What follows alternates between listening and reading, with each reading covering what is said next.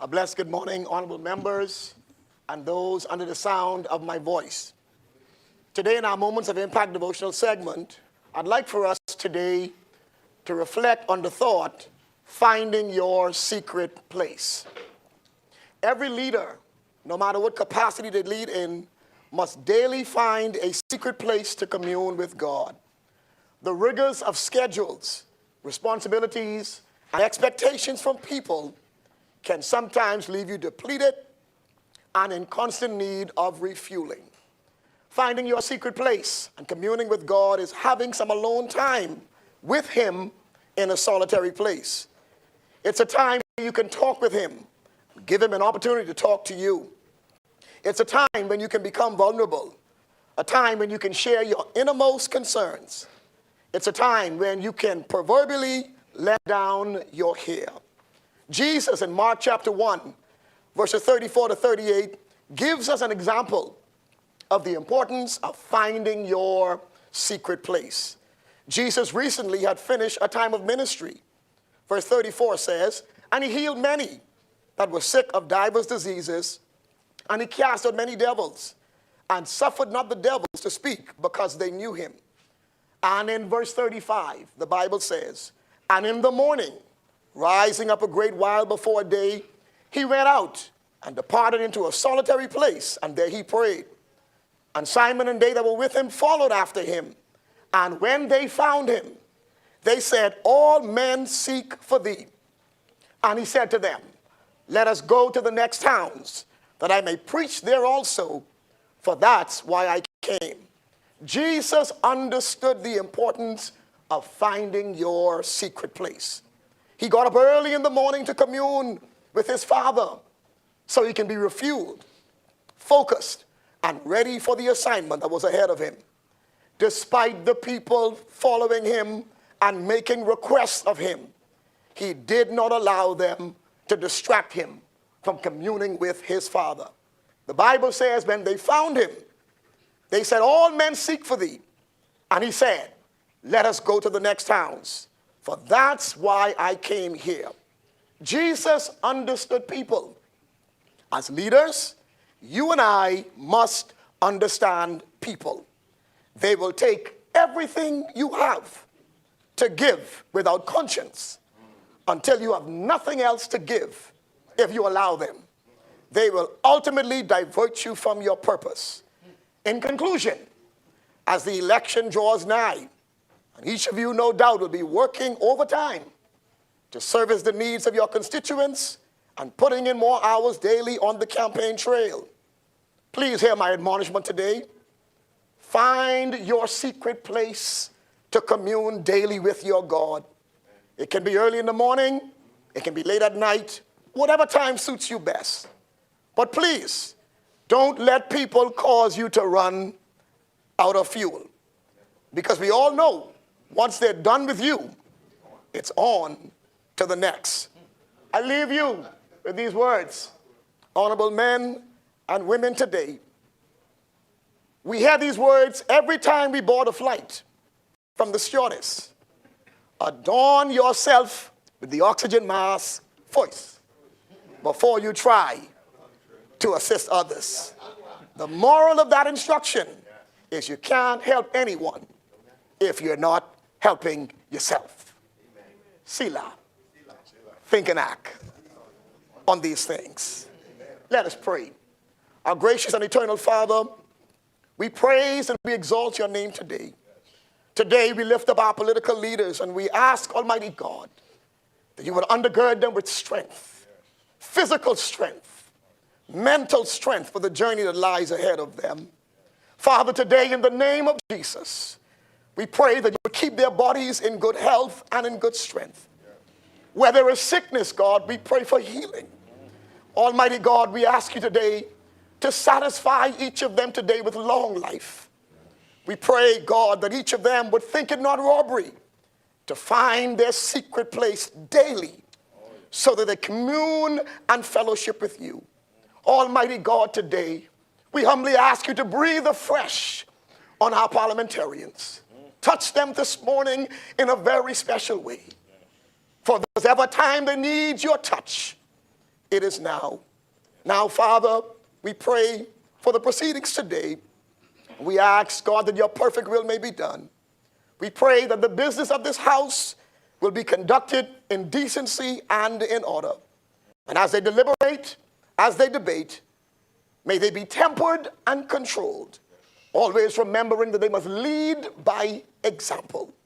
Almighty God, continue to bless the Commonwealth of the Bahamas. These things we pray for in Jesus' name, and all of God's people say, amen. Let us pray the Lord's Prayer. Our Father, who art in heaven, hallowed be thy name, thy kingdom come. Thy will be done on earth as it is in heaven. Give us this day our daily bread, and forgive us our trespasses, as we forgive those who trespass against us. And lead us not into temptation, but deliver us from evil. For thine is the kingdom, the power, and the glory, forever and ever. Amen.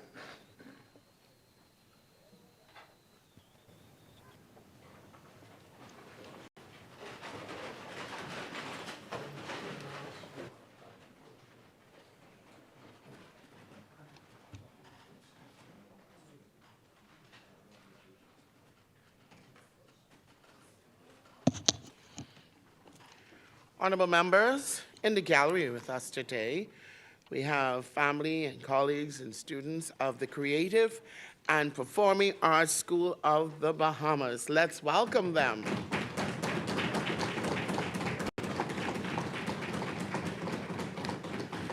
With them, we have my friend and brother, interim chairman, Mr. Ian Poitier, and also his leadership team and staff. That's Rowena Sutherland, Megan Minus, Hartman Longley II, Nolia Forbes, and Ashley Knowles. Welcome to the House of Assembly. Honorable members, at our last sitting, we were at first reading of bills. I presume we are now ready.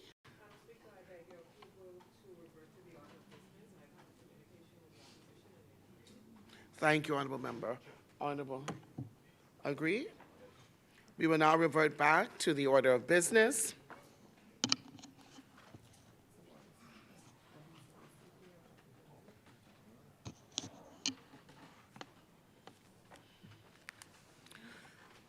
We will go down the order of business as we conduct the people's business. Introduction and swearing in of new members. Laying of documents by ministers. The chair recognizes the honorable member for Exumas and Ragged Island. Madam Speaker, I beg leave to lay on the table of the House a copy of the following: the Public Debt Management Bahamas Register Stock 2029, 2031, 2032, 2036, 2049, and 2054, Directions 2026. Thank you, honorable member. Order that the document be brought up.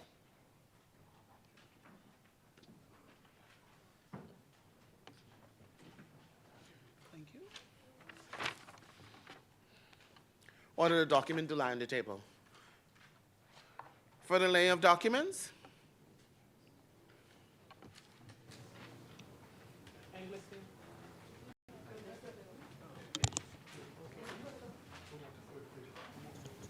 No further laying of documents. Thank you. No, I'm not laying this one.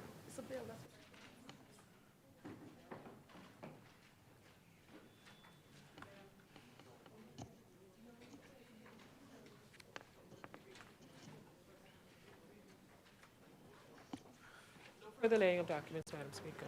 Thank you, honorable member. Similar communication by ministers.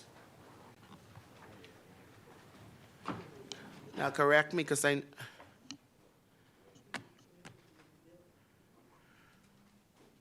the chair recognizes the honorable member for Engliston. Thank you very much, Madam Speaker. Madam Speaker, I see you've acknowledged this distinguished group of young people in the gallery. And I also want to extend a heartfelt welcome to them to the Parliament, because this is where we make manifest all that you are doing in a way in which that is sustainable and for the future of arts in this country. One second.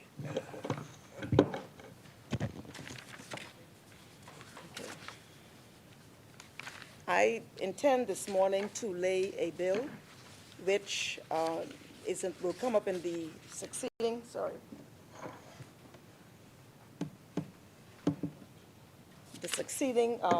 this is it, yeah, right.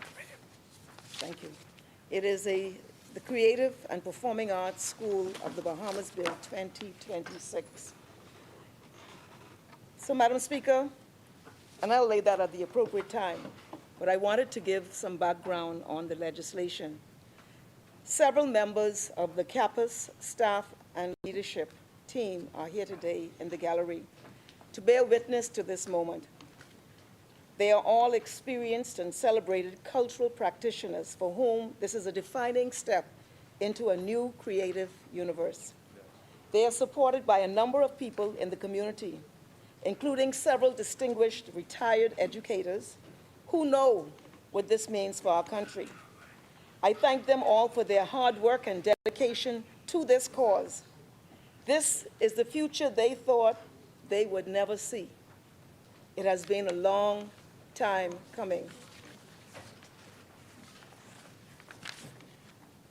Madam Speaker, if we want to have a sustainable economy accessible by all, then the talent that exists in this country needs to be nurtured, shored up with craft, engaged in regular creative practice, and infused with a burning commitment to excel. This bill that I speak about this morning seeks to incorporate Creative and Performing Arts School of the Bahamas as a statutory body able to provide tertiary level education and technical training in the creative, performing, and production arts, to access and confer degrees, diplomas, certificates, and such other awards, to reserve, develop, and promote the cultural identity of the Bahamas, and to facilitate the export and international recognition of Bahamian creative, performing, and production arts. Yes. Just under 50 students, Madam Speaker, enrolled in either full or part-time training in acting, dancing, and singing. And I just want to go a little bit in the background as to how we got here with this group. A public consultation exercise was officially launched in January 2024. Many from the cultural and education sectors contributed to the detailed vision and roadmap that was proposed. After holding several rounds of auditions, campus opened its doors in September of 2025. The first cohort of students were aged 18 to 55 years. Just under 50 students enrolled in either full or part-time training in acting, dancing, and singing. Campus offers professional, tertiary level training in the creative and performing production arts. Everyone in this first year was enrolled in a foundation course in the performing arts. They all had to do something of everything. Of particular note is that one of the features of the campus program is the Junkanoo Arts Program course, which runs through the entire syllabus. Students were under the tutelage of 14 members of staff in full or part-time positions. They were all Bahamians who had the qualifications and experience necessary to teach at the standard of a conservatory. During the first term, students were also introduced to some of the basics of filmmaking, which has been extended this term to a course in acting for the screen. An early sample of their work was seen in their 48-hour film challenge, where students were given just 2 days to write, produce, and edit a 5-minute film.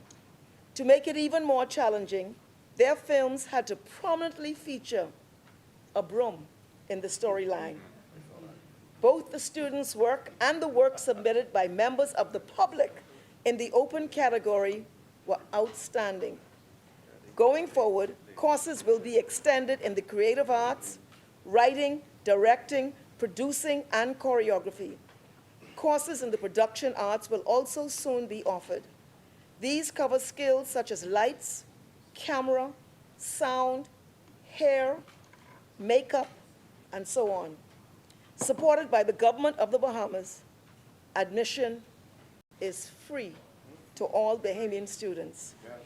Training is already being delivered at a standard that meets or exceeds international industry benchmarks. And this is, we have here some of the, I'm not sure if any of the students are here, they're outside. We have, can some of the students just stand, please? Yes.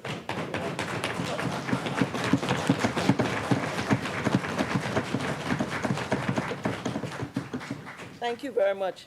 Madam Speaker, campus is more than just a school. It is a training hub for our new creative economy, the cornerstone of a broader ecosystem. It will link with community theater, youth arts programs, and national festivals. It will be the fuel to drive the infrastructure of the new creative economy.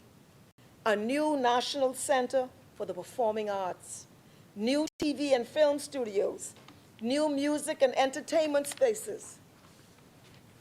The legislation is essential to guarantee the independence, professionalism, and sustainability of this work. It will ensure that the Bahamas' investment in creative education becomes a permanent engine of cultural pride, youth opportunity, national development, and prosperity. And so, Madam Speaker, the rationale for this legislation rests on 5 core principles. Firstly, it advances our national policy and strategic imperatives. The creative economy is a recognized driver of sustainable development and economic diversification. By placing CAPAS on a statutory footing, we affirm that the arts are not peripheral, but central to national identity, youth empowerment, and economic growth. CAPAS will develop human capital, which in turn will yield intellectual property and export potential within the cultural and creative industries. Secondly, the bill establishes CAPAS as a body corporate with legal personality.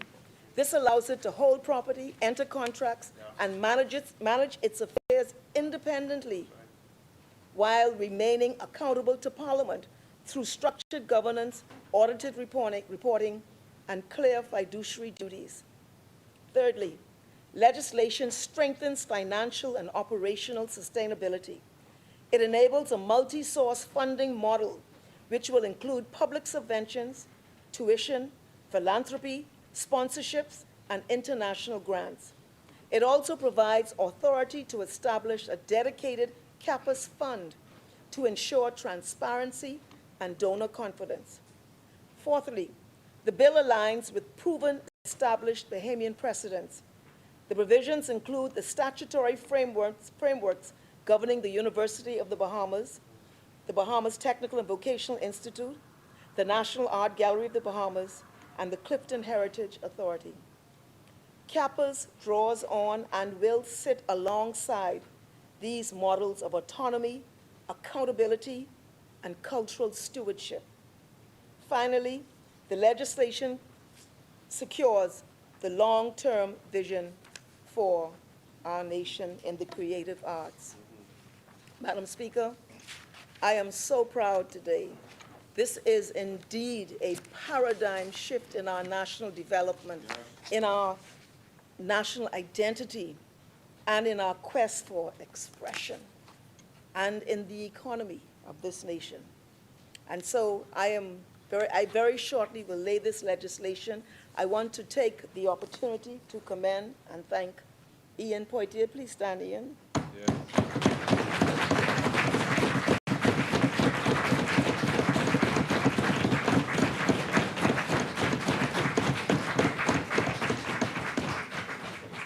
And I can tell you, so driven, so focused, and who has been able to lead and accomplish in the shortest possible time, cutting through the bureaucracies, because it's multiple bureaucracies in various ministries, to be able to take this nation forward in this most fundamental, remarkable and beautiful way. I thank you, Mr. Poitier.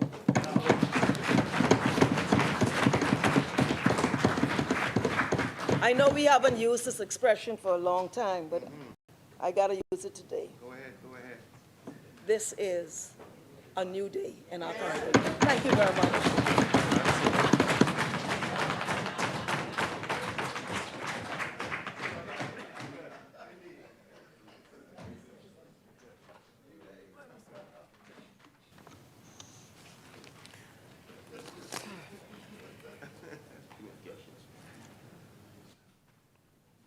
Thank you, Honorable Member. Order that the document be brought out.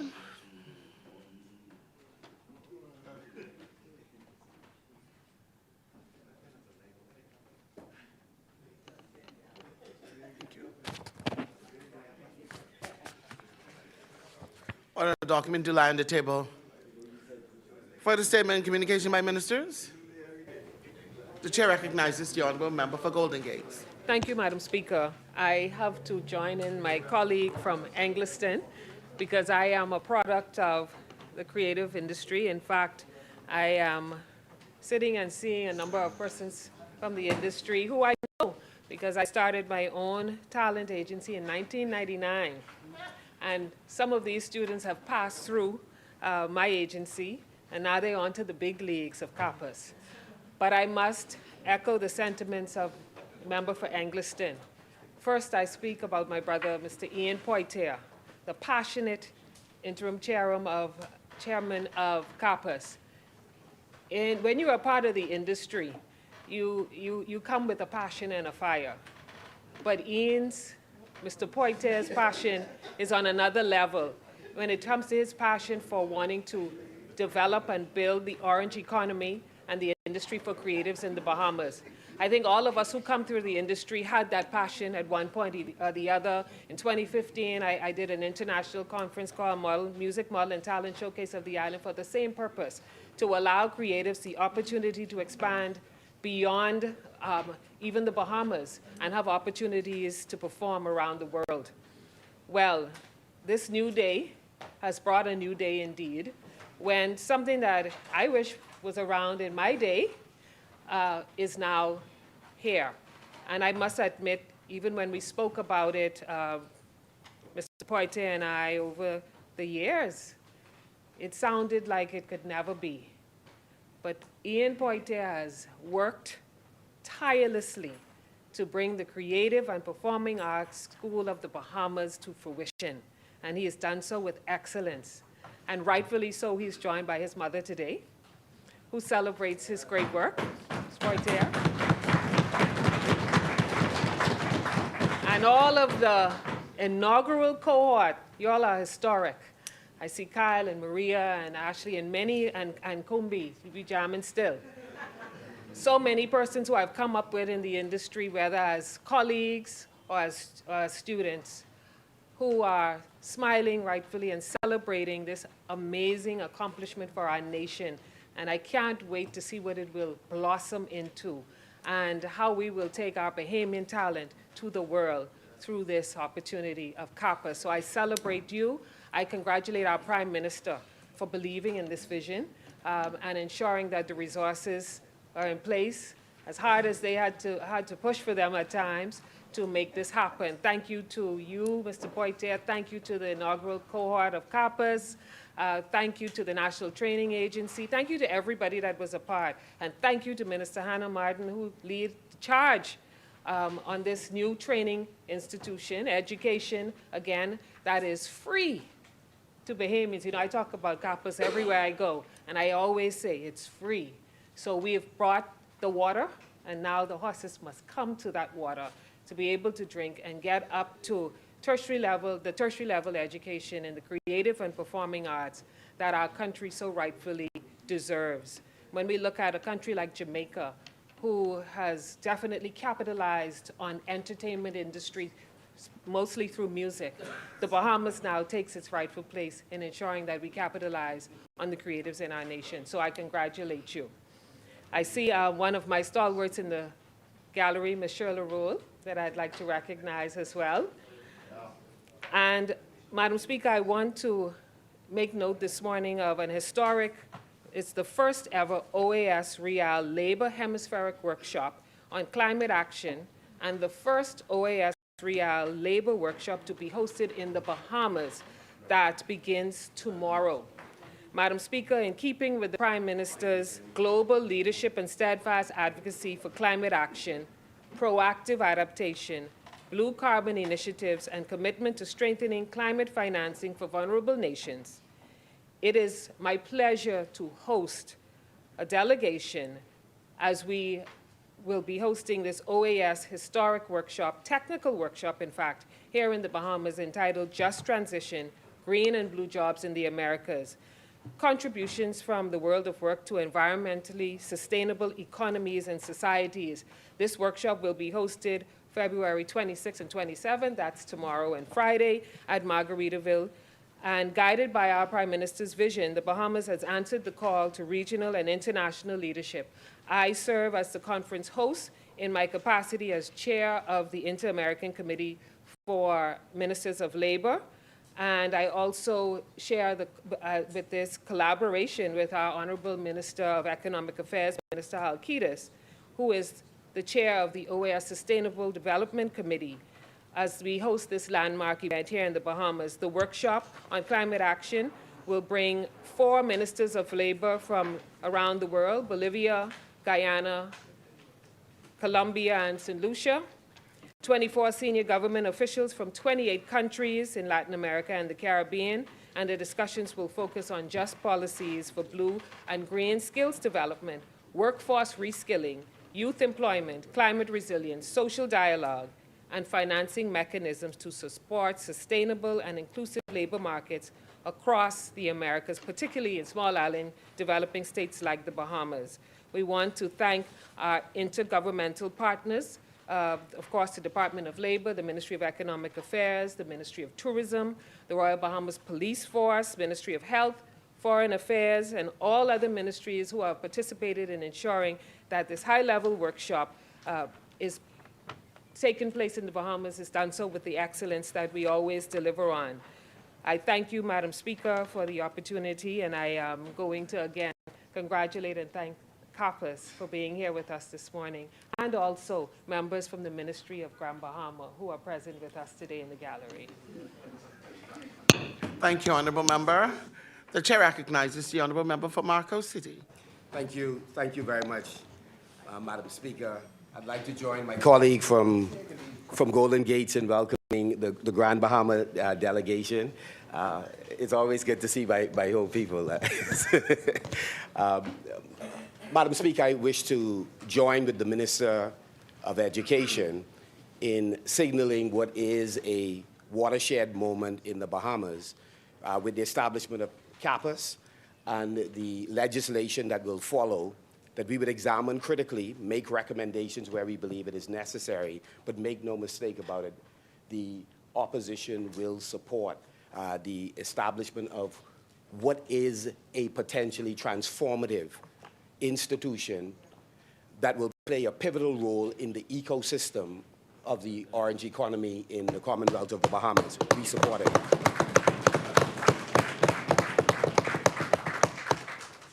Madam Speaker, the Bahamian economy stands to benefit from additional legs that can stand underneath it and bolster our overall national development.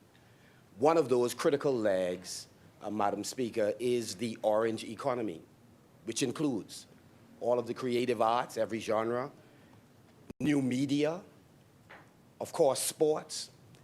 So, Madam Speaker, the multi-trillion-dollar global industry for the Bahamas, it could be a multi-billion-dollar industry, Madam Speaker, and the step taken today by the Minister of Education and the government, driven by members of the private sector, we believe, Madam Speaker, is setting a tone for us to be able to put an additional pillars firmly under the economy of the Bahamas. Madam Speaker, I know this is especially important for all of the members who are sitting here, whether they be students or practitioners or educators that are undergirding it. I know it is especially gratifying for Ms. Sutherland, who has played a role as director of culture, who's done a multiplicity of things in this space, but really most especially Ian. What is good about this being done today is Ian has had a chance to hear the Parliament of the Bahamas celebrate the work that you have done in conjunction with other creatives in a very place that at some point was painful to you. And so it is good that it's done today with a bipartisan support for you spearheading an initiative that will heal the country and no doubt, in some small way, provide healing and vindication for you. And so I'm pleased, as I did then, as a member of government, stand with you as a fellow creative.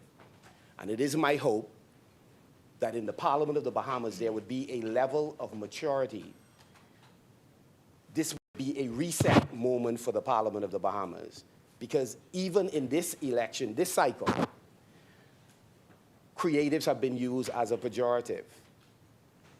Serious recommendations on the way forward of the country has been dismissed as rantings of a comedian, a creative, an activist, an actor.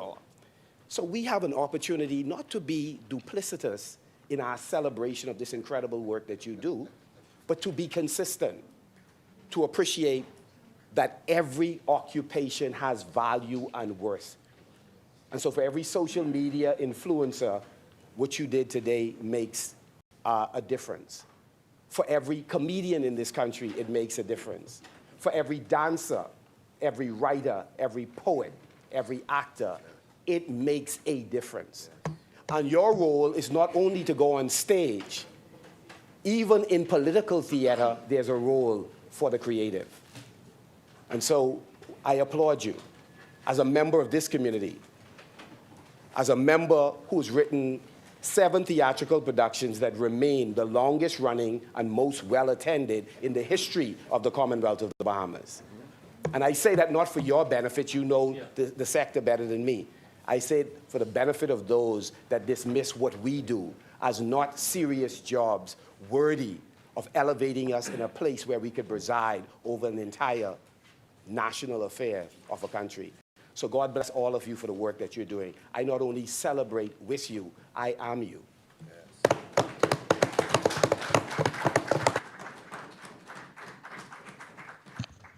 Thank you, Honorable Member. Further statement and communication by ministers? I know I'm going to be corrected, but the chair recognizes the Honorable Member for South and Central Andros. Thank you, Madam Speaker. Yes. In accordance with Section 36 of the Public Finance Management Act 2023, and as set out in the 5th schedule of the Act, I rise representing the strong, resilient, and great people of Central, Mangrove Key, and South Andros, Madam Speaker, to present the mid-year review of the government's fiscal and economic performance for fiscal year 2025-2026. This review provides an update as required by law on the macroeconomic outlook, revenue, and expenditure trends, and the key fiscal and macroeconomic risks facing the Bahamas. A full address by the Prime Minister, Minister of Finance on the government's broader policy and budget outlook will be presented at a subsequent date. Turning to the domestic economy, real GDP growth reached 3.4% in 2024. The IMF projects growth of 2.8% in 2025, supported by construction activity and continued strength in cruise tourism. Madam Speaker, we have made unprecedented investments in our country and in our people, and we believe these investments in infrastructure, in digital connectivity, in energy, and in skills training and education will fuel robust economic growth. We are building or expanding 14 airports. We have undertaken ambitious infrastructure projects throughout our family islands. Substantial investments are moving from regulatory approval to construction. Our tourism capacity is growing. Our country's first comprehensive energy reforms are lowering electricity prices and reducing outages, which will help Bahamian businesses reduce costs and increase productivity. Our training and upskilling programs are designed to create a new generation of professionals and entrepreneurs in high-value sectors of the economy. Our digital, blue, and green economy investments are modernizing and diversifying our economy. Madam Speaker, our country has been underestimated before. Because we have made significant and precisely targeted investments in our country and our people, we believe that in the coming years, our economy will grow well past projected baselines, and in doing so, will create a new generation of Bahamian success stories.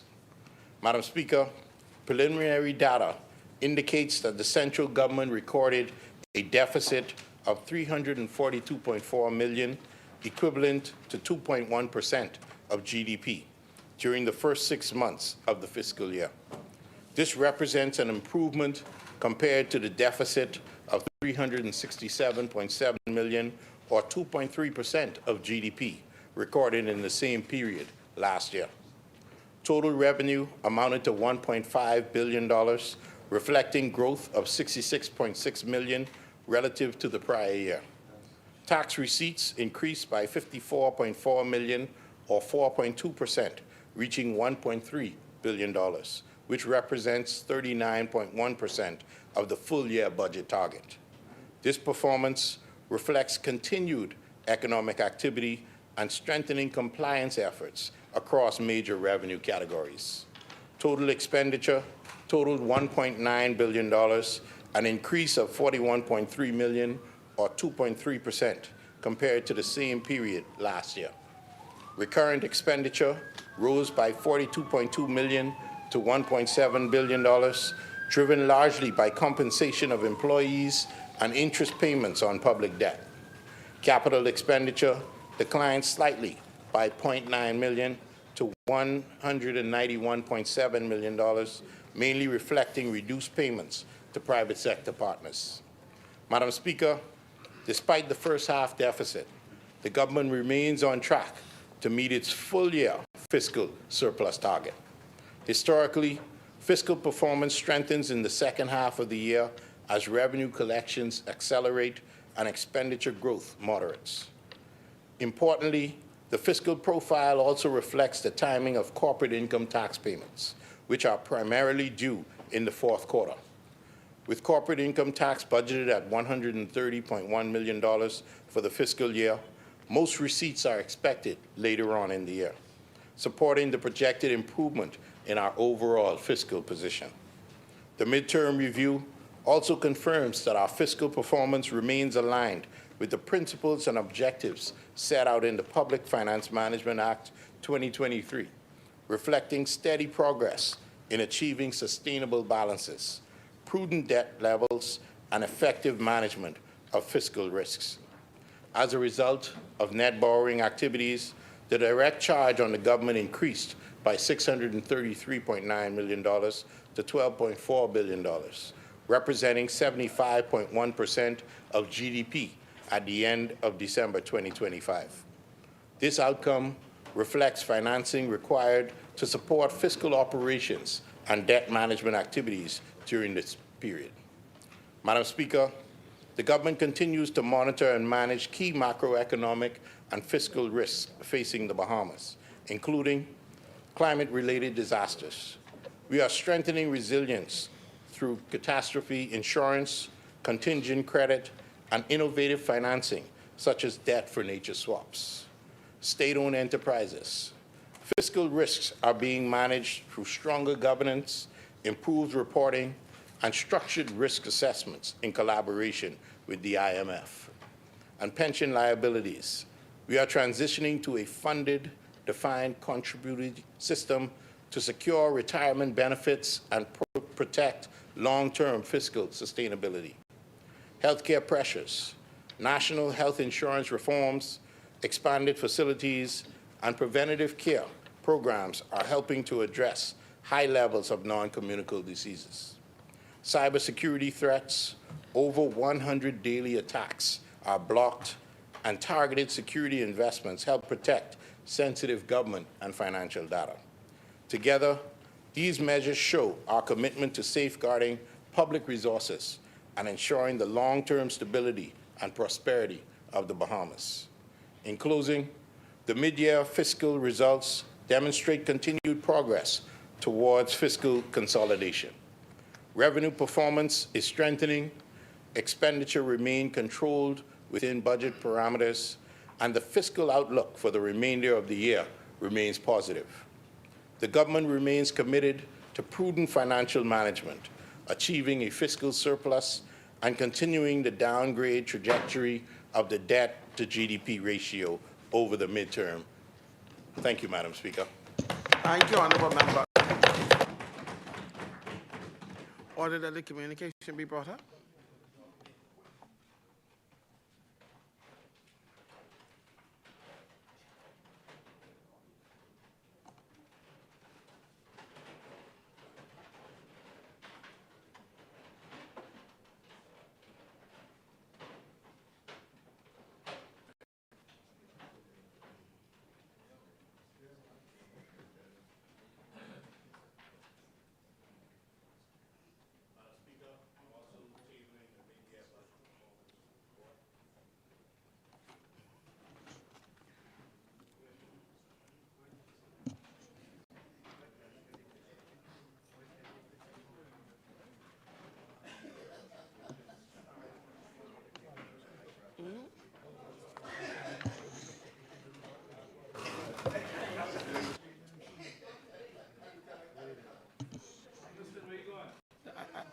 I'll deal with me.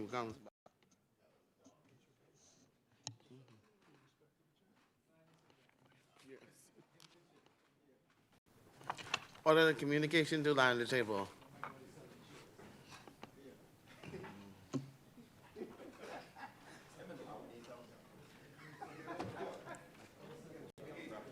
Further statement and communications? No further statement and communications, Madam Speaker. Thank you, Honourable Member. Communications by the clerk. Messages from the Governor General. Messages from the Senate. Motion for leave of absence, leave to resign, seat in the Reds. Presentation of petitions. Presentation of reports of committees. Adoption of reports of committees. First reading of bills. The chair recognizes the honourable member for Exumington, Ragged Island. Madam Speaker, I beg leave to introduce and have read for the first time a copy of the following. A bill for an act to amend the Value Added Tax Act to exempt qualifying unprepared food items and certain imported goods from value-added tax and for connected purposes. Thank you, honourable member. Is there a seconder? Second. Thank you, honourable member. Order that the document be brought up. Thank you, Derry. I have the document.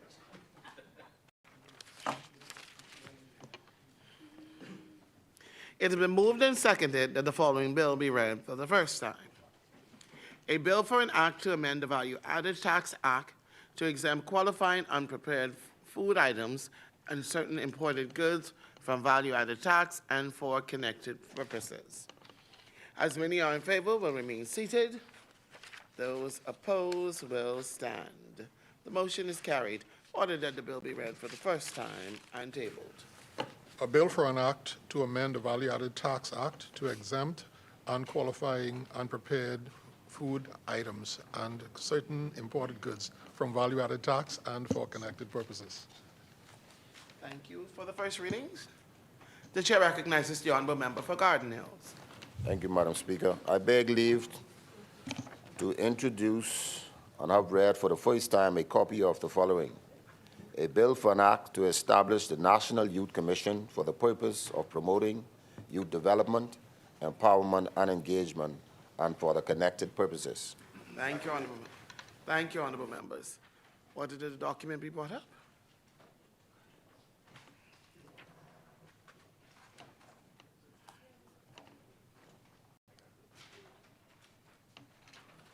Thank you. It's been moved and seconded that the following bill be read for the first time. A bill for an act to establish the National Youth Commission for the purpose of promoting youth development, empowerment, and engagement, and for connected purposes. As many are in favor, will remain seated. Those opposed will stand. The motion is carried. Order that the bill be read for the first time and tabled. A bill for an act to establish the National Youth Commission for the purpose of promoting youth development, empowerment, and engagement, and for connected purposes. Thank you. For the first readings? Madam Speaker, I beg leave to introduce and have read for the first time a copy of the following: a bill for an act to provide for the establishment, governance, and administration of the Creative Performing Arts School of the Bahamas and for connected purposes. Thank you, honorable members. Order the document be brought up. Thank you. It has been moved and seconded that the following bill be read for the first time. A bill for an act to provide for the establishment, governance, and administration of the Creative and Performing Arts School of the Bahamas and for connected purposes. As many are in favor, will remain seated. Those opposed will stand. The motion is carried. Order that the bill be read for the first time and tabled. A bill for an act to provide for the establishment, governance, and administration of the Creative and Performing Arts School of the Bahamas and for connected purposes. Thank you. For the first readings? No further first readings, Madam Speaker. Thank you, honorable member. Second reading committal bills? No second reading, Madam Speaker. Thank you, honorable member. Committee of the Whole House, third reading and passing of bills? No third reading and passing of bills, Madam Speaker. Thank you, honorable member. Consideration of Senate amendments, resolutions? The chair recognizes the honorable member for Pine Ridge.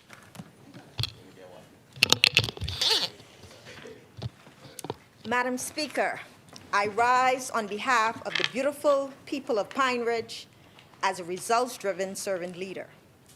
Thank you, Pine Ridge, for the mandate to inspire, enable, and deliver with less talk and more action. I rise through the power of the Almighty who has given me the strength to also represent the courageous people of the wider Grand Bahama community. I also recognize in this chamber Grand Bahama's very own Reverend Keith Russell and key team members in the Ministry for Grand Bahama, Siobhania McBride and Ferez Roll, and adopted Grand Bahamian Lisa Brown.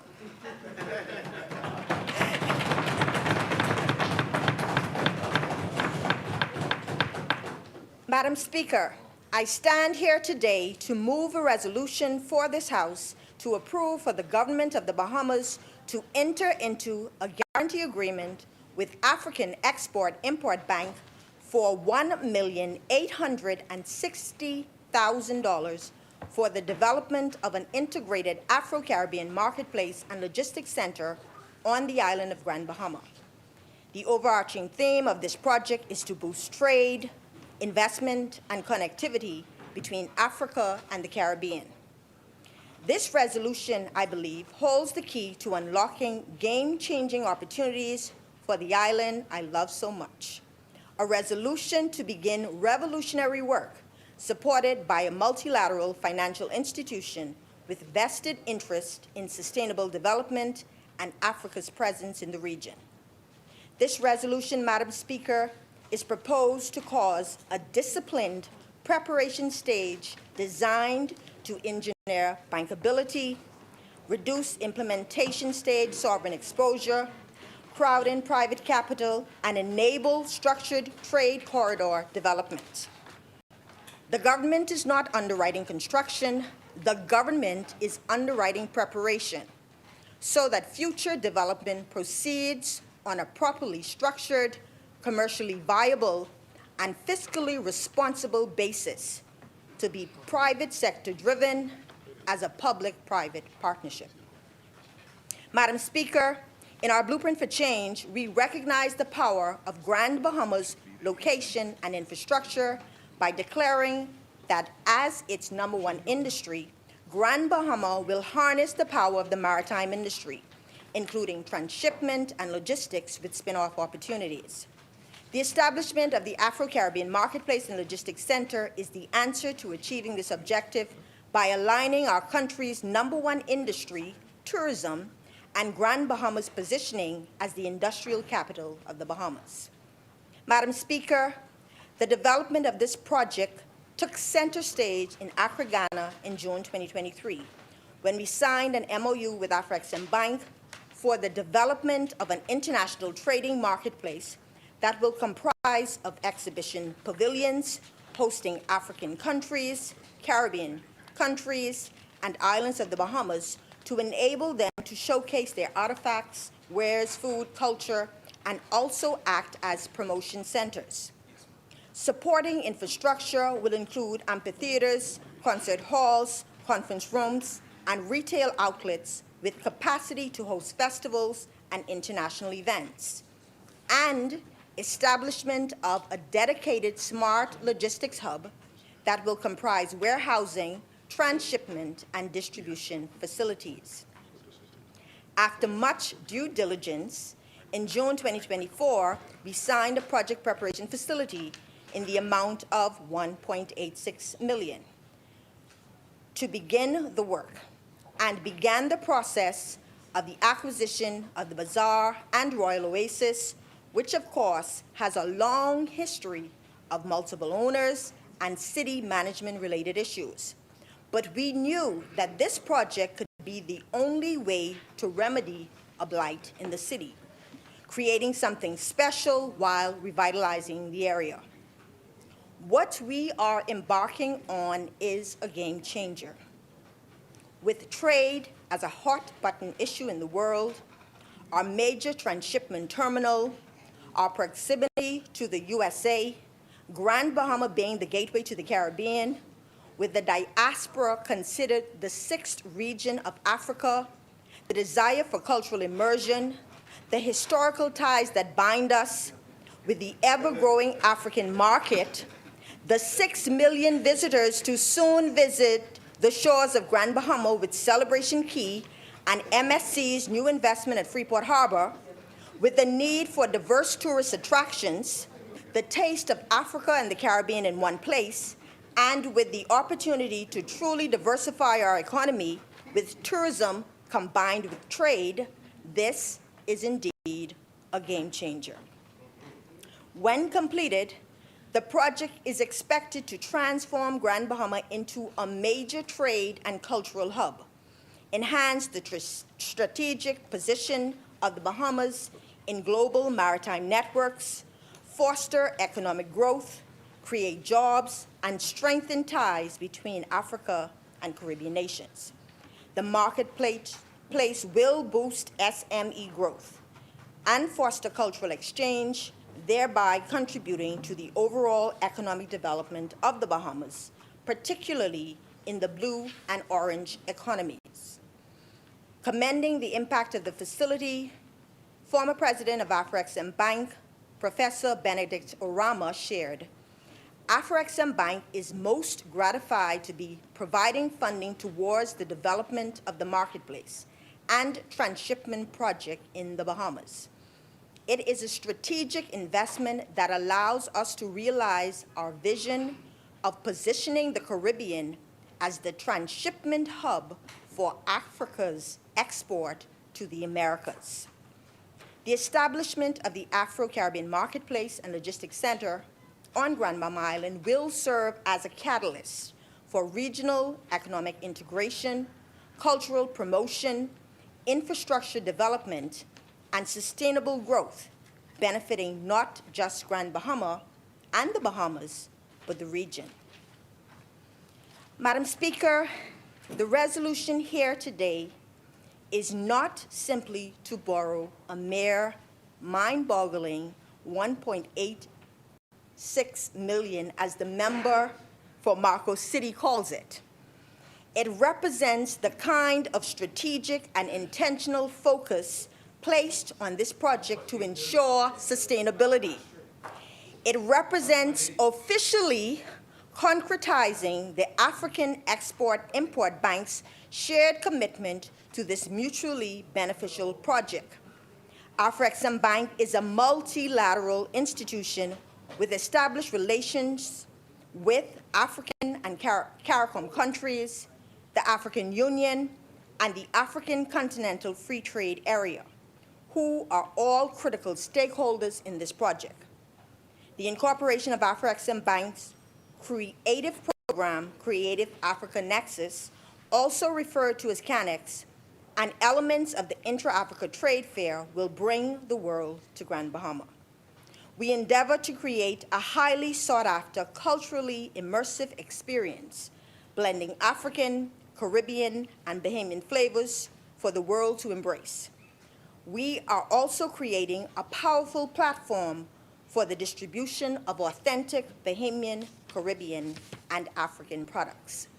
Yes, the 1.86 million is relatively an insignificant amount, but the significance of the project preparation facility to fund pre-development activities to ensure long-term success is critical. The 1.86 million is more about getting it right. And getting it right means utilizing the resources that Afro-Exim Bank brings to the table. Getting it right means making it a bankable project through its feasibility studies and its architectural and engineering designs. So again, to the member from Marco City, who was just quoted in last week's Tribune that it was likely a tidying up move by the government to ensure it complies with all necessary legal requirements for funds that have already been used, the member is dead wrong. The resolution is a precondition of the loan that establishes our relationship with Afro-Exim Bank on this project. Nothing more, nothing less, as we choose progress. Madam Speaker, there could have possibly been an easier road for this project, but the Davis administration is accustomed to confronting big challenges head-on and fixing legacy issues.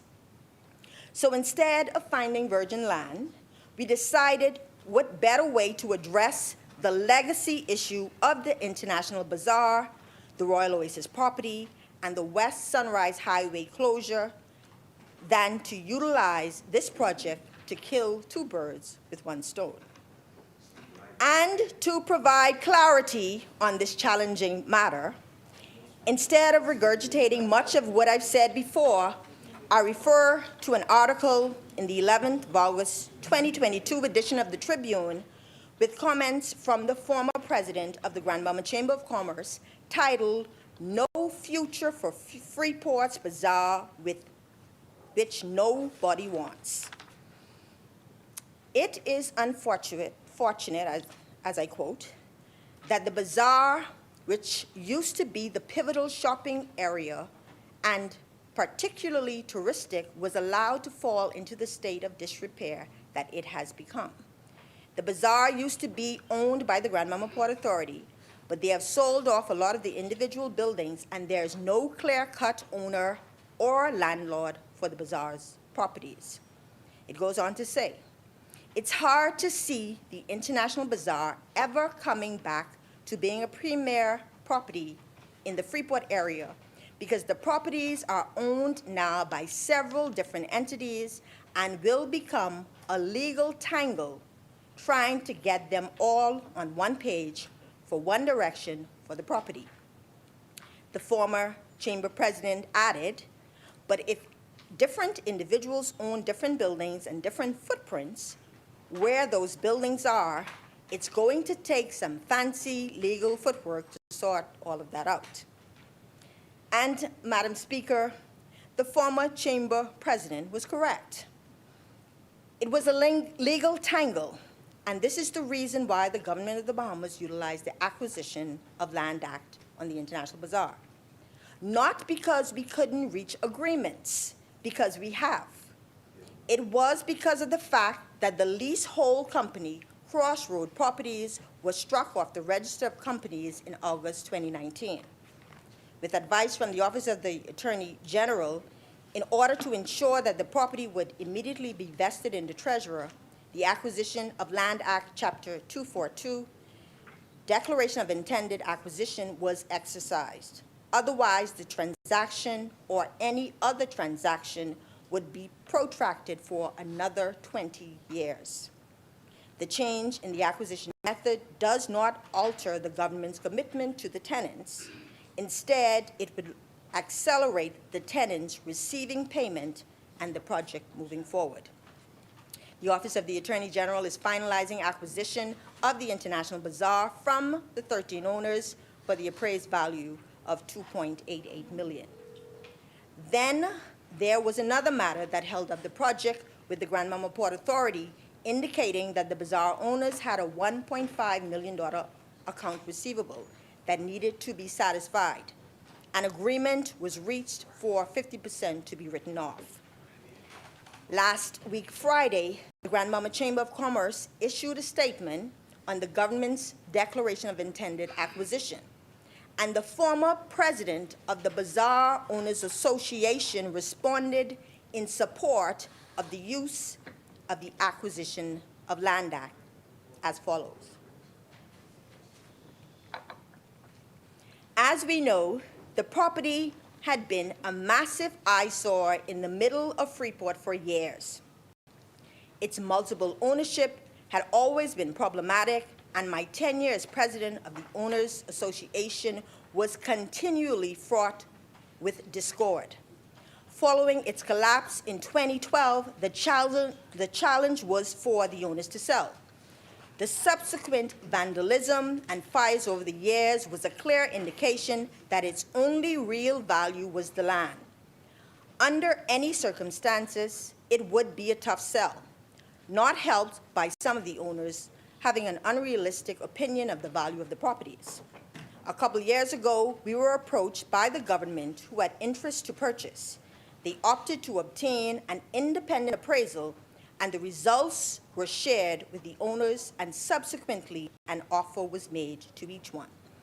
The process has been protracted as the GBPA wanted to be reimbursed for some of the funds, service charges, that has been advanced some years ago.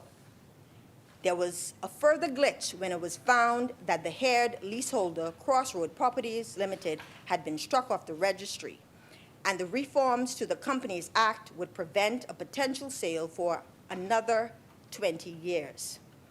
That left the government with the only option to pursue the route of the Acquisition of Land Act in order to legitimize the purchase. This might sound draconian if the owners were not going to be compensated, but that is not the case. Over a year ago, 98% of the owners signed a term sheet accepting their respective offers. I believe there is only one dissenting owner who has a small property, and that can be resolved. Regardless of the redevelopment plans for the area, the eradication of this virtual slum in the center of town is long overdue. An Afro-Caribbean marketplace may well be the springboard for further investment, and the purchase should be widely welcomed by the community at large. I sincerely hope that the Chamber can see it that way. Madam Speaker, for nearly 2 decades, the former International Bazaar site has stood as a daily reminder of what Grand Bahama used to be. It is also a cautionary tale of how decline, when ignored, becomes normalized. And we know how much the people of Grand Bahama from east to west lament about the reopening of West Sunrise Highway. For 87-year-old Enos Emmanuel General Grant of Eleuthera Drive, Hawksbill, that's his one wish: to see the road between the Bazaar and Princess, West Sunrise Highway, reopened. Well, General Grant, your wish will soon become a reality.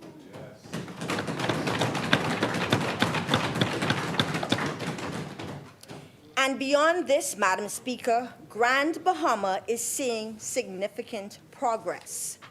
Grand Bahama continues to be the fastest growing destination for tourist arrivals in the country. Downtown is once again alive after 20 years. Unemployment is the lowest it's been in 18 years. Real estate is on the rise. Construction climbing. Dilapidated buildings being repurposed, and Grand Bahamians returning home. We have truly turned the corner. To God be the glory.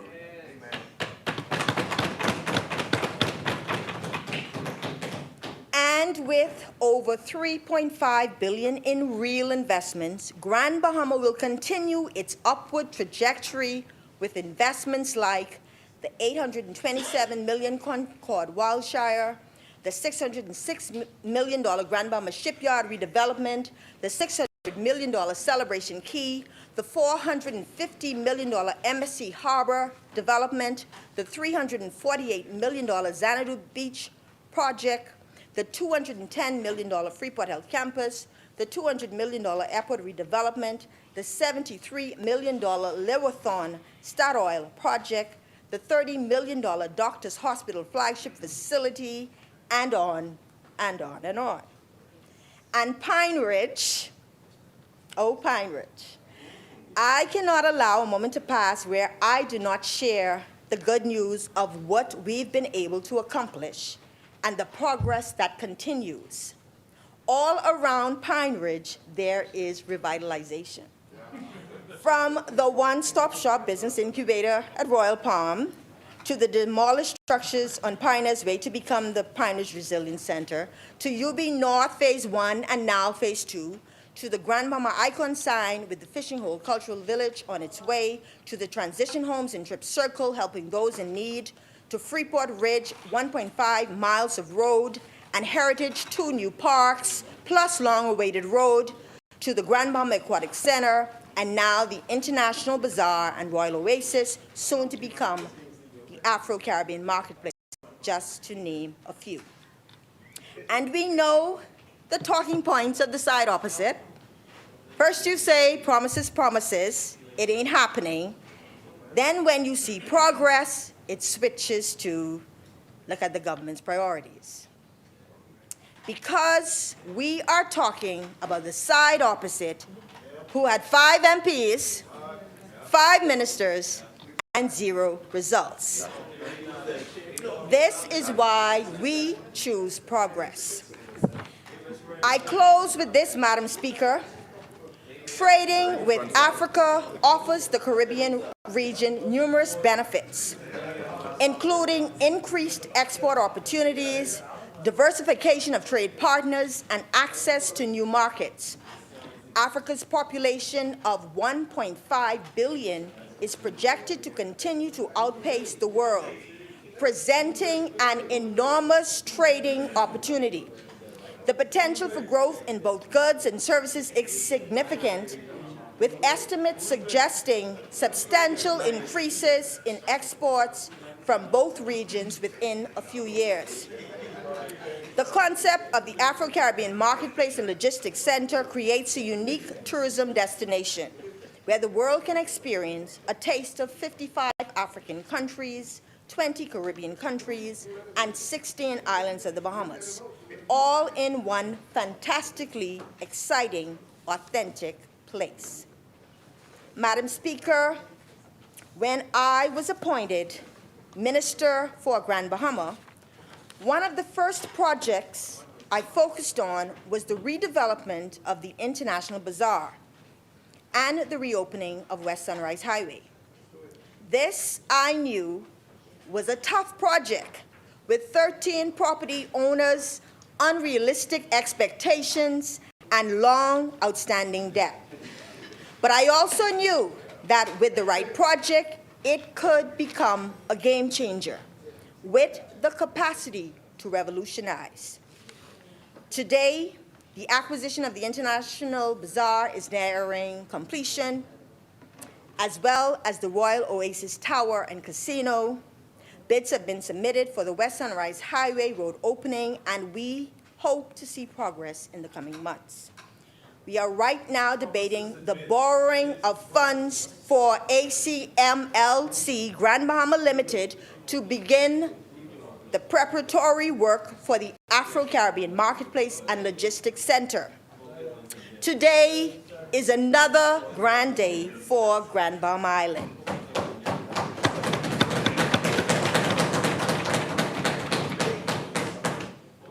In closing, Madam Speaker, I would like to give a big thank you to the member for Cat Island, Rumkey and San Salvador for his continued commitment to the people of Grand Bahama, and to my cabinet and parliamentary colleagues who work selflessly on behalf of the people in order to make revolutionary projects like this happen. Thank you to the Board of Directors of ACMLC Grand Bahama Limited, the special purpose vehicle established for the development of the Afro-Caribbean Marketplace and Logistics Center, namely Chairman Joel Lewis, Deputy Chair Cassietta Pelicanos, Directors Parco Deal, Dr. Catherine Adley and Kevin Stewart, and Secretary Conrad Jones. Thank you to the staff of the Ministry for Grand Bahama, and in particular, the Administration, Capital Works, and Special Projects teams who have been with me on this journey, those who are there now, and those who have moved on. I truly appreciate the excellence you bring to the table. Thank you, Team Pine Ridge, for always holding me down, holding me up, and going above and beyond to bring smiles to the faces of our people as we continue to demonstrate our love and appreciation for each and every one of them. And thank you to the people of Grand Bahama for standing with this Davis administration as we take on the big challenges, fix vexing legacy issues, and create innovative solutions as we continue the progress. Madam Speaker, the progress made on Grand Bahama Island is irrefutable. No matter how others try to downplay the turnaround. The achievements, the progress cannot be denied. The receipts are all there, and we will continue to choose progress. As my colleague Engliston said, it is a new day. With that said, Madam Speaker, Pine Ridge rests.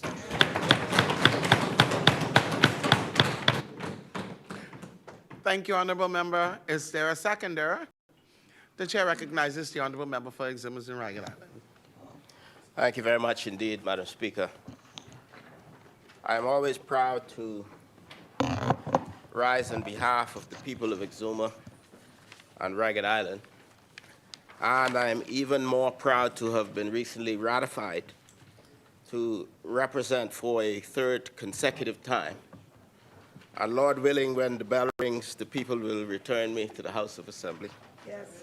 With God's grace.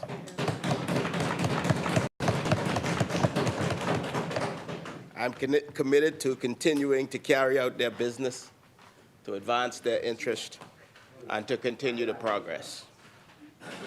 I stand to second this resolution, Madam Speaker, to borrow $1.86 million from the African Export-Import Bank to accelerate the development of an integrated Afro-Caribbean marketplace on Grand Bahama Island.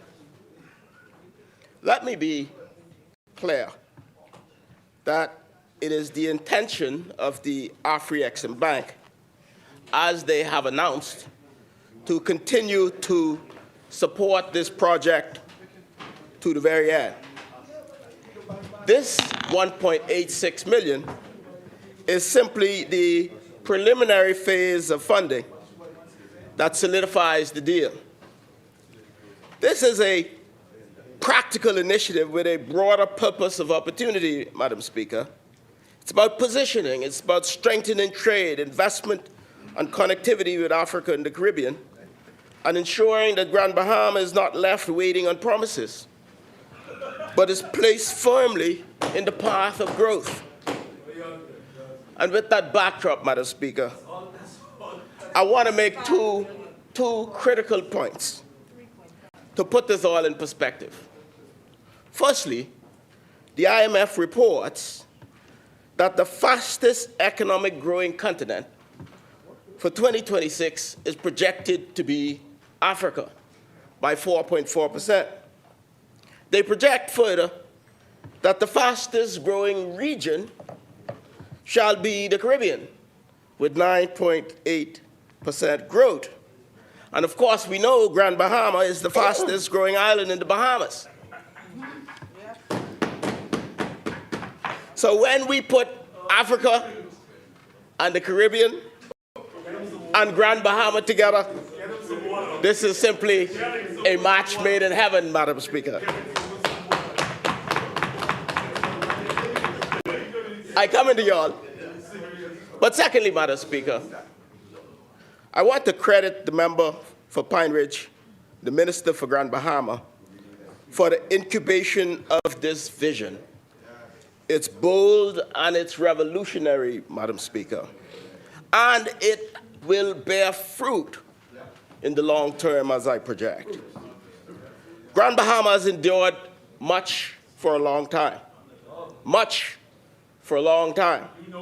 Our brothers and sisters have lived through years when the economy slowed, where confidence fell, and where families and small businesses carried burdens that were not of their making. And we should say plainly that an economy that has suffered for many years, decades, does not bounce back overnight. There is no magic wand or instant fix. Recovery takes time, steady focus, strong leadership, and the willingness to do the hard, often unglamorous work of rebuilding. So I understand sometimes the frustration of Grand Bahamians when they say some things take too long to materialize. We get it, Madam Speaker. But when you are building sustainably and responsibly, it takes time. So I want to be abundantly clear today that this construction will not start tomorrow. This is a focused vision and a long-term strategic plan. We can show the difference between those who spoke about Grand Bahama as a talking point and those who have treated it as priority as we have. We can show the difference between those who were elected over and over and left Grand Bahama with little to show, and those who are delivering results that people can see, feel, and build upon. This administration has approached Grand Bahama with intentionality and priority. We have taken a deliberate posture to restore confidence, to stimulate economic activity, and to create the conditions where investors, entrepreneurs, and working families can believe again in Grand Bahama's best days that are ahead. And we have worked nonstop to move the island forward, and we are seeing the momentum return. Madam Speaker, allow me to restate some of which was just said by the member for Pine Ridge. This Afro-Caribbean marketplace is important for the Bahamian people, and it's important that we understand the magnitude of what we are creating. We envision some 90 outlets dedicated to authentic African and Caribbean products, drawing from more than 54, in fact 55 African countries, 20 Caribbean states, and 16 islands of the Bahamas. As you have heard, it will be located at the old International Bazaar, and this revitalization will be a significant blow for reviving the life and the energy and the center of town for Freeport, Grand Bahama. The cultural heritage and historical significance of this cannot be overstated. And there's another dimension that matters for Grand Bahama's future. We believe this can serve as the genesis for a transshipment and logistical component that will position the Bahamas as the Caribbean's hub for Africans' trade with the Americas, with Grand Bahama playing a pivotal role in that vision. And we believe that this will create new relationships with new commercial flows and new reasons for investors to see Grand Bahama for the incredible potential that it holds. And of course, from a tourism perspective, this kind of project adds depth to Grand Bahama's product offering. It creates experiences that are distinct, that are culturally rich, that are commercially energetic, that's viable and attractive. African Caribbean, but also a depiction of our 16-island destination that we work so hard to promote around the world. It gives visitors a reason to spend time and money in a space that celebrates identity, heritage, and enterprise. It also has the potential to create opportunities for Bahamians, because this marketplace can become a platform for local vendors, for restaurants, for entertainers, for artisans, for chefs, for creators, for small manufacturers and service providers to benefit from steady activity and to participate in a larger network of exchange. Madam Speaker, we cannot discuss Grand Bahama without acknowledging the role that tourism has played in the wider recovery of our economy. Tourism is our livelihood, the heartbeat of our country, the rising tide of our economy. It is taxis and vendors and restaurants, hotels, marinas, tour operators, small business owners, and thousands of Bahamians who rely on visit activity to support their families. It is payroll and school fees, mortgage payments, and light bills. And we have made significant strides. We've seen strong performance and record moments, but we must also keep our feet on the ground. And this is why new markets and new experiences and new attractions are necessary. And strengthening our connection to Africa can drive new growth, new investments. It can serve as a catalyst for new Afro-Caribbean travel, opportunity for Back to Africa tours. It will justify new airlift and non-stop flights. And I can tell you we have already engaged with 2 airlines about non-stop flights from Africa to the Bahamas. But we got to fill the planes both ways, and there's therefore opportunities for Bahamians to leverage this opportunity. Back to Africa tours, retracing the steps of the slave trade. We've come as slaves, but we go back as doctors and lawyers and teachers and engineers and business people and entrepreneurs. This is deeply inspirational, Madam Speaker. It can deepen cultural and commercial ties. Yes, it can bring new visitors, can bring new business relationships, and new reasons for people to choose the Bahamas. And for Grand Bahama, this kind of project complements what is already happening. So let me be clear that much of the pain and of some of the progress in Grand Bahama is not pie in the sky. Let me repeat that. Much to the pain of some. Yes, Much to the pain of some. yes, we know they are. The progress in Grand Bahama is not pie in the sky. And it's not by chance. It's real, Madam Speaker. It can support additional visitor activity, generate new commercial energy, and help build a tourism product that is becoming one of the fastest growing in the Caribbean. I also want to emphasize that what must also be central in projects like these, Bahamians must indeed benefit. Grand Bahamians must indeed benefit. And we will ensure this marketplace must be a platform where Bahamian enterprise can thrive, local vendors can access new customers, and the trade and culture translate into income and growth for Bahamians. On Monday, Madam Speaker, I met with the industry stakeholders of the cruise industry, including cruise lines, in a solution-oriented forum. The central theme was how do we gain more economic benefit from the cruise industries for Bahamians? How do we use this growth that we are seeing as a driver to create more entrepreneurs and empower more Bahamians? That is the story. That is our mission. Economic independence for our people. Ownership and equity, Madam Speaker.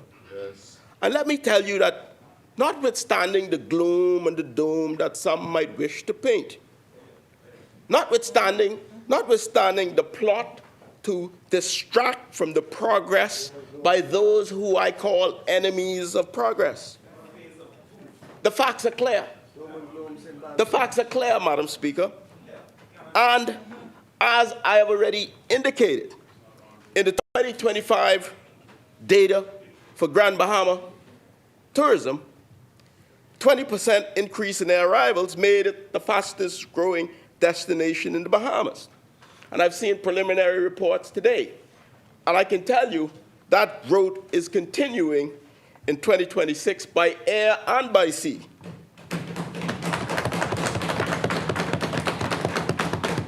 And with 1.1 million cruise arrivals in 2025, it's record-setting as well, with the largest number of new cruise arrivals ever in Grand Bahama. And it's getting better still, Madam Speaker. Carnival Celebration Key expects 2 million visitors in 2026.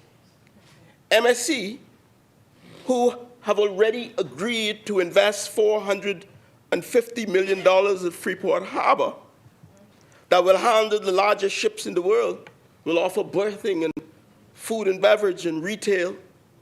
It will strengthen Grand Bahama as a competitive cruise destination. And we expect significant more arrivals by 2027 and 2028. This investment by MSC is monumental.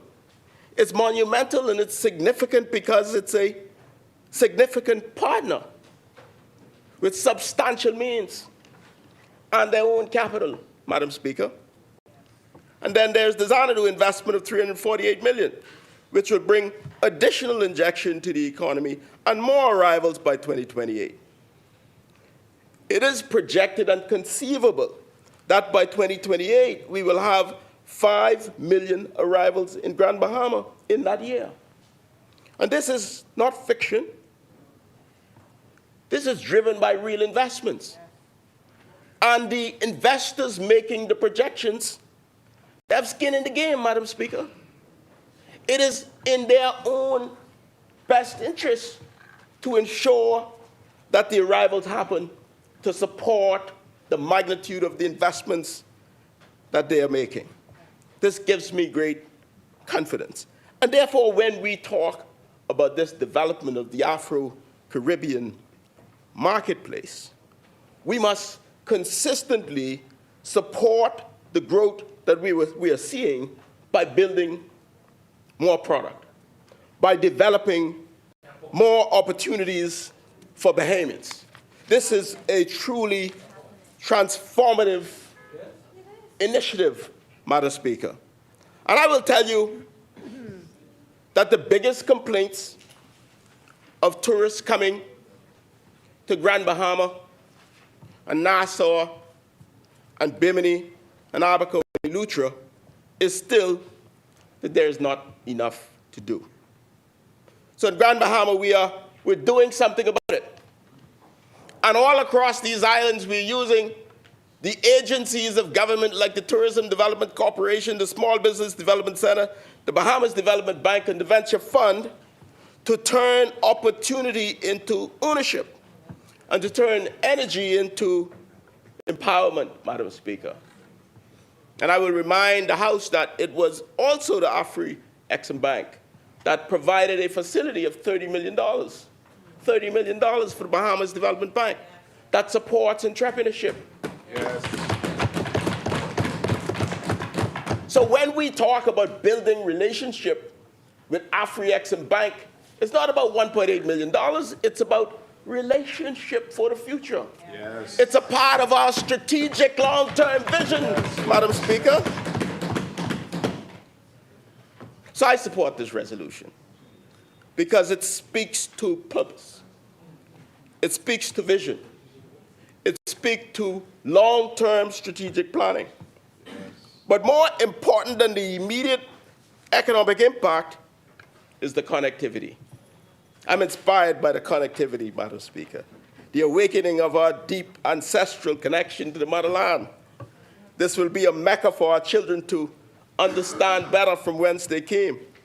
This can be an inspiration to the entire diaspora, not just in the Bahamas, but throughout the Caribbean. This will be not just an economic development, but a platform for expression of who we are and from whence we came. And to add to that, it speaks to Grand Bahama's recovery, its revolution, and Grand Bahama's future. It reflects the kind of practical, forward-looking work that helps an island rebuild and helps a nation diversify and strengthen its economic foundation, strengthen its connectivity. Its connectivity. Yes. Its trade. Yes. Its commerce and tourism. With that, Madam Speaker, I proudly second this resolution. May God bless Grand Bahama. May God bless the people of Exuma and Ragged Island. And may God bless the Commonwealth of the Bahamas.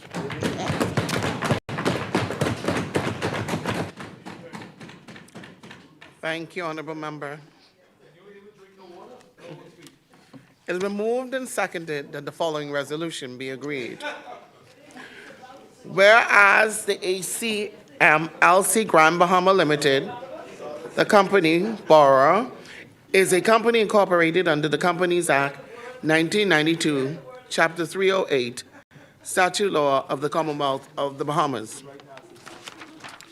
Now, therefore, be it resolved that this House approves the government of the Bahamas entering into a guarantee agreement with the bank for the project guaranteeing the repayment of all sums that may become due and payable in respect of the principal and interest by the company borrower under the loan agreement for the total sum of $1,860,000 for the development of an integrated Afro-Caribbean marketplace on the island of Grand Bahama, whose overarching theme is to boost trade, investment, and connectivity between Africa and the Caribbean. 2, this House approves the terms of and the transactions templated by the guarantee agreement and resolve that it execute, deliver, and perform the guarantee agreement to which it is a party.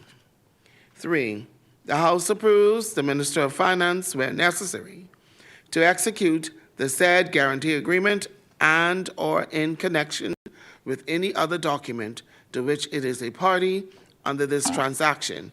And 4, this House approves the Minister of Finance, the Financial Secretary, and any other government officer to sign and or dispatch all documents and notices to be signed and or dispatched by it under or in connection with the guarantee agreement or any document to which it is a party under this transaction. As many?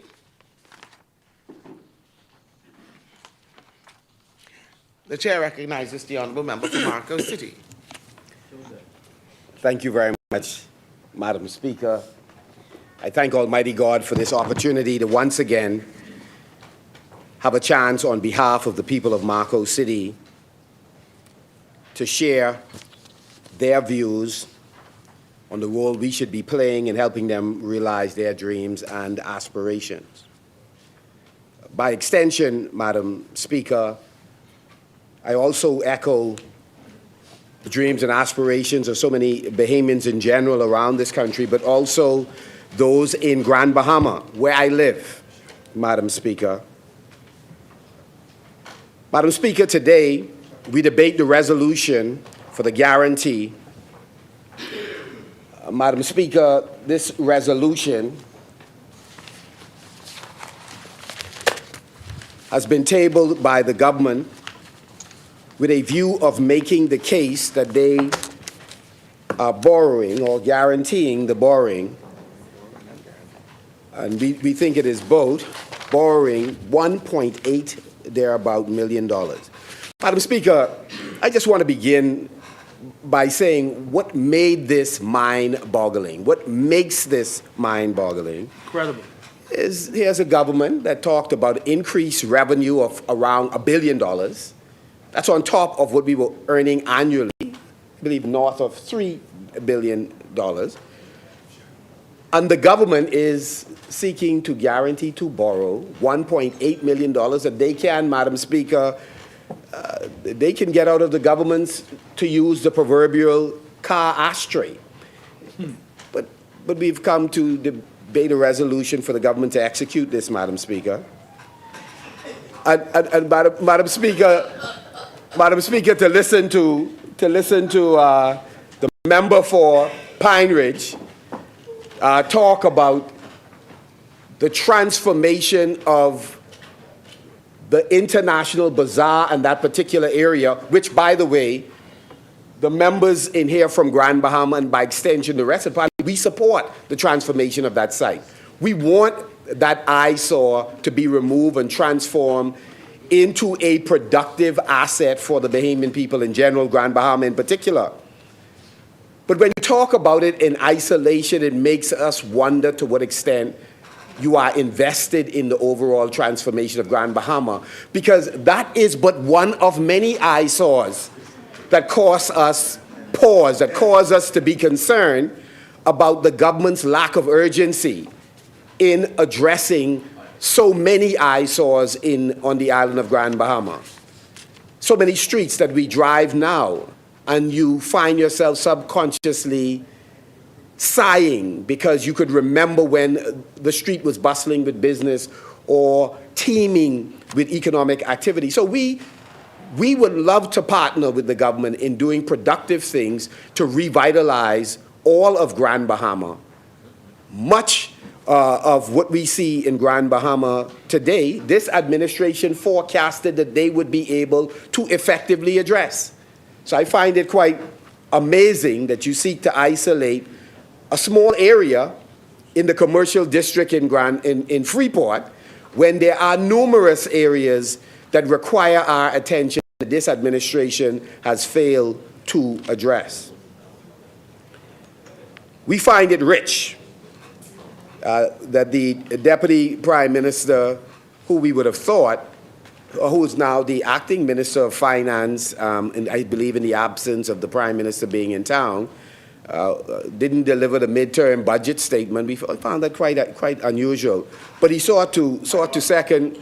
Sorry. The chair recognizes the honourable member for Mr. Margaret Island.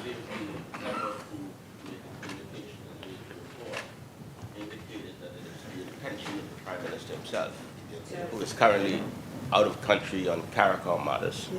He will make a substantive communication next week, Madam Speaker. I think that was made abundantly clear.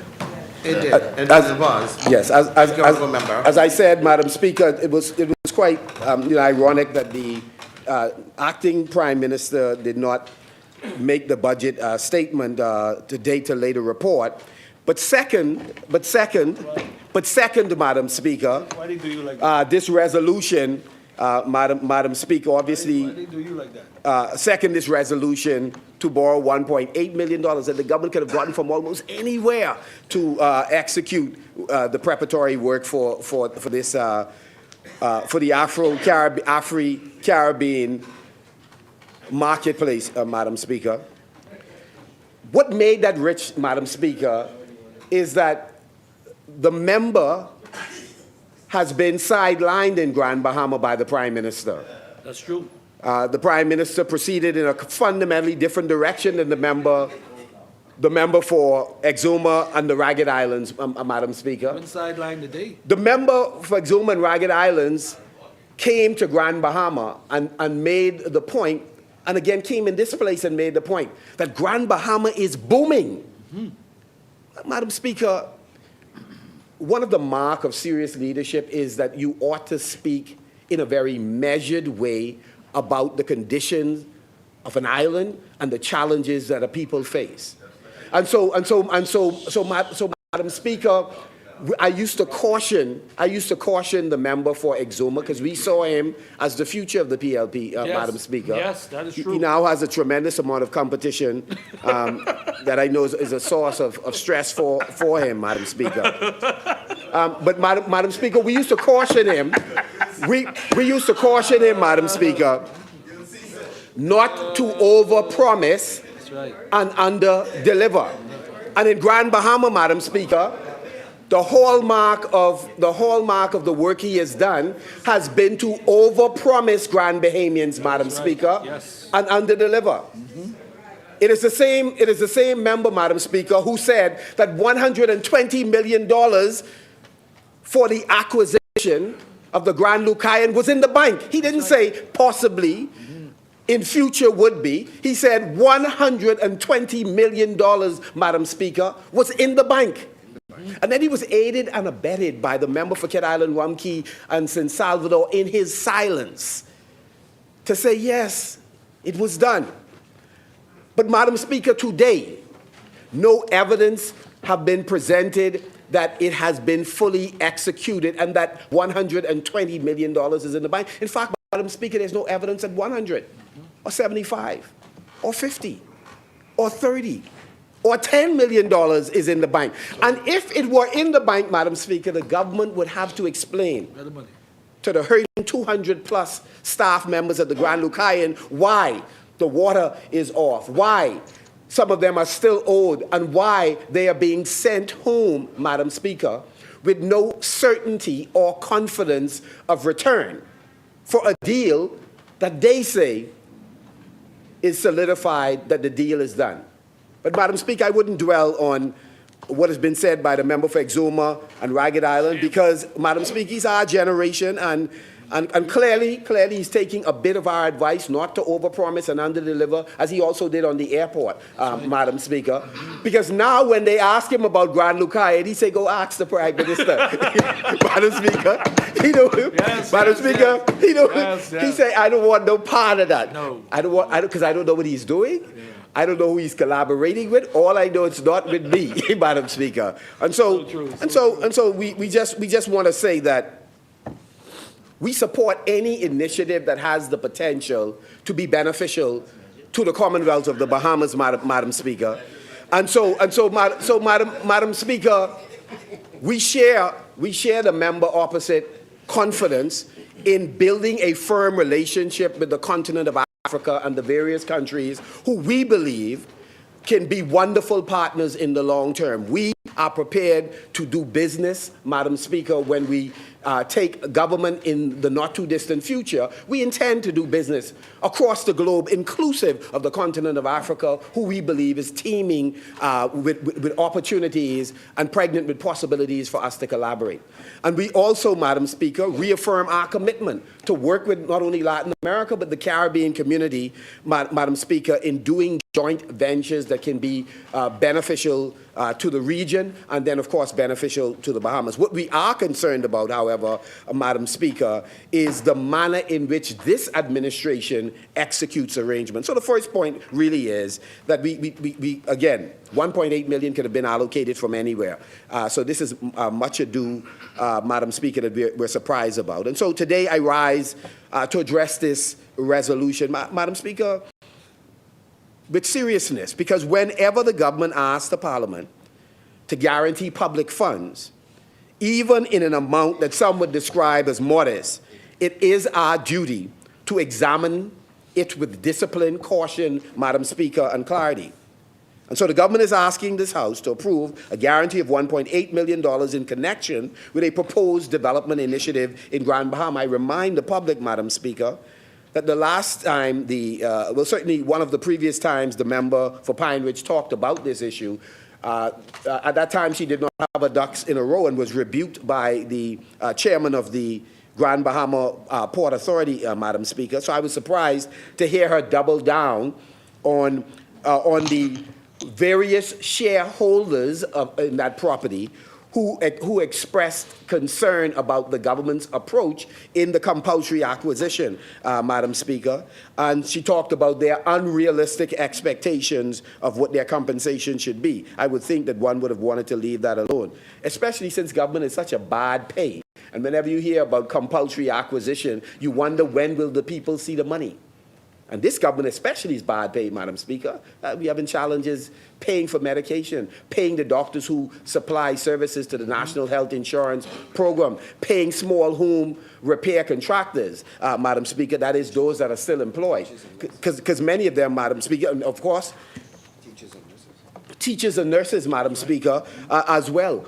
Police officers who are still worrying about their gratuities. Custom officers, Madam Speaker, immigration officers, Madam Speaker, people who are expressing concern. So this government is a bad pay. So we trust that the compulsory acquisition will be followed with real money, Madam Speaker.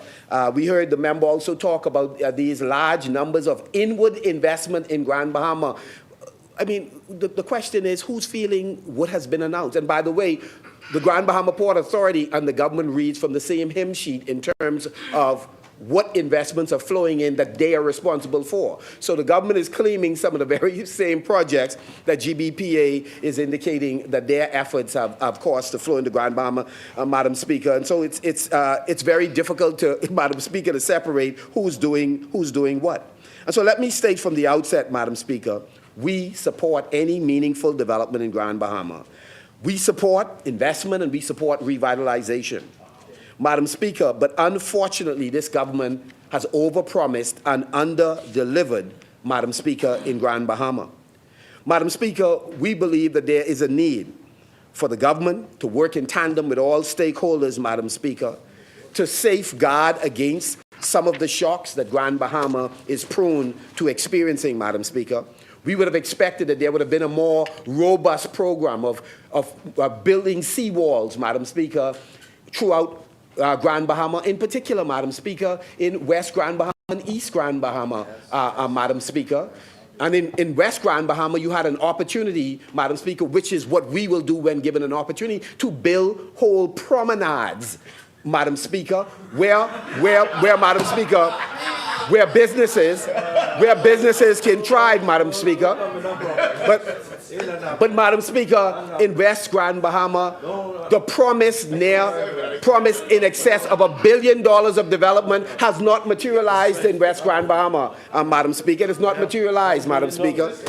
And even projects the government announced for West and Grand Bahama, we know that some who should know better have been trying to redirect it just to Boodle Bay, Madam Speaker. And so, Madam Speaker, Grand Bahama has waited patiently, Madam Speaker. It has listened to promises about Grand Lucayan, Madam Speaker. It's heard timelines about the airport, Madam Speaker. It's been assured of major investments being imminent, Madam Speaker, but yet we do not see them. We promised a tremendous amount of development in West Grand Bahama, Madam Speaker, and now we hear from the Member of Parliament, mum's the word, Madam Speaker. Those projects are not materializing, and so daily he faces tall pressure as he moves through the community, unable to point to the fulfillment of commitments made by the full cabinet when they came down, Madam Speaker. And so yet after 5 years, Madam Speaker, too many of those promises remained unfinished, delayed, or unclear. The people of Grand Bahama do not need more announcements, which is, Madam Speaker, the nature of what is happening here, both by the mover and the seconder of this resolution. They need execution. They need follow-through. They need a government that moves beyond press conferences, breaking ground, and deliver results on the ground. That is precisely why this resolution must be examined carefully. Because when a government like this, with a record of delays and incomplete projects, asks the Parliament to guarantee public funds, it is our responsibility, Madam Speaker, to ensure that this is not just another headline without structure, another promise without a plan, another obligation that leaves taxpayers exposed. Madam Speaker, We support Grand Bahama. We support it by the work we do every day. And that's why we are active, Madam Speaker, in our constituencies, working on behalf of the people, Madam Speaker. What I do not support is the development wrapped in uncertainty and finance in ways that places the public at risk without clear answers, Madam Speaker. Madam Speaker, this resolution raises fundamental questions that remain unanswered. We were told repeatedly that this government has restored fiscal stability. We are told that revenues are strong and that deficits are narrowed and that the economy has rebounded and that the country is on a disciplined financial path. The public is told, Madam Speaker, that weekly revenue collections are robust and that the government's fiscal position is stable and improving. So against this background, against this backdrop, Madam Speaker, Parliament is now being asked, this same government with robust revenues, they're asking us to guarantee a loan for $1.8 million, an amount slightly above, Madam Speaker, one of the trips they took to go to COP, Madam Speaker, $1 million plus to go to a meeting, Madam Speaker, unless they want to tell us that they were out there fighting for climate justice, Madam Speaker.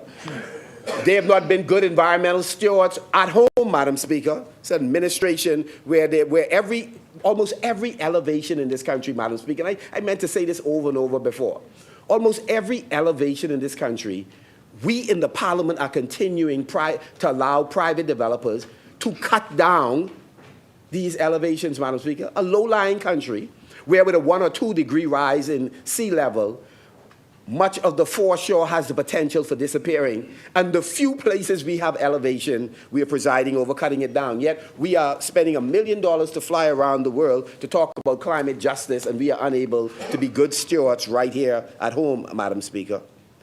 If the fiscal story told by this administration is accurate, then this resolution requires an explanation. 1.8 being borrowed, guaranteed. A government that collects tens of millions of dollars each week should not need to seek a foreign loan with a guarantee for an amount of this scale without clearly explaining why internal financing is not possible, why this approach is preferable, and what risk analysis has been conducted before the request, Madam Speaker, came to this House. This is not a trivial procedural, Madam Speaker. A sovereign guarantee places full faith and weight of the credit of the Commonwealth of the Bahamas behind each financial obligation. If this is truly a public-private partnership, it would have been wonderful for that public-private partnership to kick in on day one, Madam Speaker. Therefore, the first question that must be answered, Madam Speaker, and should be answered simply and directly. Why is a guarantee necessary at all? Was a full business case prepared? Was a full business case prepared? You would remember, Madam Speaker, that when the Grand Bahama Port Authority, Madam Speaker, took issue with remarks made by Pine Ridge some months ago, it was because they had seen no feasibility study, no business case had been prepared, Madam Speaker, even though the distinct impression given by the member at that time was that they had done all of the background work, Madam Speaker. And so the question is, was the honourable member for Pine Ridge? It's a point of order. Point of order, please. We would have already addressed this same matter, Madam Speaker, that the project preparation facility is the feasibility study.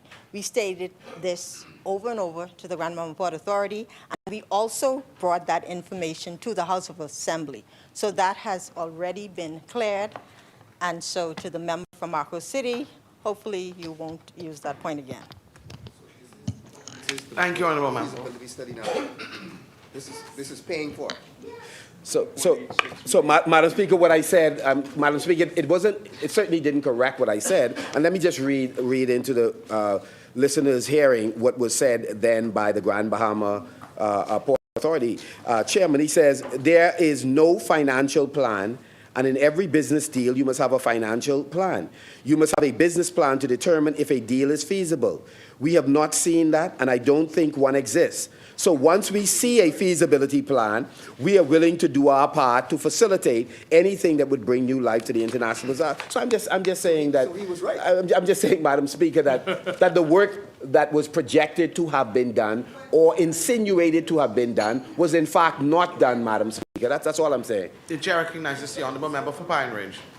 When this matter came up and I returned to the House of Assembly, I tabled this document that indicated our communication with the Grand Mama Port Authority, and that in a letter that was addressed in November 2024 from the Permanent Secretary of the Ministry, we indicated that the feasibility study was the project preparation facility and that we were in that phase.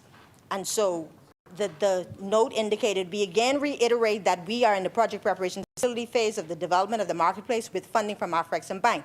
The PPF is designed to provide funding for the architectural and engineering design of the marketplace, project management costs, financial models, environmental and social impact studies, promotional, marketing, and strategic plans, and other documents and technical support. Also included in the letter were attachments of the owner's agreement to sell, yada, yada, yada.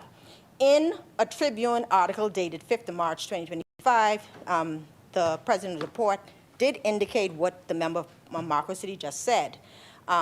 I said also that the statement was disingenuous since it had been clearly communicated to GBPA on numerous occasions that the purpose of the PPF was to develop the feasibility study and financial modeling.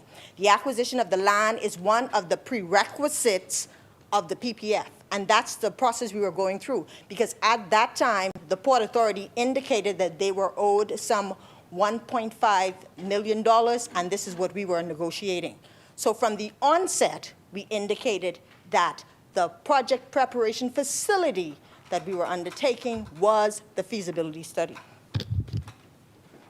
Madam Speaker, I'd like to thank the member for Pine Ridge for confirming the point that I'd made, that initially when she gave the impression that they were proceeding on a path where preliminary work, that is the business case, had been made, at that time it was not made. And all and sundry, the public, the opposition, the Port Authority, everybody recognized that, again, the business case was not made, the feasibility study was not completed.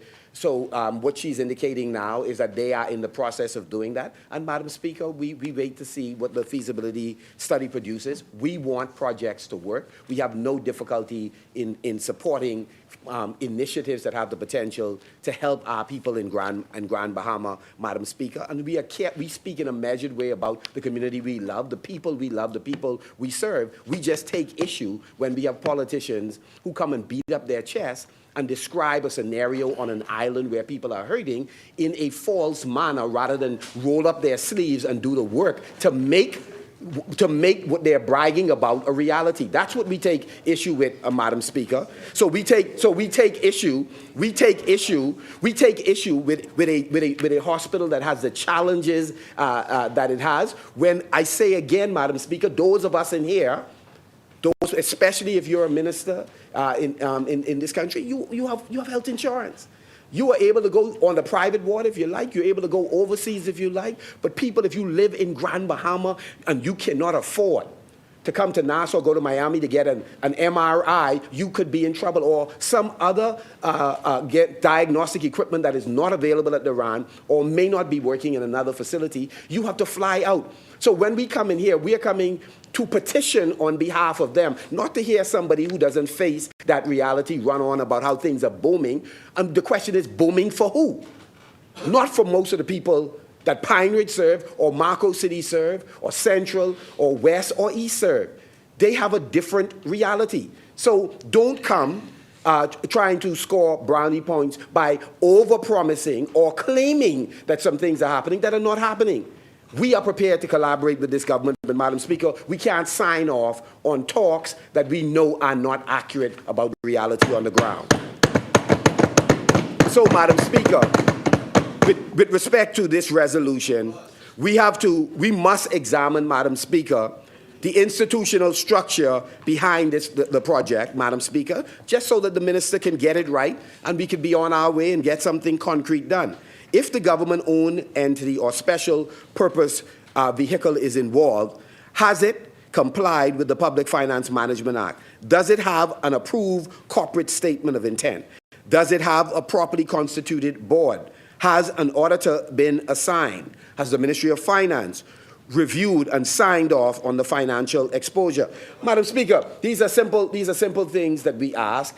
And so, Madam Speaker, again, we hear the member for Exuma and Ragged Island, Madam Speaker, from his seat.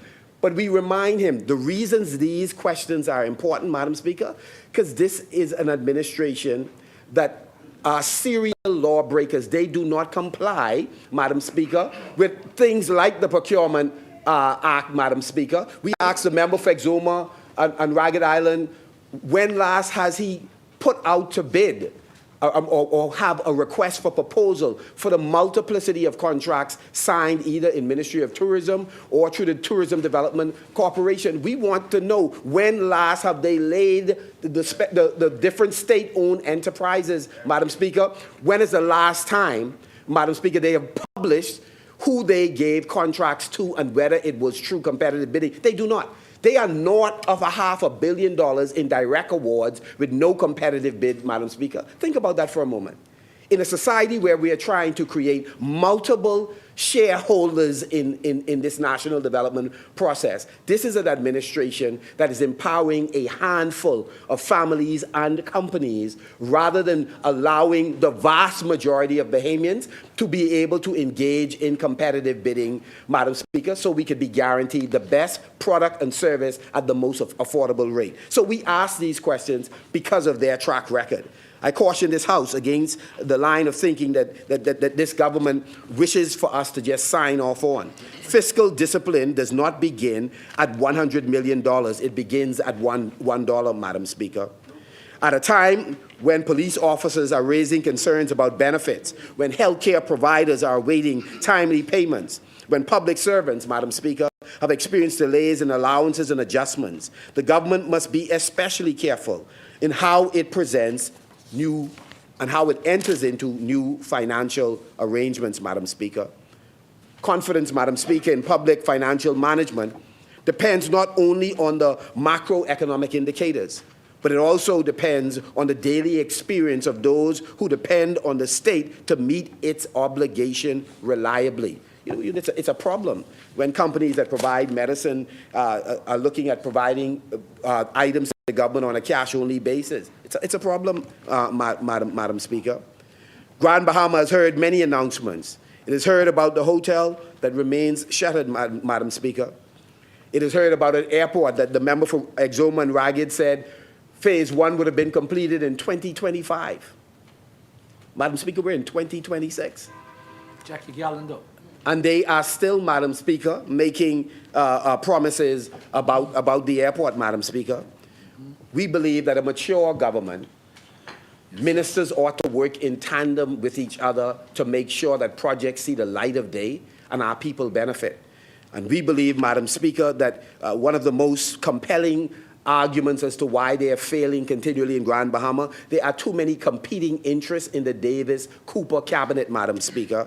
They seem not to be able, Madam Speaker, to get on the same table in making decisions as a unified government in the best interest of Grand Bahama, Madam Speaker. And so, Madam Speaker, it is our hope that this project that's being talked about by the member for Pine Ridge would enjoy, Madam Speaker, the unanimous support of the cabinet, Madam Speaker. But if we are to judge based on the airport and the lack of progress, or the hotel and the lack of progress, it is safe to say, Madam Speaker, we may be in for a rough ride. Madam Speaker, we should not allow our personal legacy-building strategies to affect what is in the best interest of the country, Madam Speaker.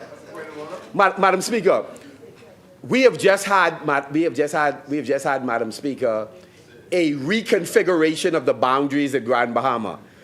Madam Speaker, the member for Exuma and Ragged Island participated it presided over the adjustment, Madam Speaker, of the boundaries for Marco City. Marco City, Madam Speaker, by the way, is now the second largest constituency based on amount of voters after East Grand Bahama. Madam Speaker, I don't know how much, and maybe East Grand Bahama can comment on it, how many millions have been allocated to do work in East Grand Bahama, Madam Speaker? But, Madam Speaker, there isn't a whole lot. The same thing is true for Central. Not a whole lot, Madam Speaker. In Marco City, I could say it's less than $1 million allocated. Kill Island, Rumkeen, we have 6,400 voters, 6,400. Not $1 million, I believe, is spent by central government, save and except through salaries and those kinds of things, but not in any development, in capital development in the two largest constituencies in terms of population. Kill Island, Rumkeen, and Salvador, I believe, is between 150 to $200 million, Madam Speaker, being spent in Kidd Island. And then, Madam Speaker, in terms of boundaries reconfiguration, for no explicable reason, again, led by the member for Exuma and Ragged Island, they took the International Bazaar, that is the subject of this discussion here, and they took it out of Marco. Yes, of course. St. Barnabas was in the room, but presided. But Madam Speaker, they took the International Bazaar out of Marco City to put inside Pine Ridge, Madam Speaker. Hey, the legacy building projects. It is our hope, Madam Speaker, that the same vigilance with which they engage in a surgical cut of a commercial district, take it out of Marco City to put in Pine Ridge, that they deliver on behalf of those people. I hope they can deliver, Madam Speaker, on behalf of those people, Madam Speaker. Because in Marco City, Madam Speaker, we serve all Bahamians. We don't care if you're FNM or PLP. Your track record of voting is not relevant to us. We service all Bahamians. And so since Pine Ridge, since Exuma and Ragged Island went out of their way to strip a portion of the commercial district out of Pine Ridge and put it into out of Marco City and put it into Pine Ridge, I hope you serve the people with distinction. Having said all that, Madam Speaker, we just simply conclude by saying to this government, Madam Speaker, it's important for them to be good stewards of our finances. If you have raised all this money that you have claimed, please pay the public servants what you promised. Please pay the police. Please invest in more fire engines. Please invest in more ambulances. Please pay the pensions and gratuity for police officers, Madam Speaker, and serve all Bahamians, not a few families, not a few companies. Serve the Bahamian people in general, Madam Speaker.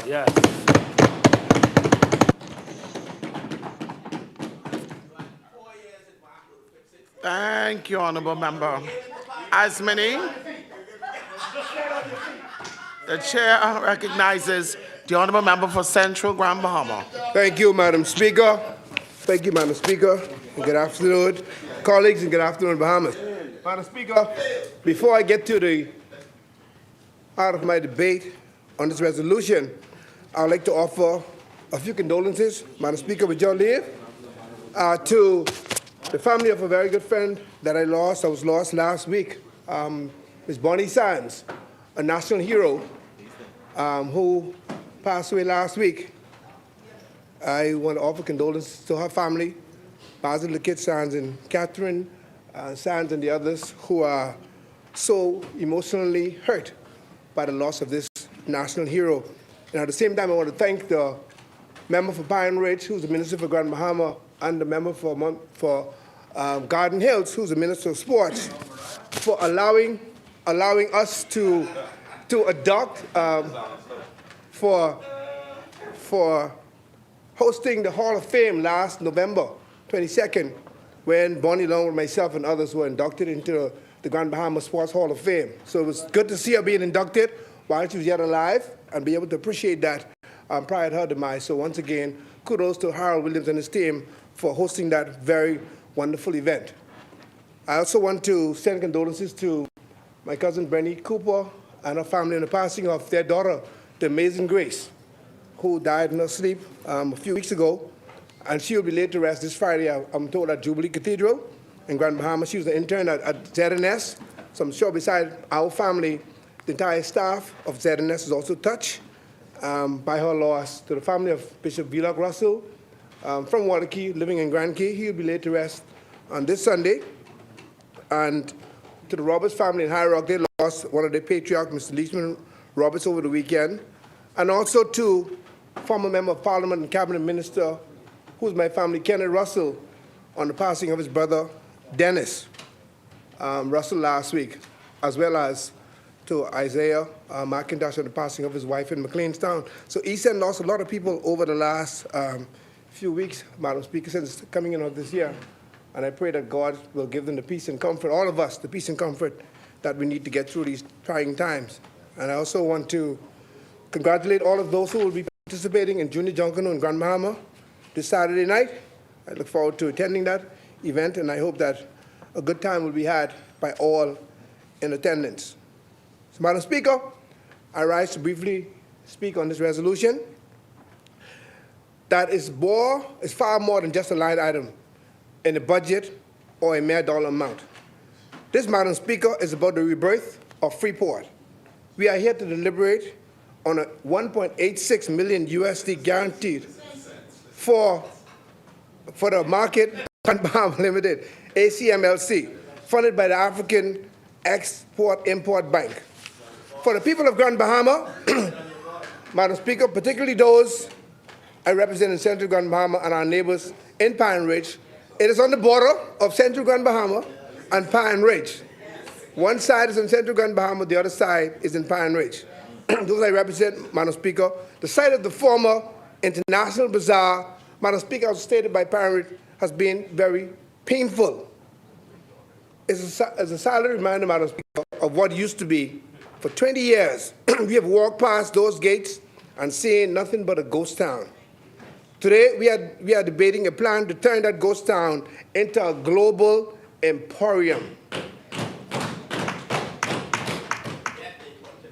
Madam Speaker, we are trying to create a global hub right here in Freeport. Let us be clear on what this 1.86 million represents. This is a project, as an architect and project planner, I understand that this is a project preparation facility. It is the seed money for the feasibility, design, and bankability of a project that will eventually house 90 dedicated outlets representing 54 African nations and 20 Caribbean states. It includes a transshipment and logistical hub leveraging our deep water harbor. We're going to maximize that, and a cultural amphitheater that will showcase the Bahamas, now the Bahamas Bazaar, featuring the best of all 16 of our inhabited islands. By 2028, Madam Speaker, Grand Bahama is projected to see some 6 million visitors annually through the cruise ports, as was indicated, and hopefully the airport will even add more to that when it eventually comes.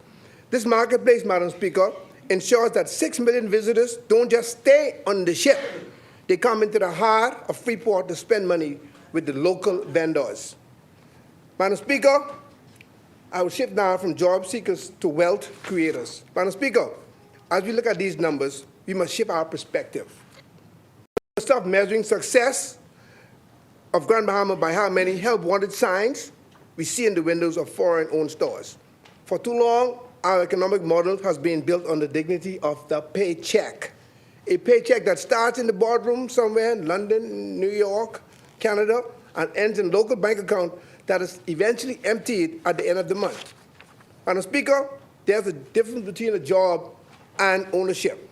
A job is a temporary shelter. Ownership is the foundation. Madam Speaker, there is an old African proverb that says, until the lions have their own historians, the history of the hunt will always glorify the hunter. If we apply that to our economy, until the Bahamian people are the owners of the marketplace, the wealth of our nation will always belong to the developer. We are not building a place, Madam Speaker, where Grand Bahamians go to punch a clock or a multinational corporation,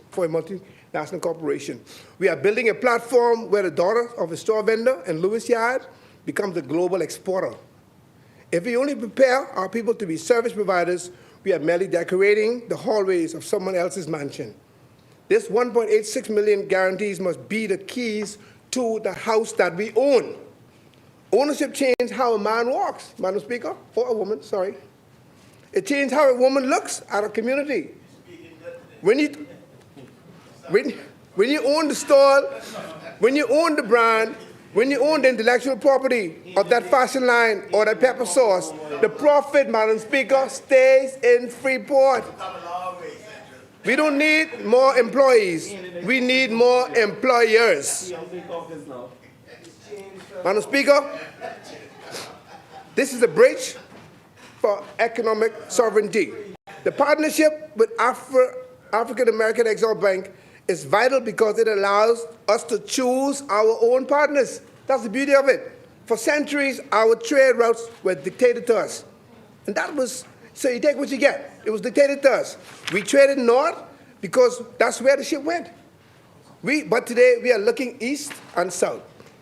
Madam Speaker, when I studied world history, I remember studying a lot about Kwame Nkrumah. And as the great Pan-African Kwame Nkrumah once says, we face neither east nor west. Today, we face forward. By linking the 54 nations of Africa with the 20 states of the Caribbean right here on the soils of Grand Bahama, we are creating a third way for our economy. I didn't say a third party, I say a third way for our economy. But I'll make sure a third party in the two. It's not an option. This isn't just about selling African fabrics, Madam Speaker. It's about stitching the suits here in Grand Bahama. It's about value-added manufacturing. It's about building an ecosystem where Grand Bahamian business can scale to a market of, listen to this, 1.4 billion people. That's some critical mass. That's some serious opportunities right there. This is not getting a job, Madam Speaker, not getting a job. This is about building an empire. Now, Madam Speaker, we must be responsible. There are some hard truths that we must face and ask ourselves. My support, Madam Speaker, will never be for a blank check. We must address the mind-boggling questions. Why guarantee a $1.86 million loan? Critics ask, as was said earlier, why a sovereign government need to guarantee such a small sum for a company it 100% owns? We need, the Minister, of course, will explain that is this a standard procedure, or is it because of credit tightness? Easy answer. Madam Speaker, there is, of course, a slight default risk. The chair recognizes the honourable member for examination. I just want to allay any concern the member may have. I believe he is genuine in his question, and therefore I answer him. This is standard procedure under the circumstances. With the Afri-Exim Bank, they require government guarantees, et cetera, for facilities like this. This is about building relationship with the Afri-Exim Bank. We started with 30 million with the Bahamas Development Bank. We have 1.8. Perhaps by the end of this facility, we may be at 50. And who knows, they might be the borrower of choice in the future. But it is important at this stage for us to build that track record with them, build the relationship, and we're doing just that. Thank you. Yeah, of course, relationship is extremely important, and I understand the whole concept. Madam Speaker, again, as was spoken to earlier, with respect to the land acquisition, we have 13 owners, and that can be tedious. And we must ensure, and I'm hearing that is with the Attorney General, that most of the funds is not exhausted in legal fees. Madam Speaker, to better serve Grand Bahama, I have to be a little Central Grand Bahama centric. As this sits on the borders of Pine Ridge and Central Grand Bahama, I'm going to advocate that at least 25% of the stall be allocated for my Central Grand Bahamian owners. I have to ask. Yeah. If you don't ask, you will never get. So we have to ring fence a certain portion for Central Grand Bahama because it's right on the border. And we've been plagued with the overgrown facility. We've been plagued with the issues that arise as a result of the abandonment of that building in Central Grand Bahama. So give us a little break and give us a certain percentage of the stalls with maybe a 3-year exemption from paying the tax until we can, the old people say, until we can catch ourselves.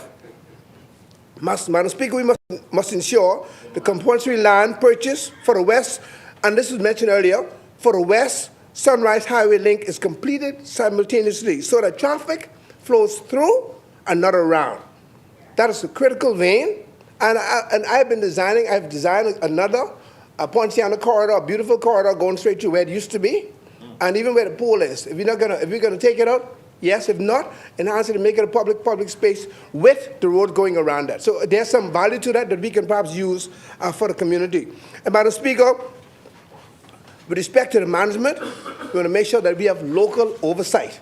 I don't know what board will be in place to manage the the market in Grand Bahama, but make sure that it's done in-house in Grand Bahama. We have the talent, we have the skills, we have the wherewithal, and we even have people from NASA now moving to Grand Bahama who we've adopted, and we like to have more who can come and add to our economy.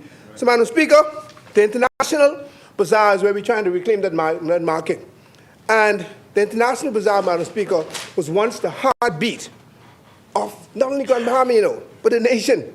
Everybody wants to come to Freeport for the summer to go to the bazaar. But, Madam Speaker, unfortunately, it was a heartbeat that faded. Why? Because we did not own the pulse.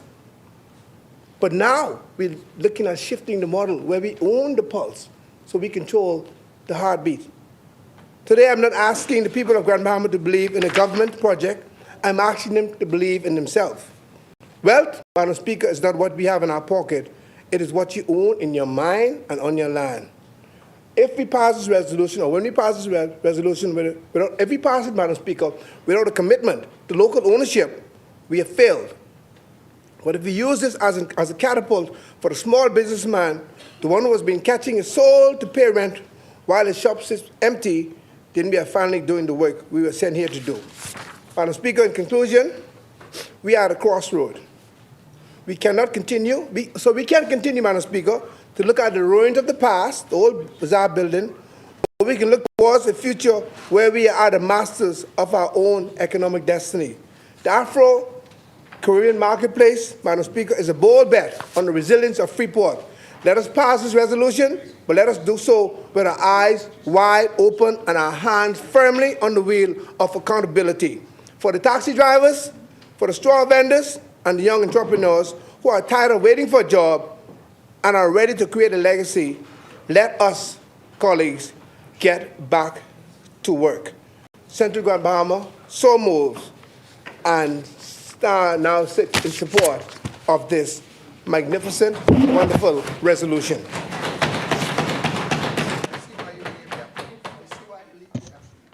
Thank you, Honourable Member Asmini. The Chair recognizes the Honourable Member for East Grand Bahama. Thank you very much, Madam Speaker. And Madam Speaker, I know that we are close to the time, and I will do my best to be as close to 1 p.m. As possible. I also wish to thank the member for West Grand Bahama for allowing me to proceed before his speech. Madam Speaker, it is again a privilege to be here to stand and speak on behalf of the good people of East Grand Bahama. Also to say that I agree with what the member for Central Grand Bahama said in terms of it has been a very, very difficult time for the people of East Grand Bahama. These last few weeks, we have had an extraordinary amount of deaths, unfortunately, throughout the constituency. And I wish to offer my condolences, Madam Speaker, to the family of Dennis Russell, who is the brother of former Member of Parliament Ken Russell, former Minister Ken Russell. I'd also wish to offer my condolences to the family of William Cooper. Also, as was mentioned by the member for Central, little Grace Cooper. She has really captivated the people of Grand Bahama. And so we really want to pray for her family. In addition, Madam Speaker, the family of Joanna McIntosh from McLeanstown, we want to offer our condolences and prayers to her family. To Romilda Wilscombe, to her family, Madam Speaker. She's on the ridge. She was on the ridge area, so we also want to offer our condolences to her family. And then to Coach Bonnie Baisden, Madam Speaker. She has Timely. done, sorry, Coach Bonnie Baisden, Madam Speaker, her family. We want to offer our prayers and our thoughts with the family of Coach Bonnie Baisden. Madam Speaker, let me begin by agreeing with the Leader of the Opposition, the member from Marco City, and making it absolutely clear that we on this side are not opposed to development, nor are we opposed to this development. And we have to make that point absolutely clear. We need development in Grand Bahama, especially in the Bazaar area. We are not opposed to progress, and we are certainly not opposed to Grand Bahama raising to its full economic potential. Madam Speaker, as someone who has grown up in Grand Bahama, I can recall what we all call the glory days of Grand Bahama, where Christmas time and back to school time, you would get your monies together and your parents would drop you off in the bazaar. I could remember the restaurants, the shops in the bazaar area, restaurants like Zanzibar that had the best chicken around. But, Madam Speaker, that was once a bustling marketplace that the people of Grand Bahama and the people of the Bahamas loved. So we are not opposed to development in that area. We are not opposed to what is being proposed as a development in that area. We are on the same page with respect to that. What we are opposed to is fiscal uncertainty and the continued pattern of announcements without clarity. The people of Grand Bahama deserve development that is structured, that is transparent, and that is economically sound. And I stress especially transparent. They deserve projects that make financial sense, that follow the law, and that deliver real, measurable benefits. Development must not simply sound impressive. It must be viable and sustainable. So, Madam Speaker, Grand Bahama has... Honourable member. Zuma.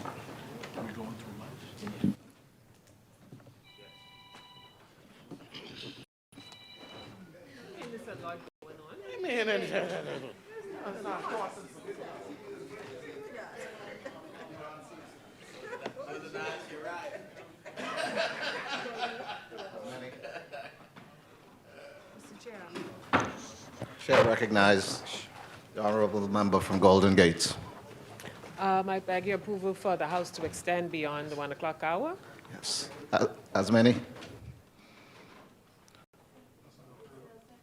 Is there a seconder?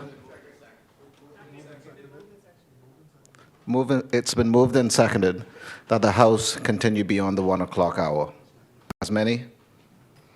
As many as are in favor will remain seated. Those opposed will stand.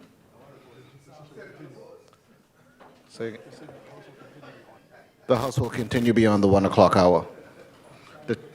The chair recognizes the member from East Grand Bahama. Thank you very much, Mr. Chair. Mr. Chair, Grand Bahama has heard promise after promise. The airport redevelopment. Work on the airport really should have started, and in fact, according to the member for Exuma, the first phase should have been completed by 2025. It should have been completed. The Grand Lucayan, Mr. Chair, the government's secrecy has unfortunately led to severe loss of credibility. Grand Bahamians simply just do not believe this government. The completion of the hospital, 5 years have now passed, and we don't have an improved hospital, we don't have a new hospital, and we don't have a morgue. The PLP are masters, Mr. Chair, of illusion. An election is coming. So we will hear announcements. We will see coming soon signs. We will see the illusions of progress. Yes. Yet too often timelines shift, explanations change, Always. Some and certainty remains elusive. shifty. Now, we are presented with another ambitious proposal. This we have heard plans for 3 years ago. The Afro-Caribbean marketplace described as transformative. But transformation cannot be built on uncertainty. Before we commit the taxpayers of this country to even $1 of additional expenditure, we must understand precisely what is the project and what is being guaranteed. Why is this guarantee even necessary for such a small amount and for preliminary works? Mr. Chair, we are being asked to approve a government guarantee in the amount of $1.86 million. And let us be clear about what it represents. The loan is being taken out by a company wholly owned by the government. So make no mistake that the government is paying for this. So in addition, this is not construction financing. As was said by the member for Pine Ridge and the member for Central, we are not borrowing money to build anything. We are borrowing money to have a study on what should be built. This is not the $50 million redevelopment that has been publicly referenced. This is a project preparation facility. As I understand its funding for studies, structuring, feasibility analysis, and preliminary design. So the question naturally arises, why does preparatory work require a sovereign guarantee? If this project is commercially viable and capable of attracting major international investment, why must we, as Bahamian taxpayers, assume the risk even at this planning stage? As I understand it, Mr. Chairman, we are going to be inviting, or we may be inviting investors to invest in this. So if we are also going to be inviting investors to invest in this, then why are we footing the bill at this stage? Why are we not also inviting other investors to also participate in this process at the same time? Also, Mr. Chair, aren't we projected to have a $75 million surplus this fiscal year? So why are we even borrowing the $1.8 million if we are already projecting a $75 million surplus? If we are projecting a $75 million surplus, then we should have sufficient funds to be able to take $1.8 million from those estimated projected surplus funds to be able to input into this project. So, Mr. Chair, make it make sense for us. Make it make sense. A guarantee is not free money. It is a contingent liability. If the borrowing entity fails to repay, then the people of the country will repay. Well, the borrowing entity is a company that is wholly owned by the government. So if that borrowing entity is borrowing the money, then that borrowing entity must also be able to show how they are going to pay the money back. Before this House grants that authority, Mr. Chair, we are entitled to know why the borrowing is even necessary. Why is it that we are not taking funds from some other allocation to be able to use, to be able to purchase, or to be able to spend on this venture, Mr. Chair. So, Mr. Chair, is this a government project? Or is this a project that requires private investment? Now, it has been referenced, but has it been stated clearly that this is going to be a government project, or is this going to be a project that is a public-private partnership? Shouldn't this project be advanced by private investors and not the government by itself? If it is going to be advanced by the government along with private investors, that's fine. But shouldn't this also be a project that is started by the government along with other private investors? Mr. Chair.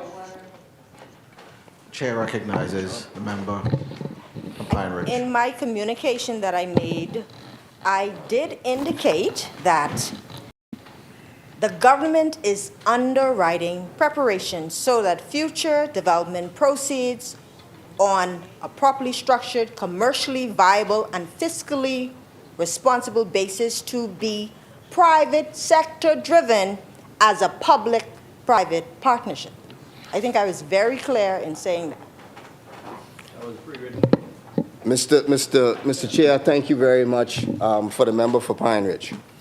We also then would like to understand what is the proposal in terms of the ownership of how this ownership structure is going to be. Is this going to be owned 50%, 60%? What is the government's vision? What is the government's vision as to how the project will be developed? Point of order. Chair recognizes the member of Parliament from Pine Ridge. Sorry, thank you. We go back to the same point that this is a project preparation facility that will determine all of that. And so that's why we're ensuring that it happens, and we have Afrexim Bank involved, because it isn't, again, just about this 1.86 million. It's about that relationship, what they bring to the table, the financing that will come with it, the additional investors that will come with it, and that's what it's about. It's not about the 1.86 itself, but it's more about that relationship with Afrexim Bank, who is spearheading this initiative with the government of the Bahamas. That will be a public-private partnership. Chair recognizes the member from East Grand Bahama. So, Mr. Chair, then, if I understand the member for Pine Ridge, this is a facility for us to investigate what should happen, to study what should happen. It's just the relationship fee. It is a fee that we are going to be paying for them to be involved, for us to investigate what should happen. Mr. Chair.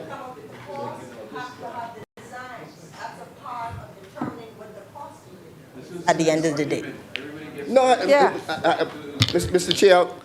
East Grand Bahama, please proceed. Again, the point that I am seeking to clarify is that there are many questions at this stage for this project, which the government does not have answers for, and which you seem to be suggesting that the $1.8 million is for us to investigate and then come up with these answers after the $1.8 million has been spent. That's my understanding of what's supposed to happen. My final point of order, I believe. Again, the 1.86 is for a project preparation facility that deals with the feasibility study. You said that. Right, and so that's what the feasibility study is. You said that. That's it. You've said that once. You've said that twice. You've said that 3 times. You've said that. So what again I'm saying is, the questions that are being raised, you are also saying will be answered by this feasibility study. Yes. So what I'm saying is we are spending $1.8 million not to create this project, but we are spending $1.8 million to investigate this project. Yes. Investigate only. Cocktails. Nevertheless, Mr. Chair, also under the Public Debt Management Act, when a government seeks to guarantee a loan, it is not just a simple process. It is not just for the government to make a decision that says, we decide that we are going to guarantee this loan. Under the Public Debt Management Act, and also under the policy that the government had passed, I believe it was either 2022 or 2023, they passed a strategic policy that fulfills what the Public Debt Management Act calls for. So anytime a government is going to guarantee a loan, there's a process that has to happen through the Public Debt Management Committee. The Public Debt Management Committee also has to go through that project, make an assessment of that project, and then give their recommendations based on that project. A risk assessment. What is supposed to happen? Is this a good project? They are then, how many fees are supposed to be charged? Is there a fee that's supposed to be charged? Is that fee supposed to be waived? That process has to go through even before it gets to the House. So, Mr. Chair, my question is, has this project gone through that process with the Debt Management Act and the Debt Management Committee? Because the Debt Management Committee exists. It exists in the Ministry of Finance. And the question is, has the project, in order for it to get to the House of Assembly, has the project gone through that committee, and can the government certify that all of the processes that committee goes through, can the government certify that this has gone through all of those processes? Can the government certify that the committee approves or approved this in order for it to get here? Because, Mr. Chair, what is the point of having a debt management committee? What is the point of having a debt management policy or a government guarantee policy if you are not going to use the policy and use the law as to how it gets here? So, Mr. Chair, that is a standing question that the members of the opposition would wish to know whether or not this project, whether or not us coming here to approve this guarantee, whether this has gone through the Public Debt Management Committee and whether it has gone through the process that a government guarantee needs to go through in order for it to be approved. It is not an optional, it's not a suggestion, but it is by law that it has to go through that process, Mr. Chair. We must also ask the question, Mr. Chair, when the agreement for the XM Bank was signed. I believe it was signed in 2024. Has any portion of the funds already been disbursed? And I believe the member for Pine Ridge said that it was not disbursed. If the funds were disbursed, then again, our question is, if any portion of these funds were disbursed, our question is, how is it able to be disbursed without a signed guarantee? And how is it that the government can sign a guarantee without first coming to Parliament to get Parliament's approval? Mr. Chair, the President of Grand Bahama Port Authority again made the public statements about and this was litigated with the member for Marco City and litigated with the member for Pine Ridge. And the member for Pine Ridge did indicate that we are now paying for this project plan. We are now paying for this assessment to be done. Mr. Chair, also, we have heard again multiple figures in the public domain regarding the acquisition of the International Bazaar. In fact, I believe it was 2 budget cycles ago. There was $1 million that was allocated in the budget of the Ministry of Grand Bahama for the acquisition of the bazaar, acquisition of the Royal Oasis. And I accept and understand why the government is moving in that direction in terms of acquiring it as opposed to going through all of the agreements and so on. There is and I'll leave that there, Mr. Chair.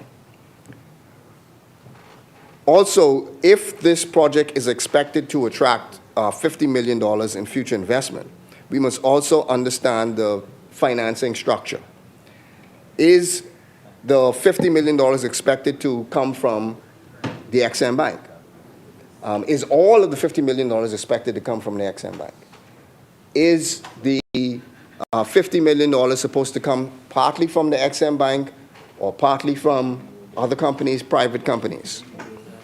Is this also going to be an equity investment?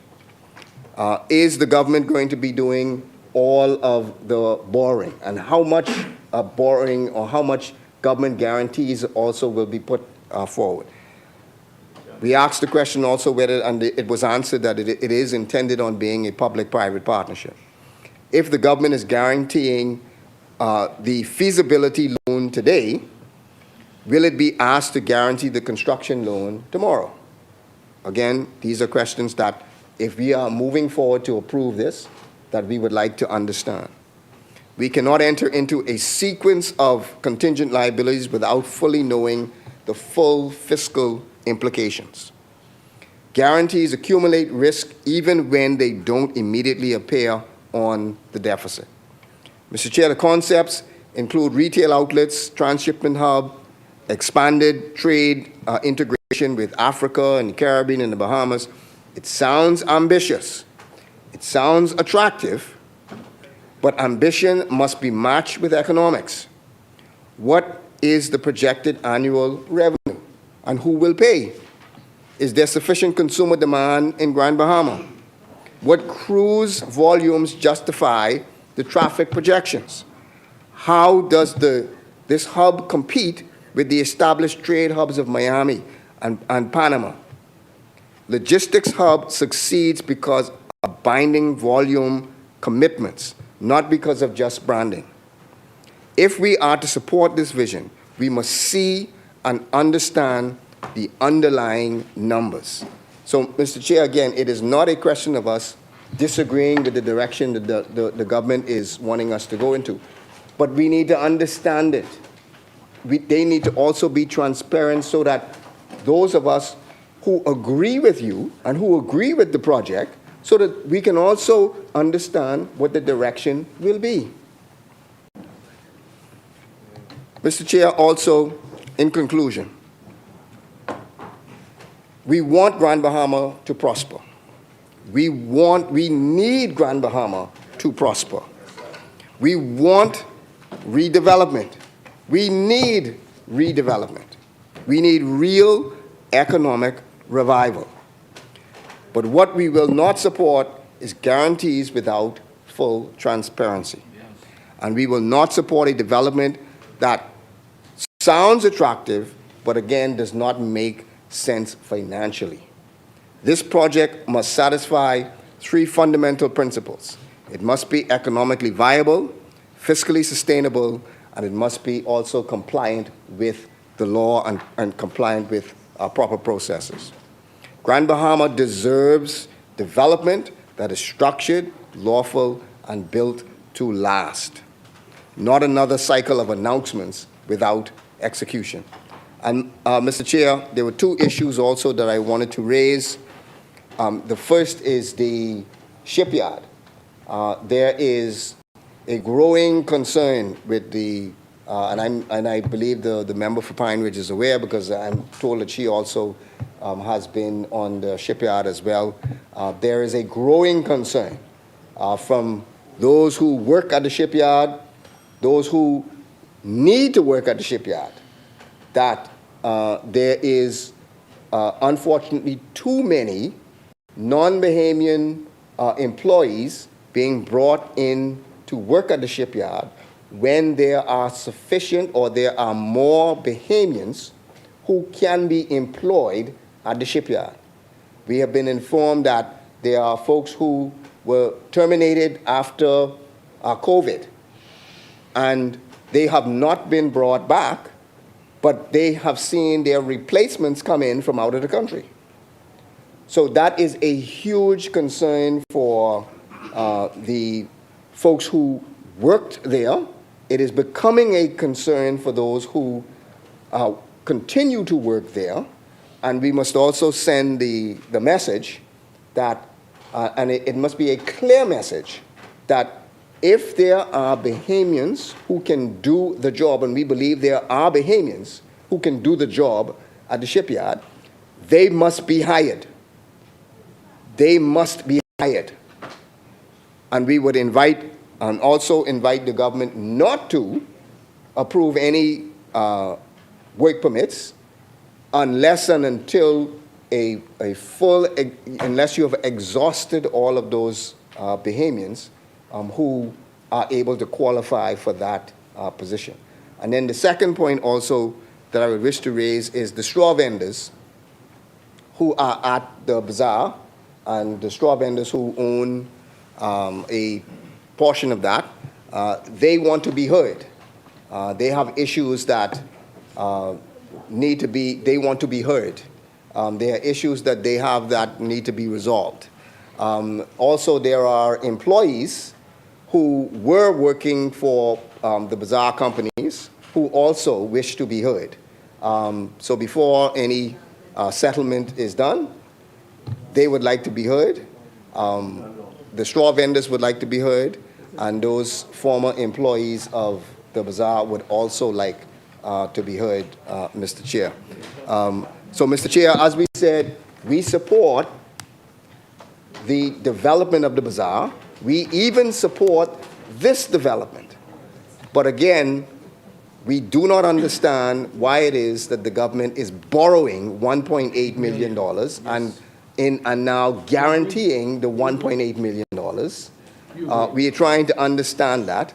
And so we would like further explanation as to why that is the case. Again, if you anticipate having a surplus of $75 million, if you anticipate having a surplus of $75 million, make it make sense that you cannot find $1.8 million.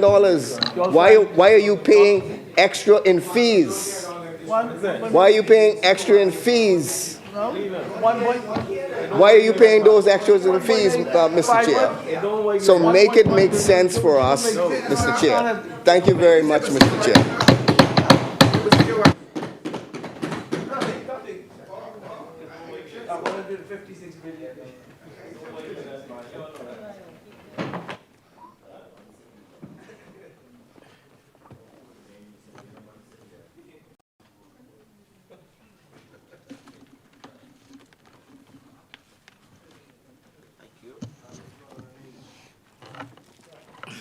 The chair recognizes the honourable member for Golden Gates.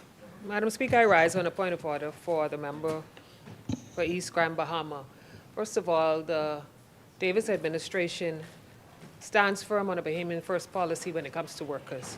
As a result of many complaints that we've gotten regarding the shipyard, we have a dual task force that meets with the Grand Bahama shipyard on a weekly basis, a joint task force between immigration, Department of Labor, and we also have an agency by the name of Clear Blue, and of course now the Grand Bahama shipyard, the union has joined.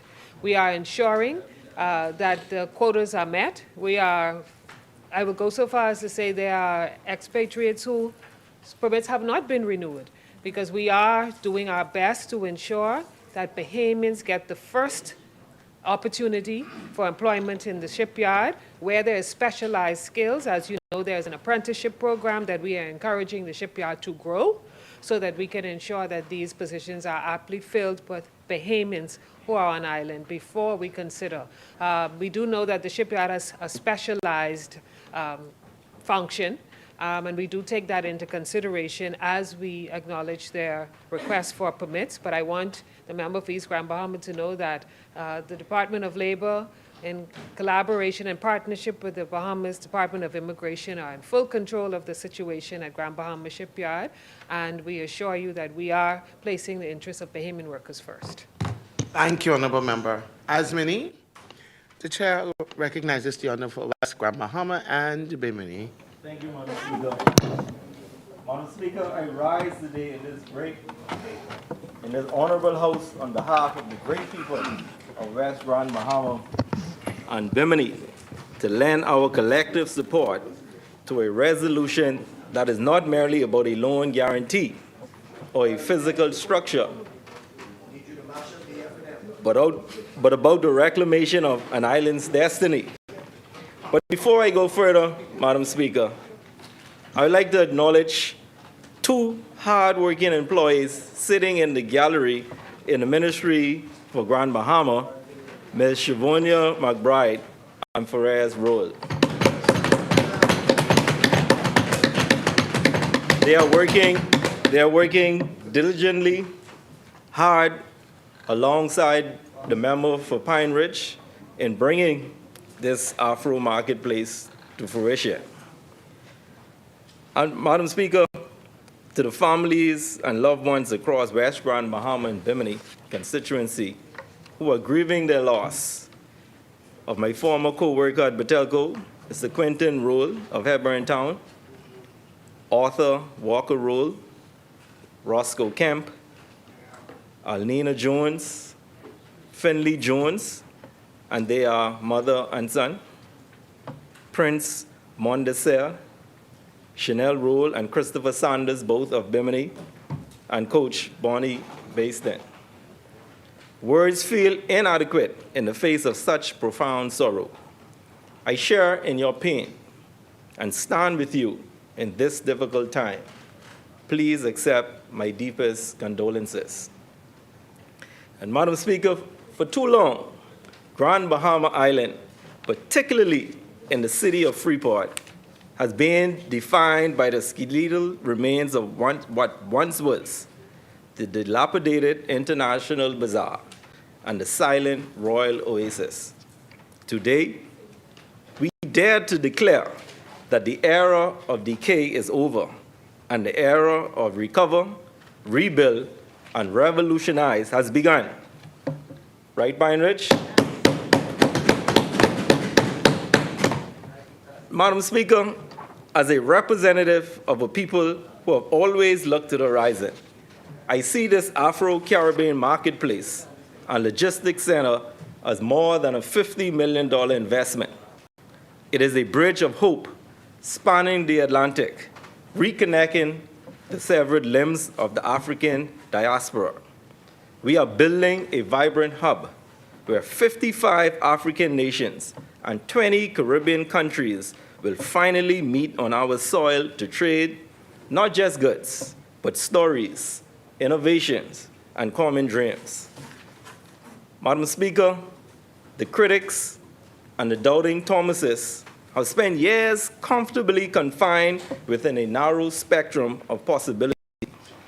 They saw the wreckage of the bazaar and saw a problem. The Davis-led administration saw those same ruins and saw a revolution, while others choose to limit themselves to the status quo. This government took the bold, transformative step to look beyond the horizon. We refuse to back down from the obstacles that paralyzed some folk with power for 2 decades. And Madam Speaker, while I'm at that point, it ceased to amaze me that anytime you speak about Grand Bahama and what is happening in Grand Bahama, we hear a lot of rumbling and murmuring and going back and forth from the members from Grand Bahama, that's East and Marco City. Right. Yeah. I'll exclude Central Grand Bahama for now. But whilst they are mumbling and grumbling, St. Barnabas normally have the loudest voice. And because they know that they cannot say much. Because they had it. And the member for Marco City earlier said to me, what the people are saying in West Grand Bahama. But I would like to know what the people are saying in East Grand Bahama and in Marco City for the time that they had. And I talking about 5 ministers, the deputy prime minister, minister of finance, who was also the minister of state for finance, all in Grand Bahama. And to see what is going on in Grand Bahama, and to see that this government is focused on trying to turn it around, I can understand why they are uncomfortable. But Madam Speaker, I must pause to pay debt of gratitude to the member for Pine Ridge. Her steadfastness and her commitment to creating a vibrant hub for Grand Bahama has been nothing short of heroic.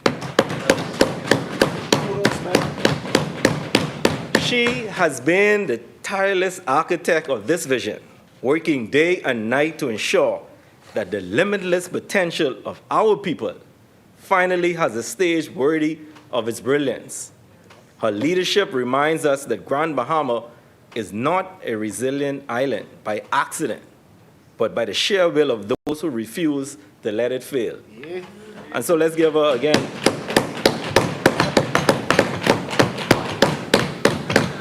Madam Speaker, in West Grand Bahama and Bimini, we understand the power of the maritime and logistic spirit.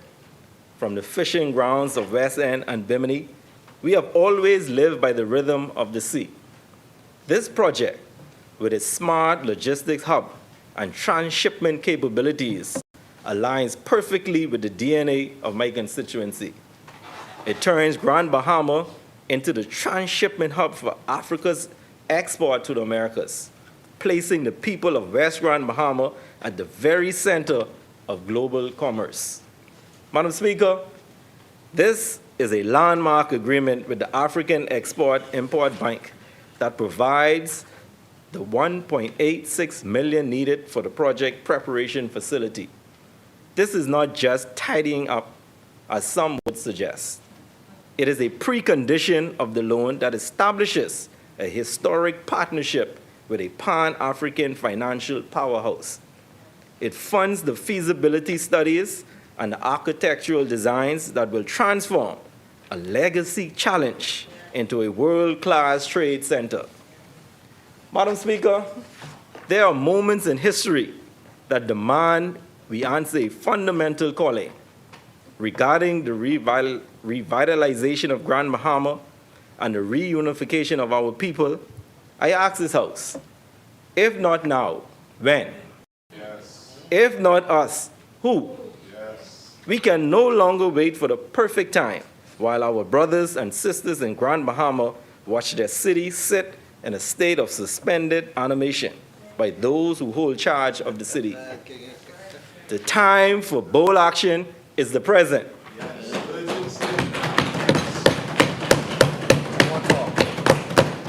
And the who is this Davis administration. Madam Speaker, from my understanding, the Afro-Caribbean Marketplace represents a game-changing project that will host 90 outlets for Africa and Caribbean products. It will feature exhibition, pavilions, amphitheaters, and concert halls where our culture will be celebrated on a global scale. It is a strategic investment that will rejuvenate trade ties that were broken centuries ago, fostering an environment of shared growth and prosperity. Madam Speaker, as we move to finalize the acquisition of the Royal Oasis and the International Bazaar, we are clearing the path for the reopening of the West Sunrise Highway. This is a big deal for our residents who have been cut off from their own city for far too long. Look at it this way. We are not just building shops. We are restoring the movement and the spirit of Freeport. Madam Speaker, let the headlines tomorrow read that Grand Bahama has found its voice again. Let them say that we are no longer a resilient island, merely surviving, but a beacon of economic and cultural exchange that is thriving. This resolution is our signature on a new contract with the future. We choose progress over stagnation and action over excuses. Madam Speaker, West Grand Bahama and Bimini support this resolution. Thank you, Honourable Member. The Chair recognizes the Honourable Member for Golden Gates. Madam Speaker, I beg leave to lay the statement, communication that I made earlier regarding the Hemispheric Workshop on Climate Action. Thank you, Honourable Member. Order the document be brought up. Thank you. Don't say. Order the document to lie on the table. As many? The Chair recognizes the Honourable Member for Pinewood. No? Oh, the Chair recognizes the Honourable Member for Kalani. Had me confused. Thank you very much, Madam Speaker. Madam Speaker, before I get into my debate, I noticed we're moving into the election season, and quite a number of areas are having their streets resurfaced. Kalani is also a part. Kalani is a part of the Bahamas. We pay our taxes. Yes.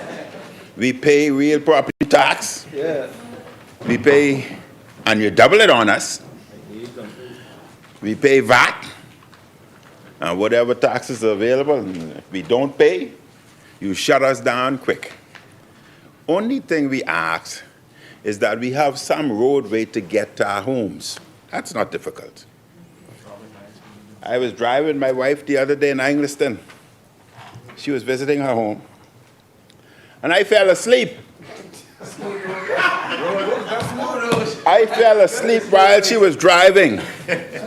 Madam Speaker, I thought I was in the US, I-95. But then I woke up, I saw all the homes which I'm familiar with. I was in Angliston. All I'm asking,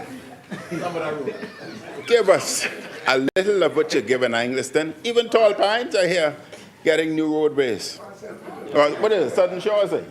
Southern Shores, new roadway. So, the Westwood Villa area, yes, Madam Speaker, they should have a heart, because I do have a soul. Where is your heart? The Westwood Villa area, Hampshire, Devonshire, Yorkshire, those streets need resurfacing badly. It cannot take any more patches. Resurface. The same thing applies to South Ocean Boulevard, the area especially near the old South Ocean Hotel, and Bohemia West, just off Bay Street. Now, I understand it's political season. So if you want to give your credit to the PLP candidate, I don't care.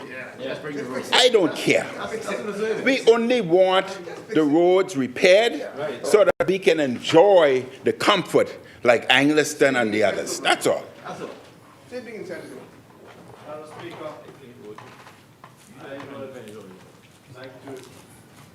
Briefly state that the road works that is happening in Angliston that feels like I-95, and the road works that's happening in Tall Pines, Southern Shores. Southern Shores, Very timely.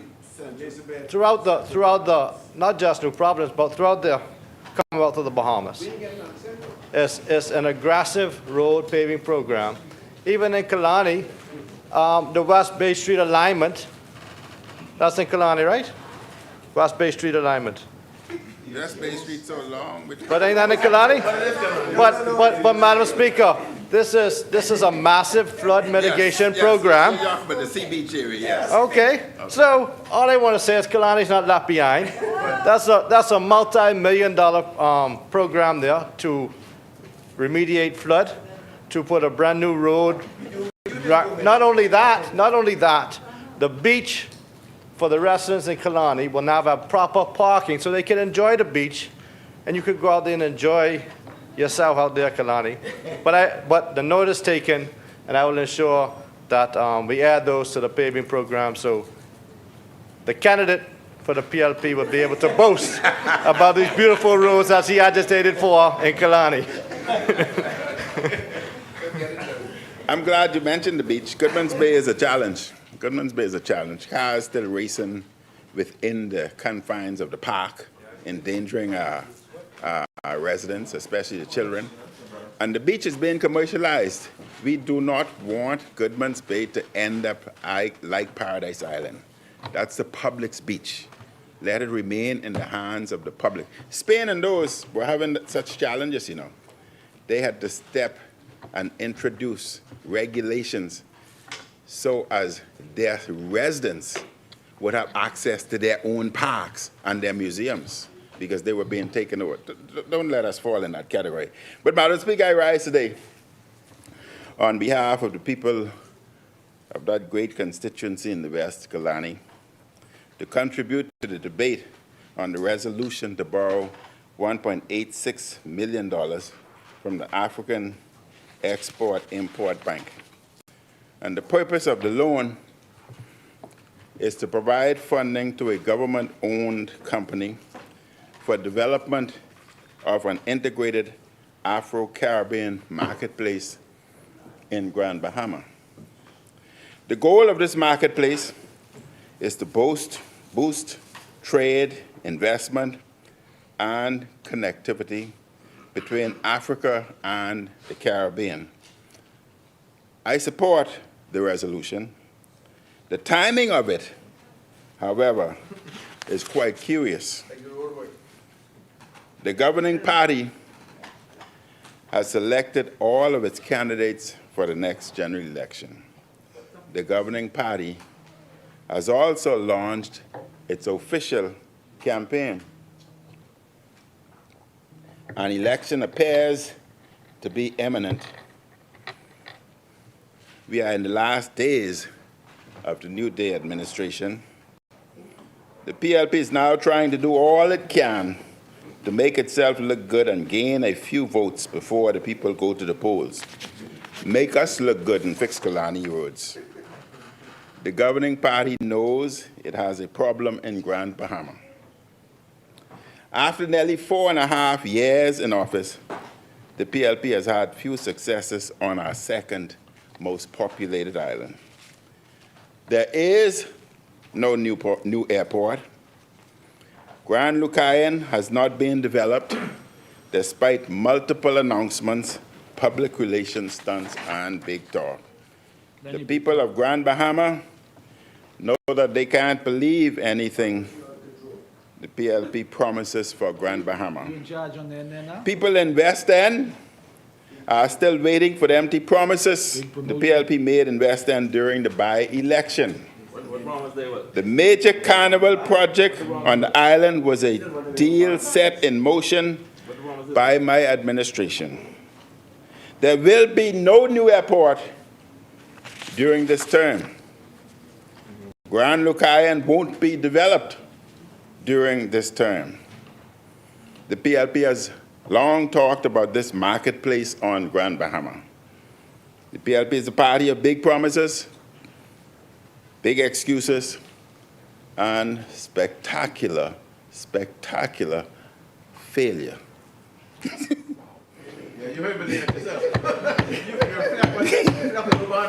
They announce plenty and delivers very little. They are good, Madam Speaker, at groundbreaking stunts and ceremonies that go nowhere. Remember years ago how they had a groundbreaking ceremony for a new straw market in Nassau right before the election. This is who they are, but the Bahamian people know them well. Madam Speaker, here we are in the last days of PLP in office, and now they're rushing in here trying to get backing for a loan to fund another project.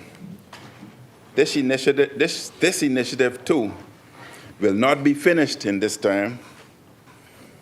The PLP has not done enough for the people of Grand Bahama. You know, Madam Speaker, as I walk throughout the community of Kalani campaigning, and as I go and visit families in the Baintown, Farm Road area, Grove, and just talking to families and friends, they are all saying the same thing. All.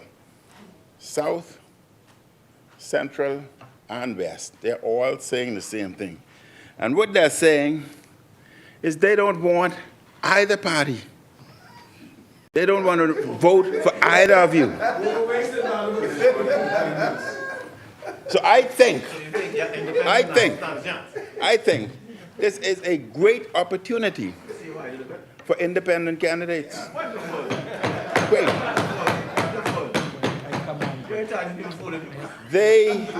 The independent candidate will speak. They are the voices of the people. Wow. This is the bigger one. They are not governed by party politics.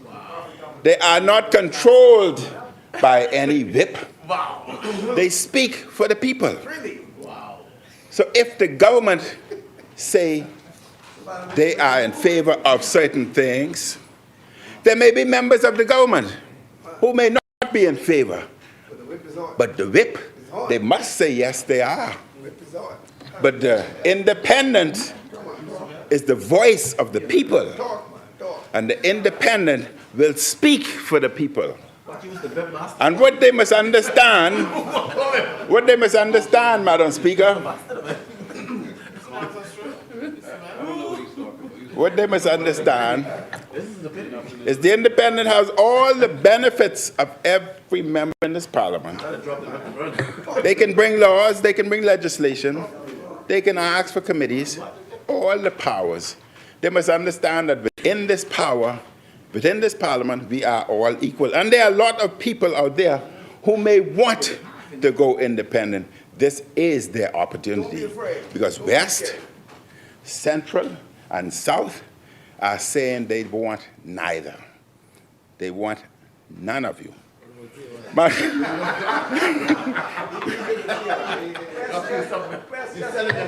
Speaker,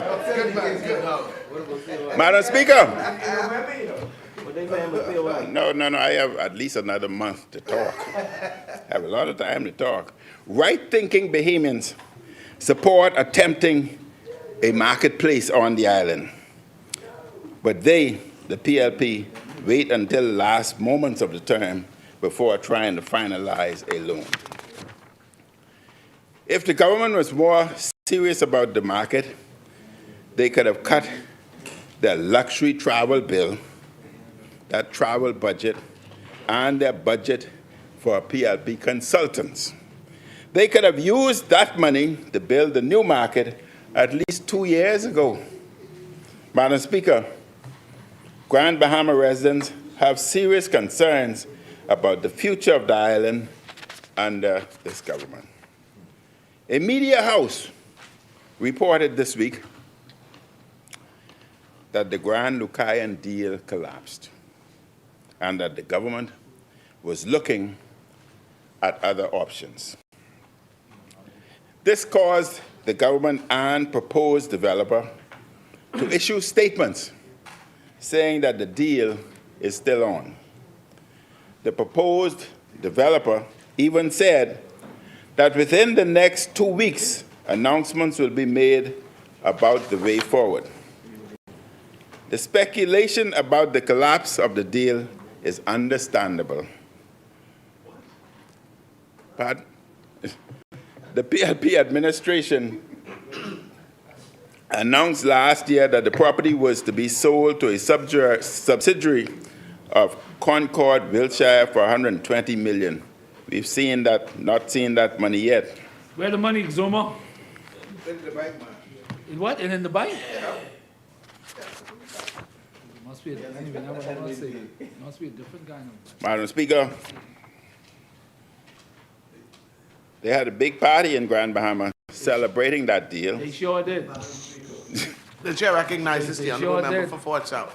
Big party. I don't want to interrupt the honourable member Galani in terms of his justification of independence versus party candidates.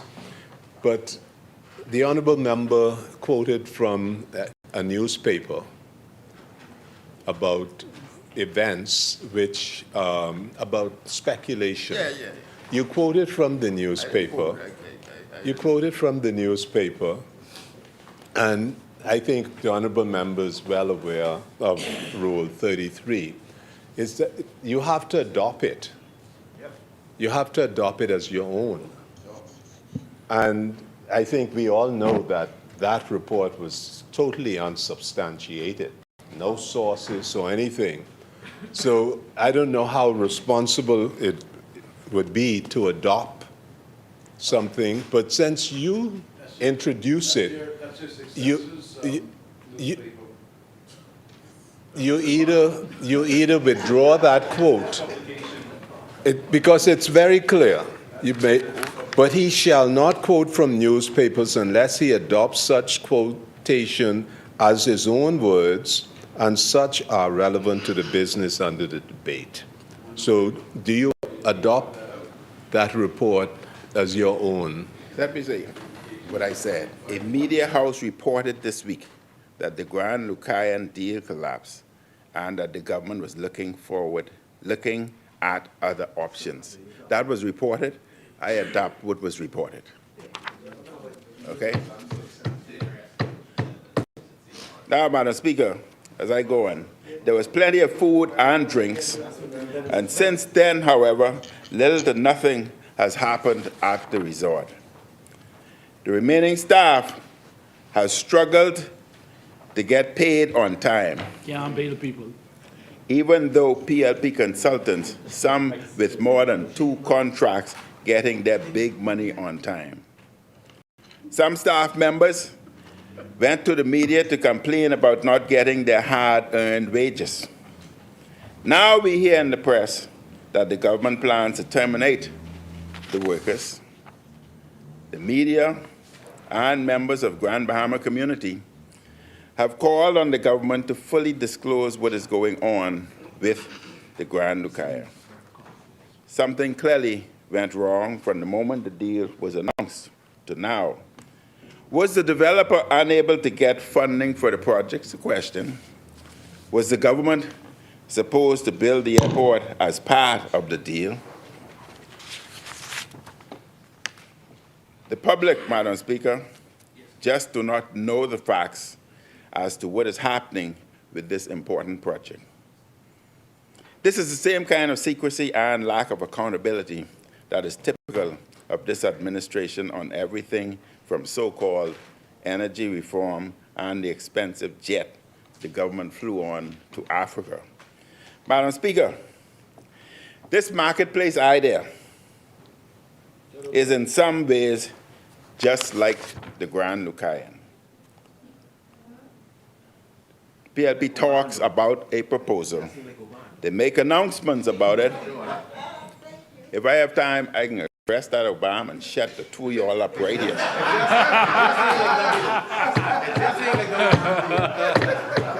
Shut. I am tired of hearing Pinewood. Pine Ridge. And what's this? Pine Ridge. Oh, Pine Ridge. Yeah, Pine Ridge. That's Pine Ridge. I know this. West Grand Bahama? Yeah, yeah. Oh, it's not Africa? No, I can take 3 one time. I'm tired of y'all. They make announcements about it, Madam Speaker. Nothing happens. Then they try to save face at the last minute to try and get something off the ground. Then the pattern is repeated. Grand Bahama needs focused leadership. For example, there's no good excuse for nearly the entire term expiring and there being no new airport in Grand Bahama. None. The PLP has made so many statements and announcements about the airport, and yet we still do not have a completed facility. This is a major and spectacular failure for the Prime Minister. He was expected to get this done this term. He has miserably failed at the task.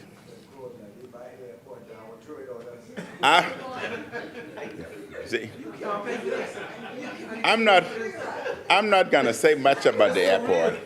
I have the greatest respect for the member for Exuma and Ragged Island. So I won't address the airport today. All right. After all this failure on Grand Bahama, I was surprised to hear the Prime Minister make yet another big promise to the island he cannot fulfill this term. This is the same man who likes to blame others for his mistakes. He is not known for taking responsibility for much. He blames others for his failure. Last month, the Prime Minister said he signed a MOU with Emera that would pave the way for the government to eventually assume control of the Grand Bahama Power Company. The Prime Minister says he wants Grand Bahama to have lower electricity rates. The problem was that his announcement of the so-called deal was apparently premature. The company's CEO had to come out and say no final deal had been reached and that discussions were ongoing. This was embarrassing to the government. What we see here from this PLP administration is a pattern when it comes to Grand Bahama. Clearly, there has never been a detailed plan for the island. What we have witnessed is ad hoc governance at its worst. Big statements have been made, big promises have been made, big announcements had been made, yet very, very little had been delivered. They're not building on progress. Instead, they're trying to dig out of their failure. That is why many are skeptical about this proposed Afro-Caribbean marketplace.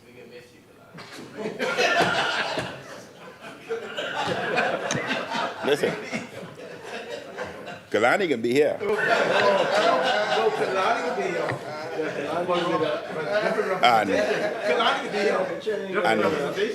And I will be here representing Kalani. I don't know about some of you, huh? Some from both sides will go. There will be replacements. I can't say who those replacements will be yet.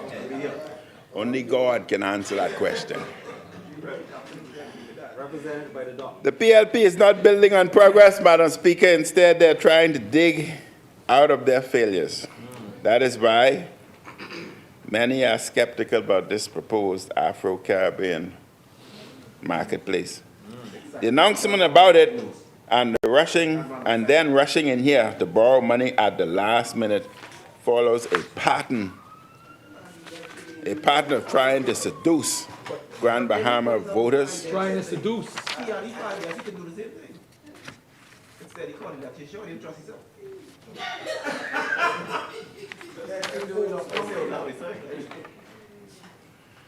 If a proper analysis is done, and this is important, if a proper analysis is done, it would come back with the finding that there have been few, y'all listening?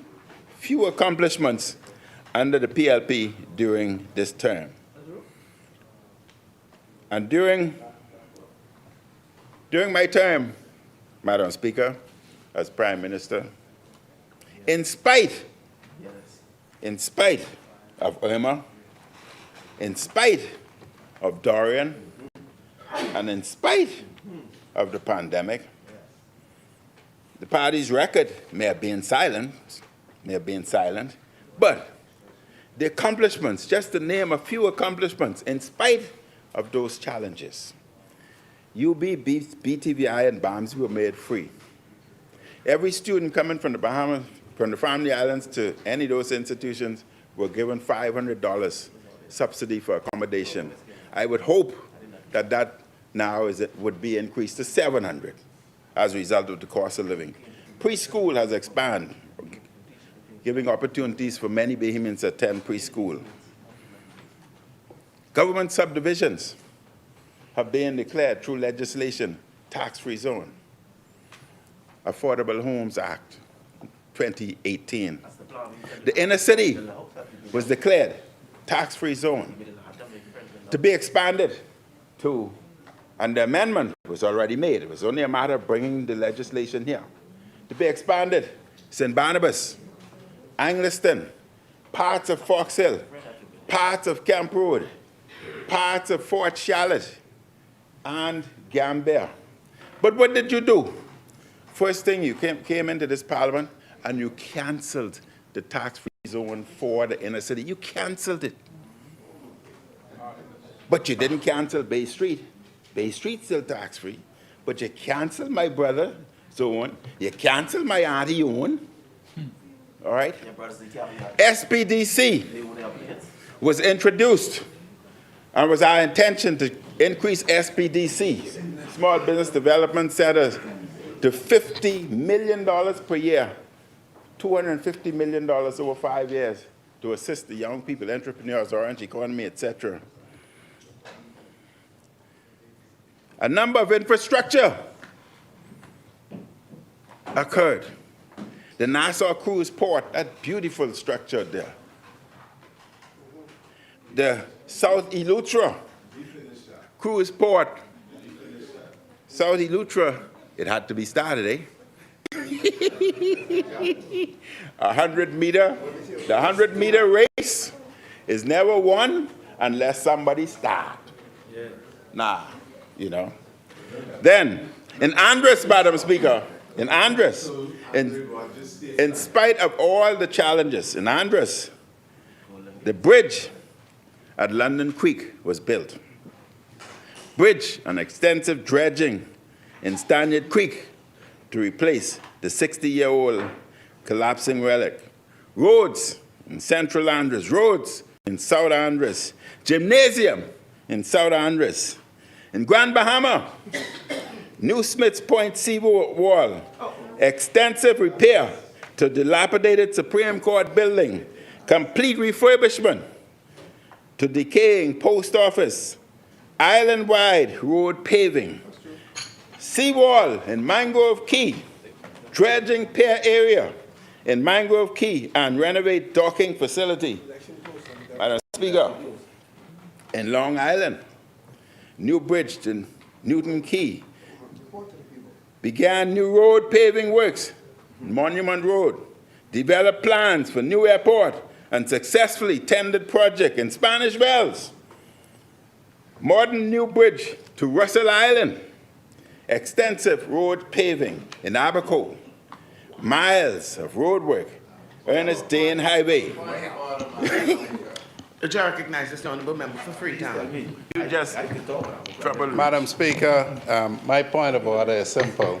Does Kalani not understand that Marco City and his crew have repudiated all of the works that he has done? Parliamentary language. By, as what? Repudiated is not parliamentary language. Repudiated is a simple word. And in case Barnabas doesn't understand it, repudiated is like running away, like Bob Marley says. We said that. Running and running and running away, but you cannot run away from yourself. That's in James. But does Kalani understand, Madam Speaker, Well, you've got all kind of problems that with Freetown, all that he has now articulated, being in his term, that Marco City and the rest of them are not acknowledging when they say that he is not worthy of a nomination for the FNM, because he is articulating all of this stuff that he says he has done, but the Bahamian public will know that Marco City and the FNM has said he is not worthy to be renominated for Kalani, And so whereas we feel for him, Madam Speaker, we feel for him. I'm in your corner, Kalani. I don't know why they doing this to you, Kalani. If I were Marco City, I would give you the nomination. But that's not within my power. But Kalani, you're reciting things that you say should have recommended you to receive a nomination for the FNM for Kalani, but they did not give them that to you. And so my point of order, Madam Speaker, is that since their side has said that all of what Kalani has said didn't recommend him for nomination for them, then, Madam Speaker, he is misleading the public by saying this is all good works, because if it was good works, Marco City would have recognized it and would have given him the nomination for Kalani.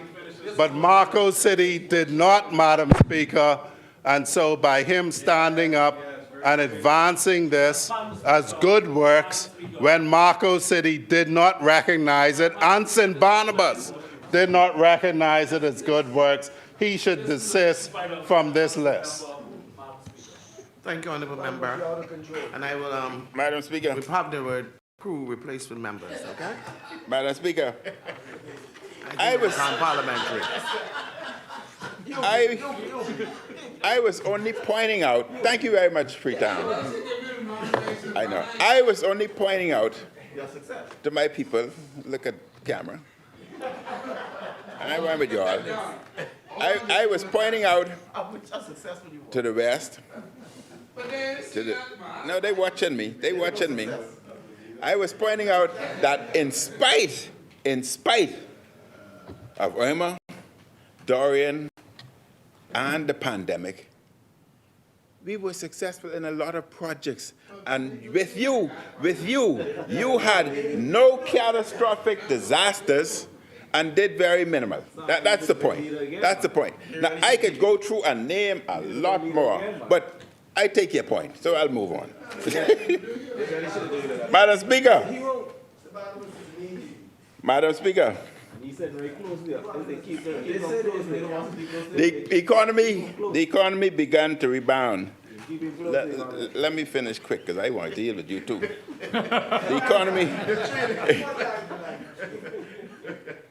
The economy began to rebound when we left office. The pandemic was nearing an end, and the economy was starting to open up. The PLP rode the wave of this natural opening up. There was growth with the tourists returning and businesses fully engaging. Instead of focusing on doing the Bahamian people and doing for the Bahamian people, they focused on taking care of their own. There's been more than $250 million spent on consultants. Many millions. The chair recognizes the honourable member for Freetown. Madam Speaker, you know, I don't understand why Kalani is, as the English say, batting the ground of people who deserted him.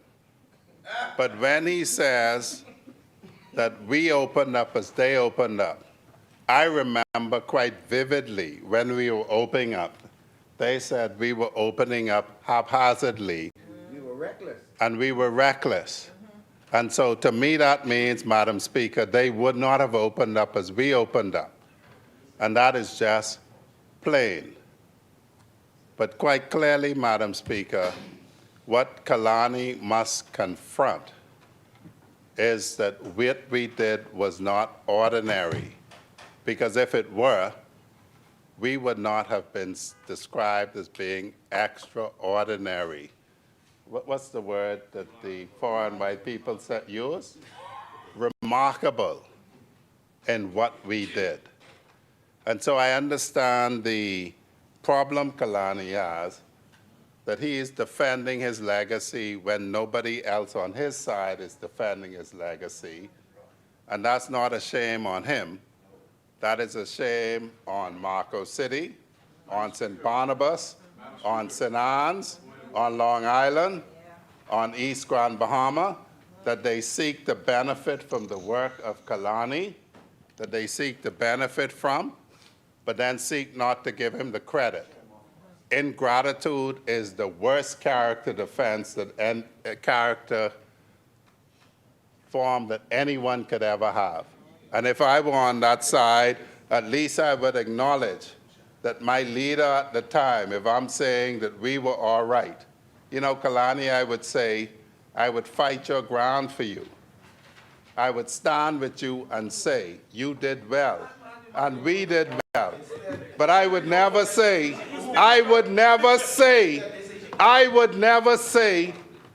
that we should not stand with you at all. And that's what they're saying about you, Kalani. They're saying that they must walk away from you. And that is the problem. No, but that is the problem that you have, Kalani. You trying to support them and they ain't supporting you. And that is the problem that I have with your contribution. That it is, Madam Speaker, misleading because Kalani is being kinder to them than they are being to him.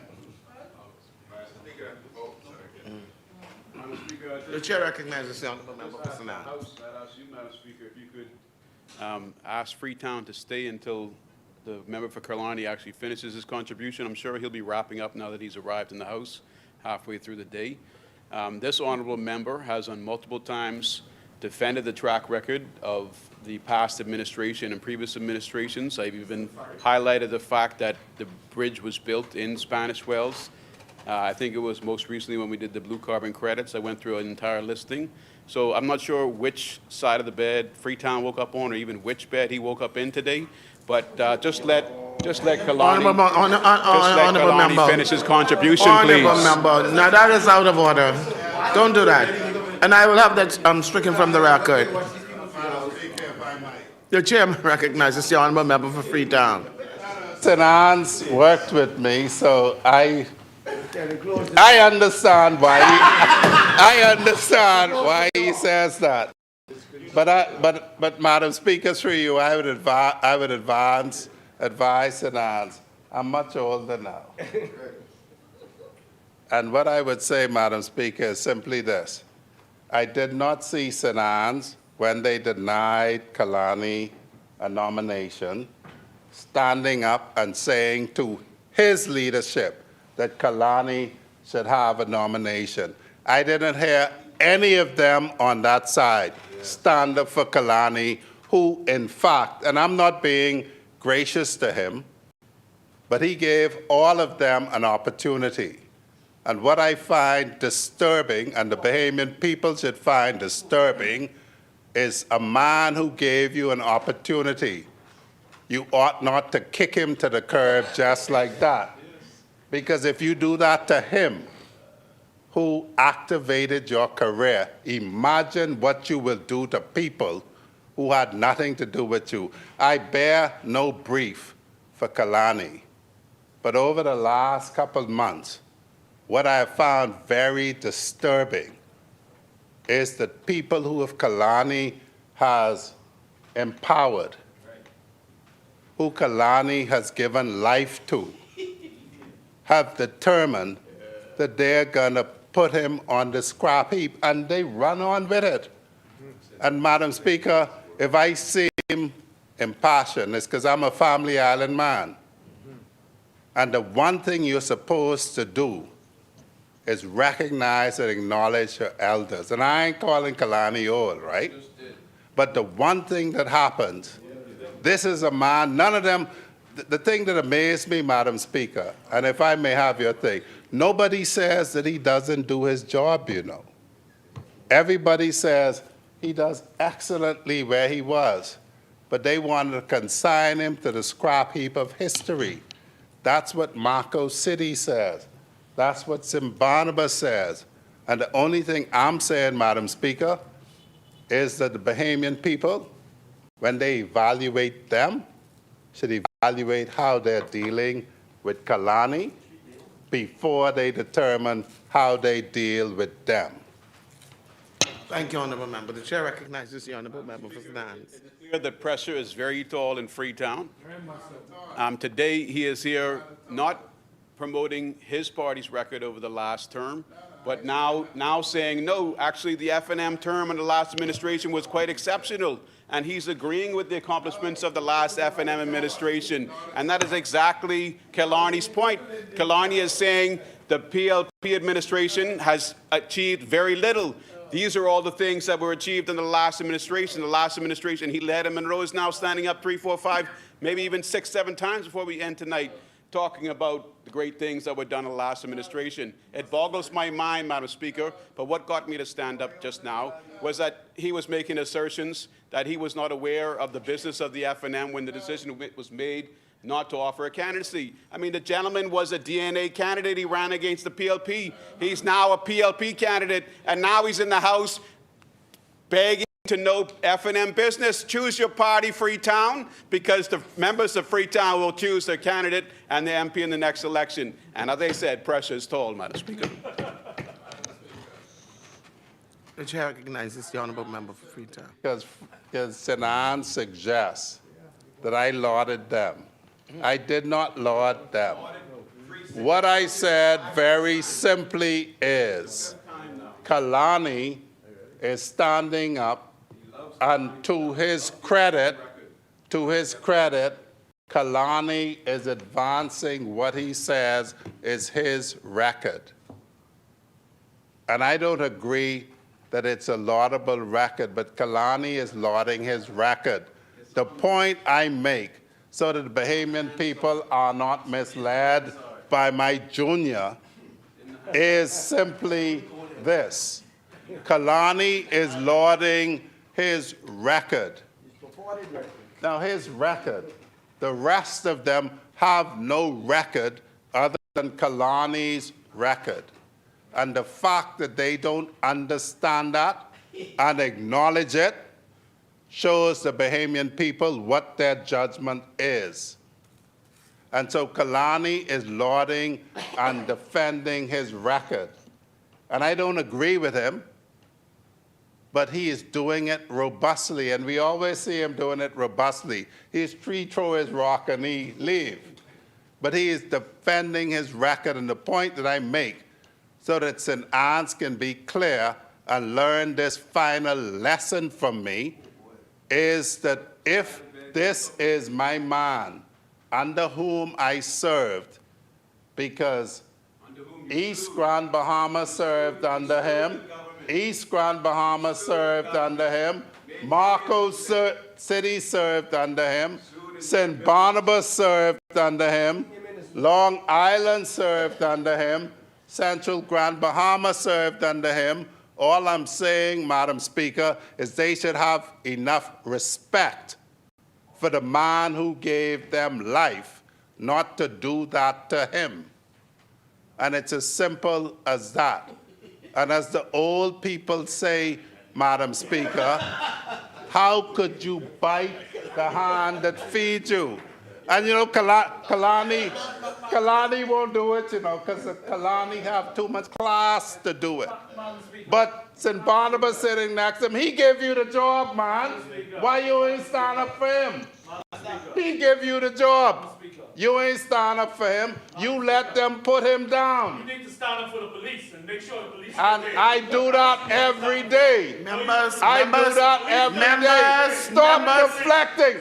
Stand up. Stand up for the man. Stand up for the man who stood up for you. And stop running away. You're running and you're running and you're running away. You're running and you're running and you're running away, St. Barnabas. But you can't run away from yourself. That's what Bob Marley say. You can't run away from yourself. Why you ain't running in St. Barnabas? Why you ain't running in St. Barnabas? Members.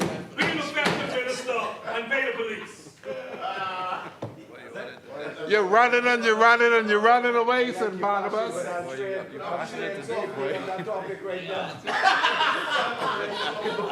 Thank you very much, Madam Speaker. I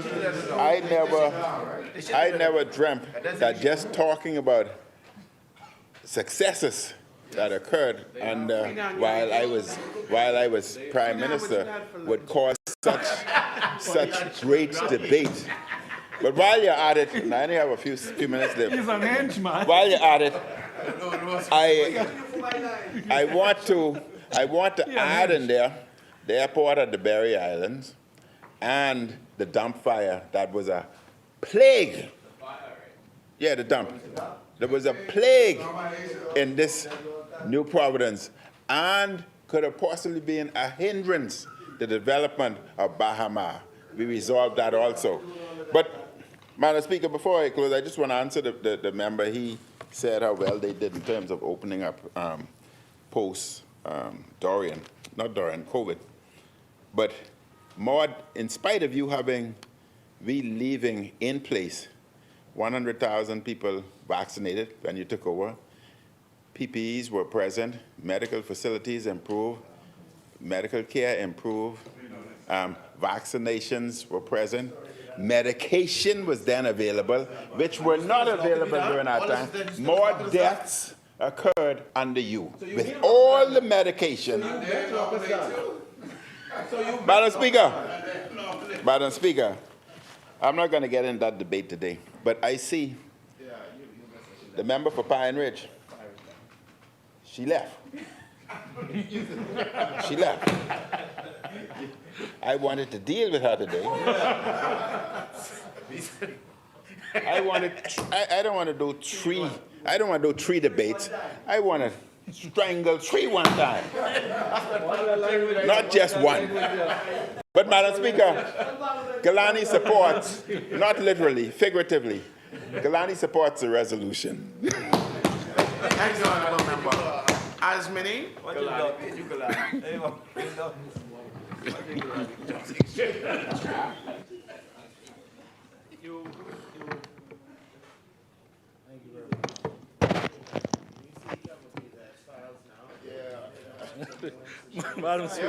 Madam Speaker, what you call it, the X-File? Madam Speaker, call it the X-File. My cousin. The chair recognizes the Honourable Member for St. Barnabas. Thank you. Thank you very much, Madam Speaker.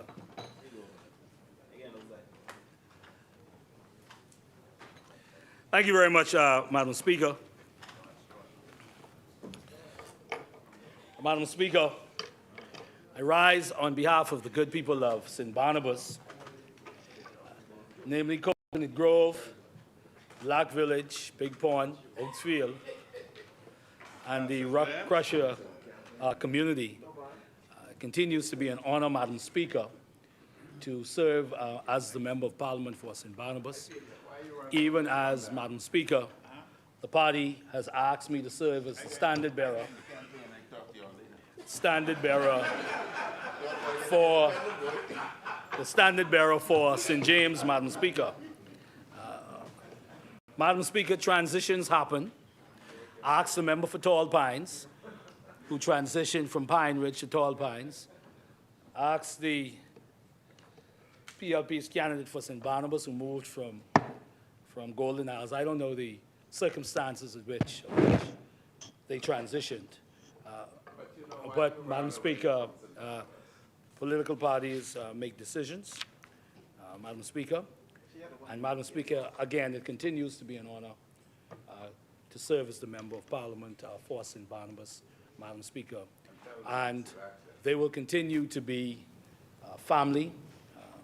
And so I continue to enjoy the long-standing relationships with my constituents in St. Barnabas. Speaking about that, Madam Speaker, before I get into the resolution, and I see the member for Central and South Eleuthera is here. Need some paving done on 3rd Street, Central and South Eleuthera, 3rd Street and Coconut Grove from Palm Tree Avenue to Robinson Road. They've been, I'm getting there.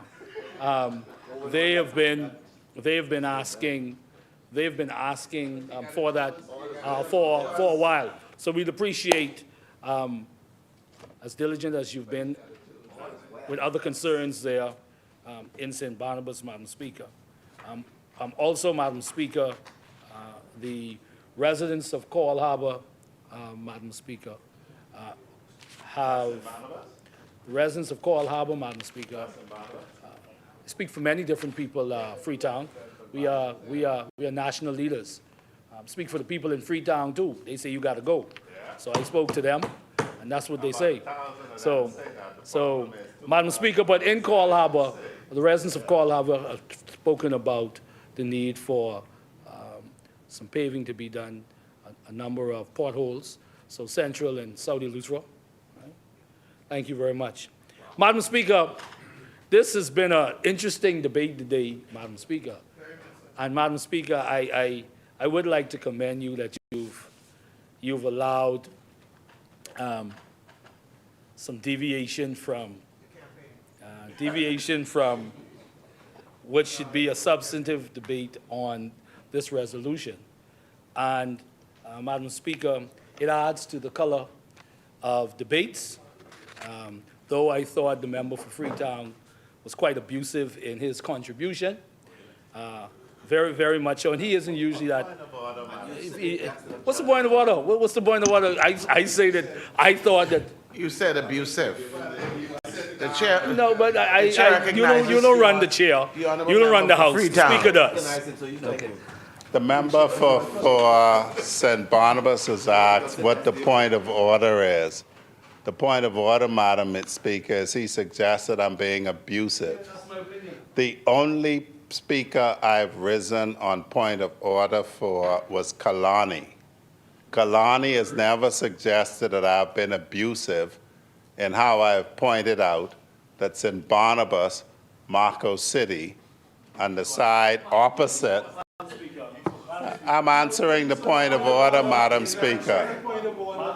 I'm answering the point of order, Madam Speaker. I'm answering, Madam Speaker. Honorable member, two members shall not be on their feet. I'm recognized, Madam Speaker. You are. The member for St. Barnabas. Members. Now, the member for, Madam Speaker, the member for St. Barnabas has suggested I've been abusive in my interventions. My interventions have not been in his contribution, except in the contribution of Kalani. And in the contribution of Kalani, my only intervention has been to point out that although I do not agree with all that Kalani says, that the people who he is with have treated him in a manner that's less than appropriate. And to say, Madam Speaker, that I have been abusive could only say that I've been abusive to Kalani. Kalani said what he had to say, rose, and he left. And Madam Speaker, I've said nothing abusive to Kalani. I've said nothing to St. Barnabas. But if he continues, Madam Speaker, I may say something about him. But to this point, I've not said anything about St. Barnabas, Madam Speaker. Thank you. Thank you, honorable member. Seven. We're at 7. Yeah, That's 8. It's 8. No, Dan, there. They have to be. They have to be in the House. The precinct don't count, Exuma. Come on, man. You know better than that. You know, if that's the case, you could be on Bay Street and it would count. They have to be in the House. We good now, Madam Speaker? No, we need 2 more. Okay, all right. 1 more.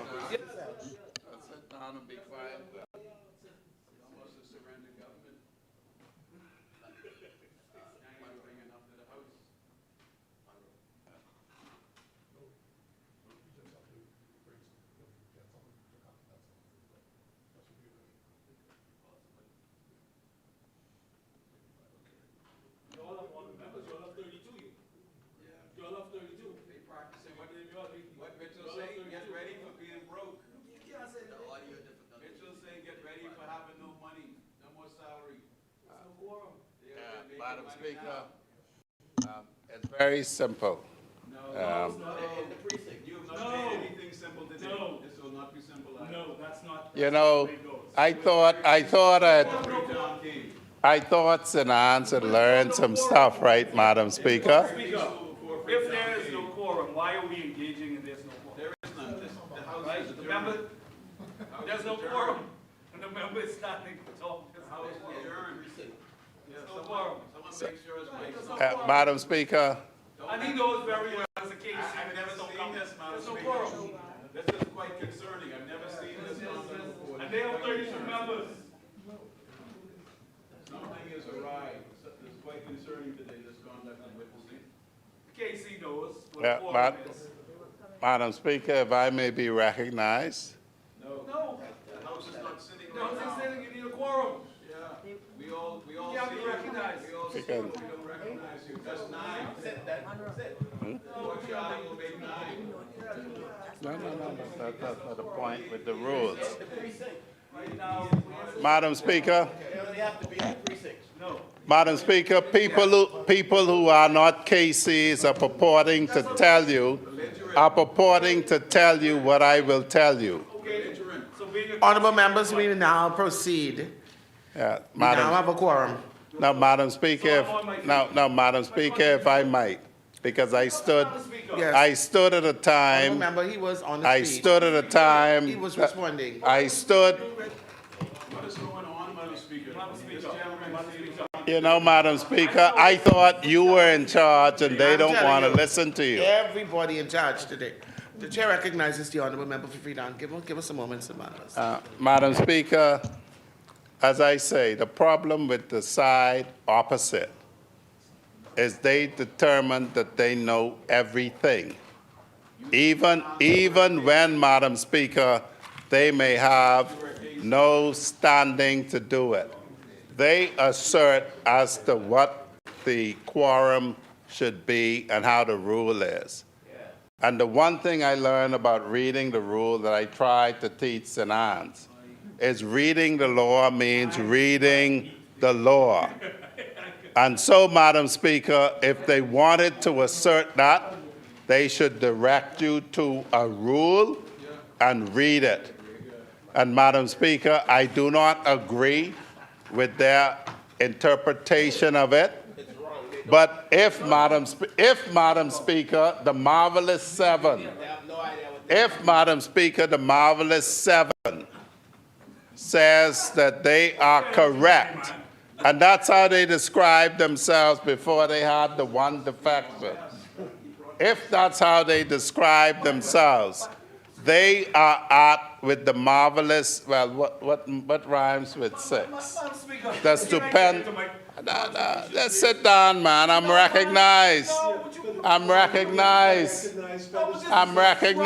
Madam Speaker. First of all, you're wrong. If the have a quorum, you need to be in here. a man who isn't a lawyer is telling a KC what the law says. Well, all lawyers are what? What does that mean? No, I'm saying, Madam Speaker, he will have his right to say what his interpretation of the rule is, and you will make a ruling.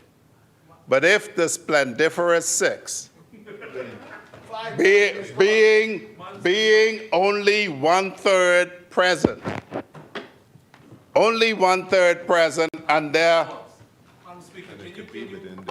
And so, Madam Speaker, you know, Madam Speaker, it's not civics because they assert something, and what the rule says, since they assess the rules, is the rules talk about exactly that.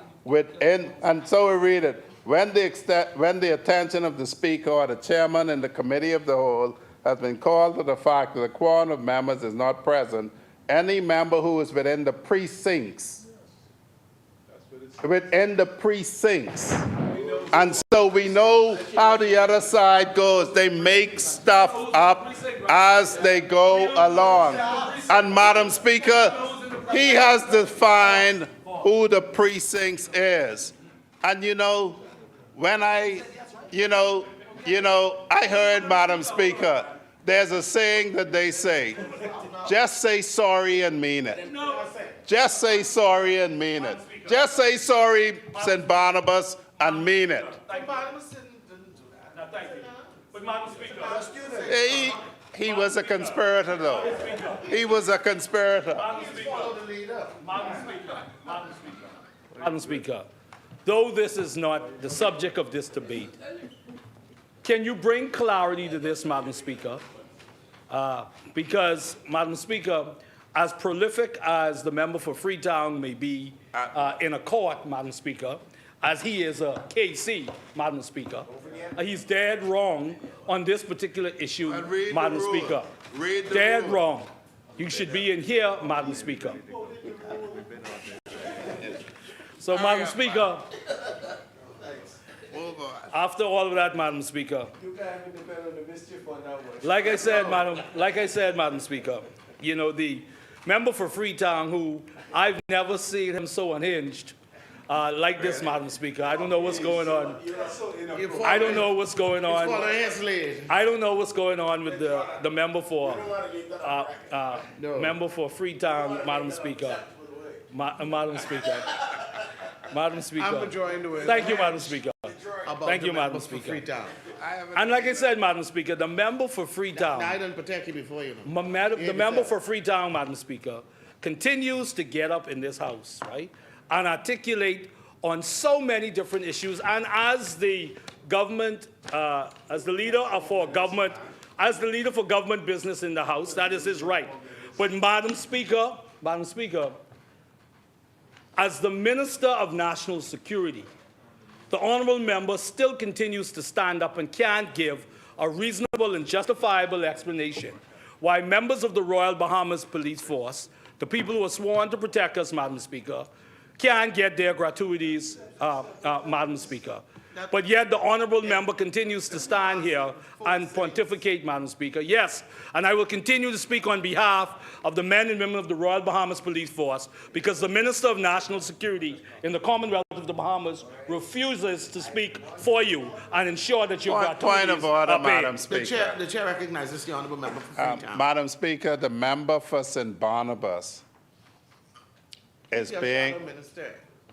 Now he's being disingenuous. He knows full well that the matter of the gratuity of the police force has been taken to court.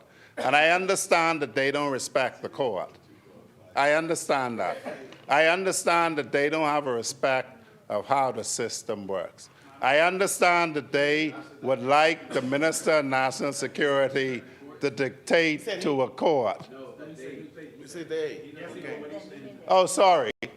So that I can be clear, the side opposite, all of them, not just in Barnabas, but all of them seem to have no respect for the court, Madam Speaker.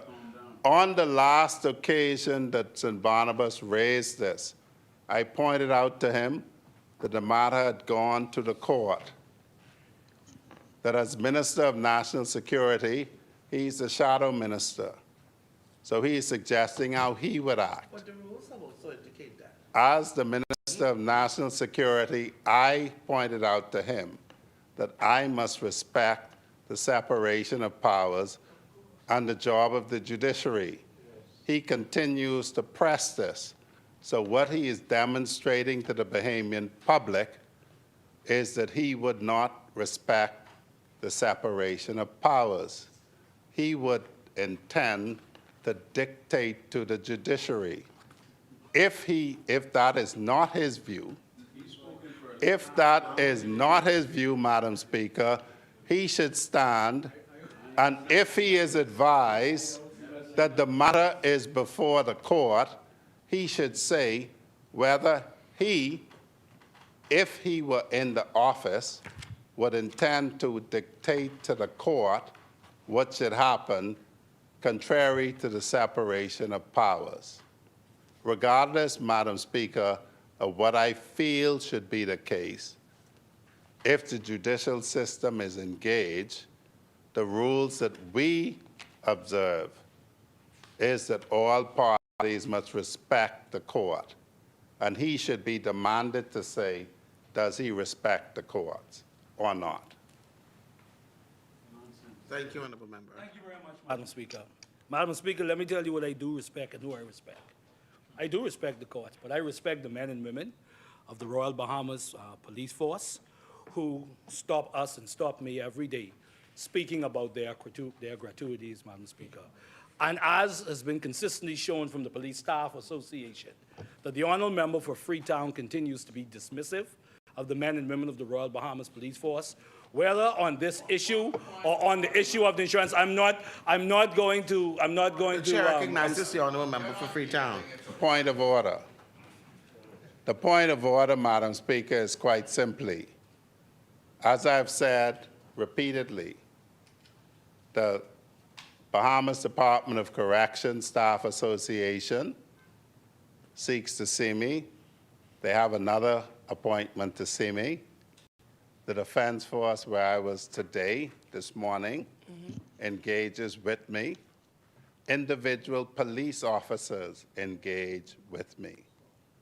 Anybody who wishes to engage with me does so.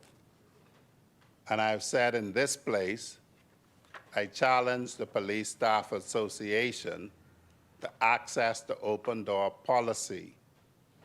And I could say, Madam Speaker, since the last time I was here and said that, they have not made themselves available to do so. And so I continue to say to every serving police officer, like the one I saw yesterday in St. James,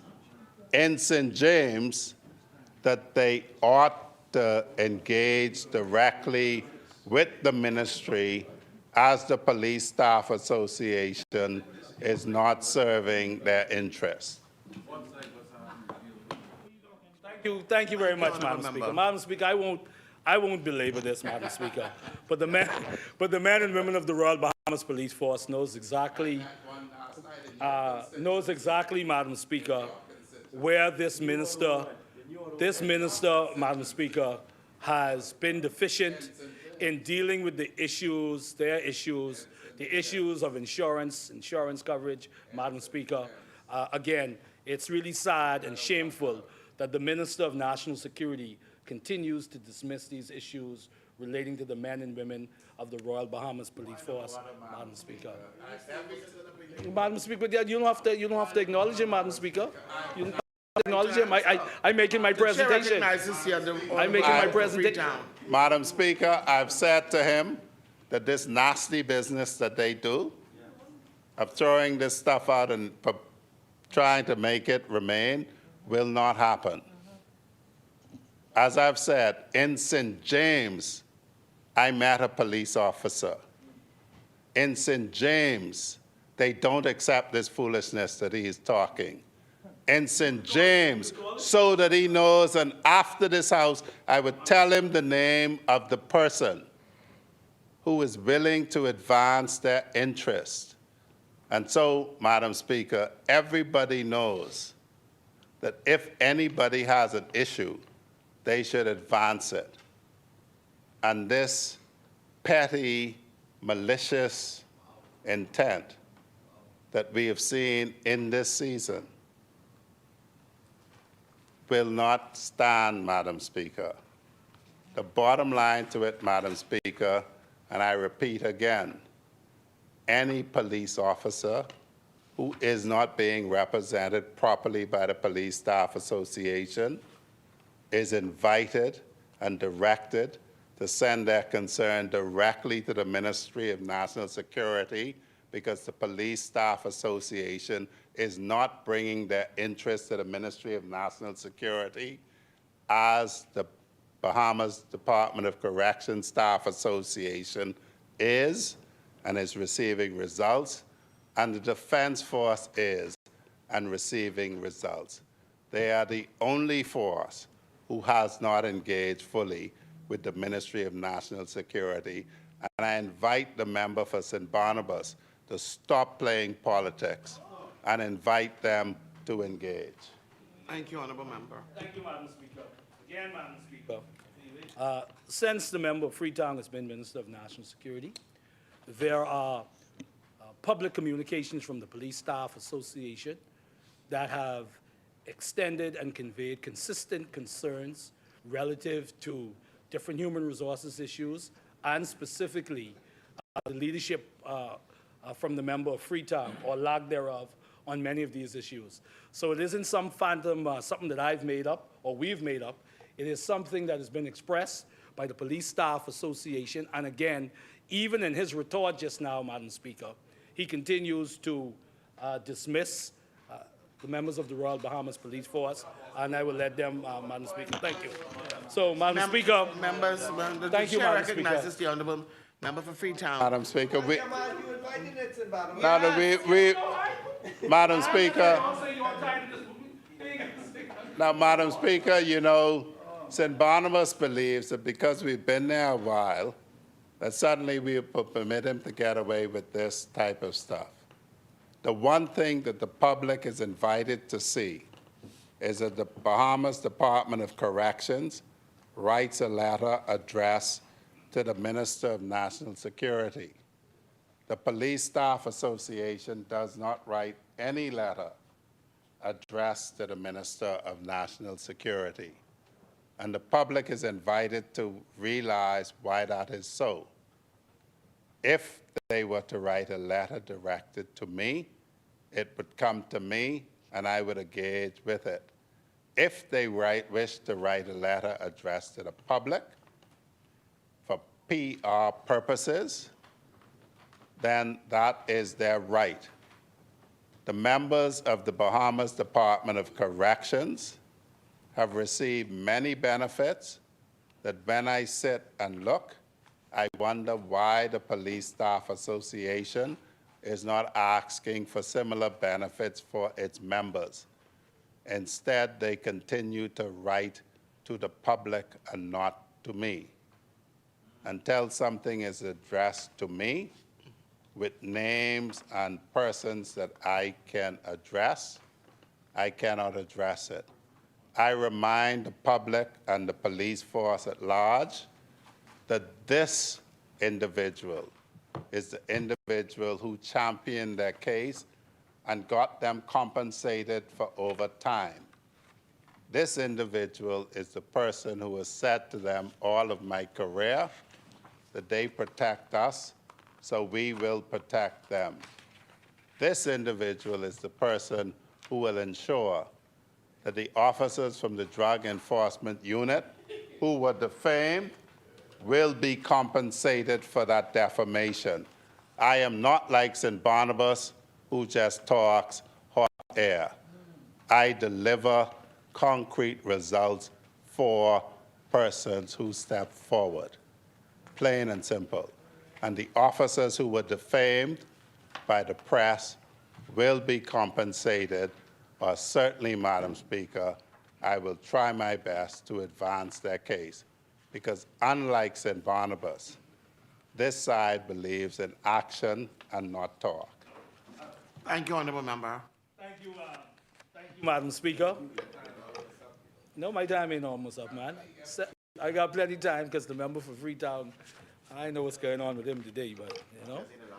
No, that's fine. That's fine. Like I say, the members of the Royal Bahamas Police Force stay there watching this, and they will make their determination, and some of them are here in this House, and they will make their determination, Madam Speaker. So, Madam Speaker, just a couple of other matters, Madam Speaker, as I get into this resolution, Madam Speaker. You know, there has been some talk here this afternoon, Madam Speaker, about, again, the characterization of this side by also the member for Freetown, who seems to be the very strong moderator here today, outside of your constitutional post, Madam Speaker. But, Madam Speaker, I find it fascinating. I almost used the word crew, but I remember what you said this morning, Madam Speaker, and taking that off the record, Madam Speaker. So it's unbelievable, Madam Speaker, that the members opposite, Madam Speaker, gets into a characterization of this side opposite, Madam Speaker, when there's so much going on with this government, and what the Bahamian people are going through, Madam Speaker. The member for Southern Shores, Madam Speaker, they talk about how they how they feel we are treated. Madam Speaker, Madam Speaker, Madam Speaker, Madam Speaker. The member for Southern Shores, talked about this government. Talked about the other day what this government is doing relative to him. I wish he was here.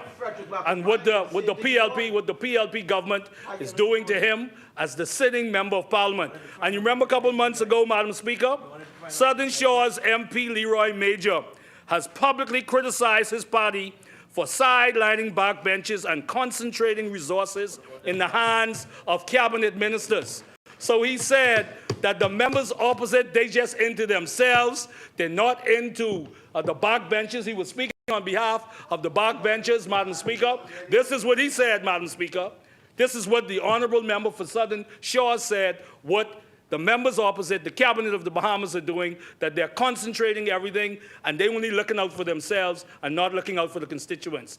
That's your member who said that, Freetown. So before you look over here, you need to take the pine out of your eye first and talk about what your member is dealing with, Madam Speaker. All right? Yeah. So, well, that's okay. You know exactly what I'm talking about. So, Madam Speaker,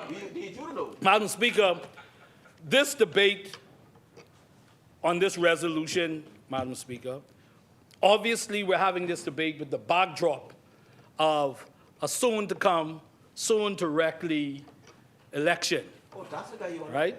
Soon-directly, Madam Speaker. And so the reality of it is that we cannot debate this today without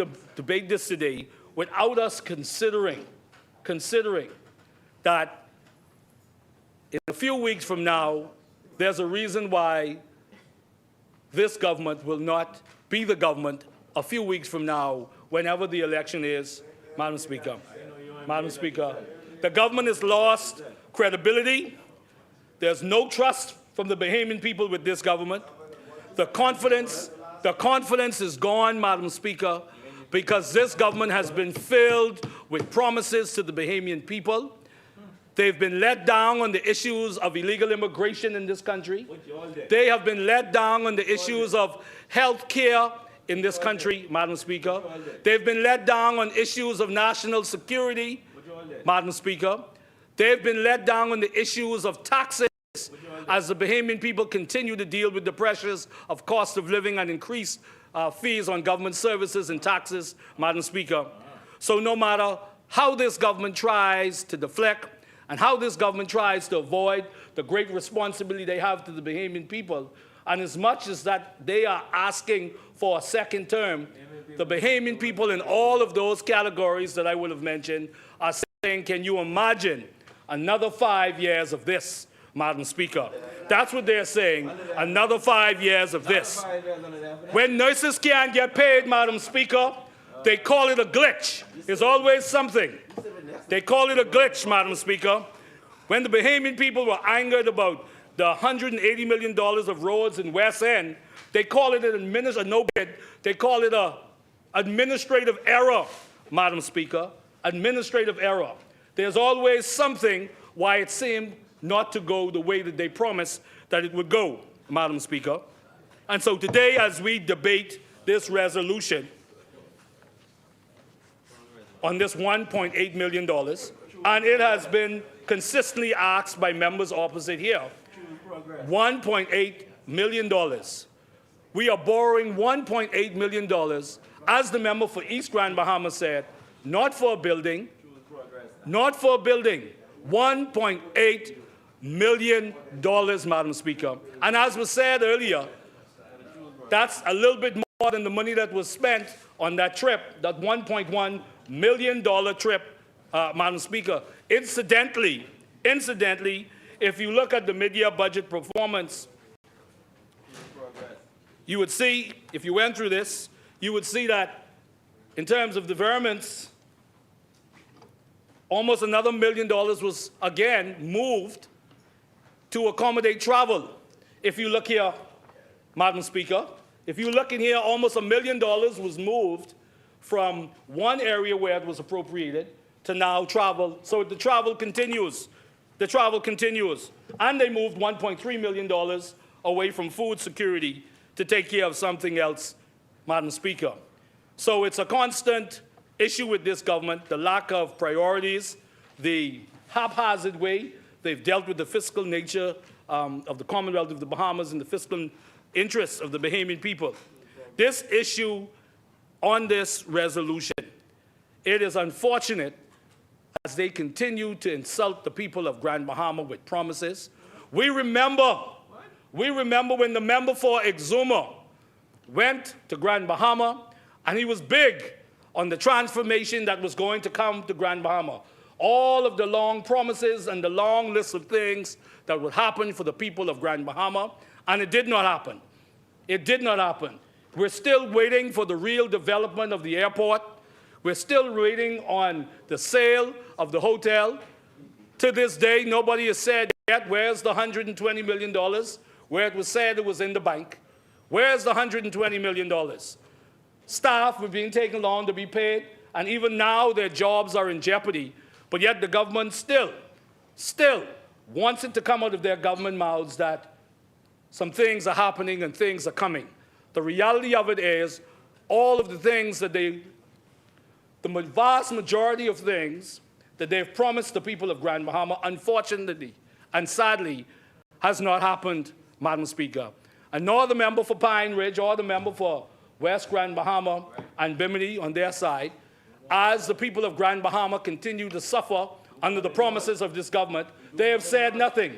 They have sat along and allowed this to happen, Madam Speaker. They had a big party at the hotel, and I think that the member for Pine Ridge and the member for West Grand Bahama was there, and they partied. But yet, nothing has happened. They even had the photo up of knocking down a window and then fixed the window afterwards, Madam Speaker. But yet, the member for Pine Ridge, the member for Exuma, and the member for West Grand Bahama continues to try to sell this story that all is well, Madam Speaker, and all is not well, Madam Speaker, in Grand Bahama. There's no conveyance. There's no conveyance. Where's the conveyance? He said that the hotel was sold. There's no conveyance, no $120 million, no progress. Workers' jobs are in jeopardy. You can't fool the Bahamian people, and in particular, you can't fool the Bahamian people in Grand Bahama. There have been, again, so many reasons they always come up with some reason why something can't be done. But it's never their fault, you know. They want all of the credit when things in their minds are going well, but they want none of the responsibility when it is not going well. At one point, the member for Exuma said, you know what? I ain't even talking about the sale no more. I can keep quiet. Talk to the Prime Minister. Talk to someone else. He went quiet. Initially, he was very loud about what he was going to be able to do and his government was going to do for the people of Grand Bahama. And then he went silent, Madam Speaker. You even see here, Madam Speaker, talking about the things that come up from the government that prevents progress and things from going in the direction they've indicated that it would go. Mole issues at Grand Lucayan could have compromised deal, Davis says. Mole issues. So when they're not blaming glitches, when they're not blaming administrative errors, when they're not blaming the Bahamian people for their choices, then they blame Mole, Madam Speaker, for why something is moving slowly. Mole issues at Grand Lucayan could have compromised the deal, Madam Speaker. In any recent statement from the appropriate persons, you didn't see anything about mold, Madam Speaker, in terms of any indication of why things have not progressed to the benefit of the people of Grand Bahama. But that's how this government goes, Madam Speaker.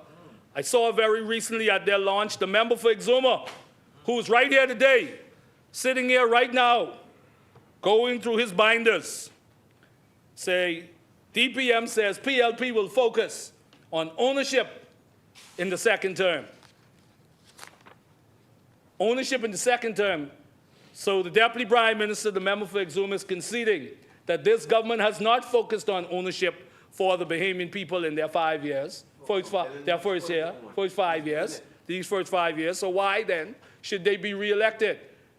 The second term, he said, we can focus on y'all, the Bahamian people, and the empowerment of the Bahamian people, Madam Speaker. So, Madam Speaker, there is no doubt that even as the government, and let me just say for the record, we all want what's best for the people of Grand Bahama. We do. And while they label us, while they attempt to label us enemies of progress, the truth is, they are and continue to be enemies of transparency, Madam Speaker. They continue to be sellers of dreams. They continue to be sellers of dreams. Sellers of dreams. And you know, you hear the refrain that I'm hearing now, just watch it. The people of Grand Bahama have been watching. It's almost time for another election. And y'all still saying, watch it. It's coming. You know what I mean? It's coming. It's coming. Or just watch it. What's happening with that? We are making progress. We are making progress, but they never fulfill the promise that they have made. They've made to the people of Grand Bahama, Madam Speaker. The member for East Grand Bahama talked about it. There is no clarity on the framework of what this will be, what this $1.8 million will lead to 5-10 years from now as it relates to this project. Still unclear, but this is what they do. They are about cutting ribbons, laying out banners that say what they can do, right? Make it look good, make you feel good. But there's nothing that materializes, Madam Speaker. So, Madam Speaker, the question is, what will this do for the people of Grand Bahama? And you look at this $1.8 million, and I will say it again, even as I look at it, Madam Speaker, and the member for East Grand Bahama talked about it, all the talk about $75 million surplus, and everything that's going on well, and we're hitting all cylinders in terms of fiscally what's going on. The government has to borrow $1.8 million. $1.8 million. They can't find $1.8 million anywhere? What does that say, that they can't find that, Madam Speaker? $1.8 million? What it says is that this government, again, continues to be lackadaisical, continues to be inefficient, continues to be visionless when it comes to the fiscal house in the Commonwealth of the Bahamas. And so in, Madam Speaker, many of the dreams and aspirations of the Bahamian people are set aside because they have a government that has failed them, Madam Speaker. The people of Grand Bahama have not forgotten all, Madam Speaker. Well, why don't you all stand up and correct me? Not forgetting them 5 minutes. You know this? No, none of the members here from Grand Bahama, and particularly Pine Ridge or West Grand Bahama, can stand up or will stand up and has refuted anything that I've said. They've just kept quiet, right? But this is what they do. But but this is what they do. This is what they do. On the 180 plus million no bid contracts in Grand Bahama and West Grand Bahama, you couldn't hear from West Grand Bahama, and you still can't hear from him, Madam Speaker. As these places were taking, what, 5 weeks? For 5 weeks. For 5 weeks, unpaid. You didn't hear from the member for Pine Ridge or the member for West Grand Bahama, and they still won't stand up and say they feel for these persons in Grand Bahama who've not been paid on time. They won't. They won't, because what's more important to them is their support for their government and not their constituents in those constituencies, Madam Speaker. Because they didn't say it before, and they're not going to say it. They're not going to say it now. They're not going to say it now, Madam Speaker. Well, at the end of the day, it is important. They can talk about beating a dead horse. At the end of the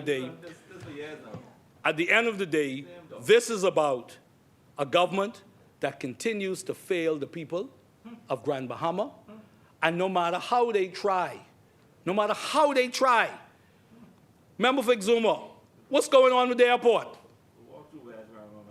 Member for Exuma, Madam Speaker, through you, we ask Exuma, what is going on with the airport?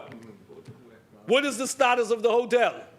What is the status? The people in Grand Bahama, the Bahamian people, deserve to hear, but all you hear in here today, as we've been hearing, is crickets. But they will emerge soon and make some additional promises, Madam Speaker, on Grand Bahama, on the hotel, on the airport. And so now all of them have taken the position that the member for Exuma took some months ago when he said, you know what, I just can keep quiet.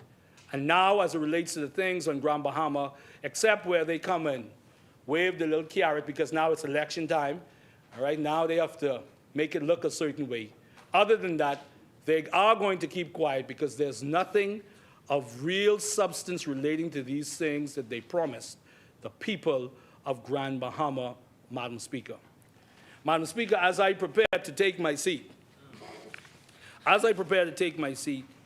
Madam Speaker, two last issues that I wish to deal with, Madam Speaker. The government has continued over the last few months and weeks to say to the Bahamian people that they need another term.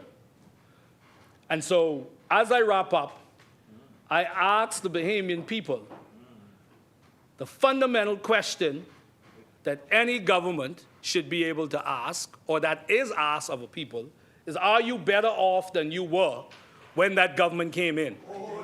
And the question, and the answer, Madam Speaker,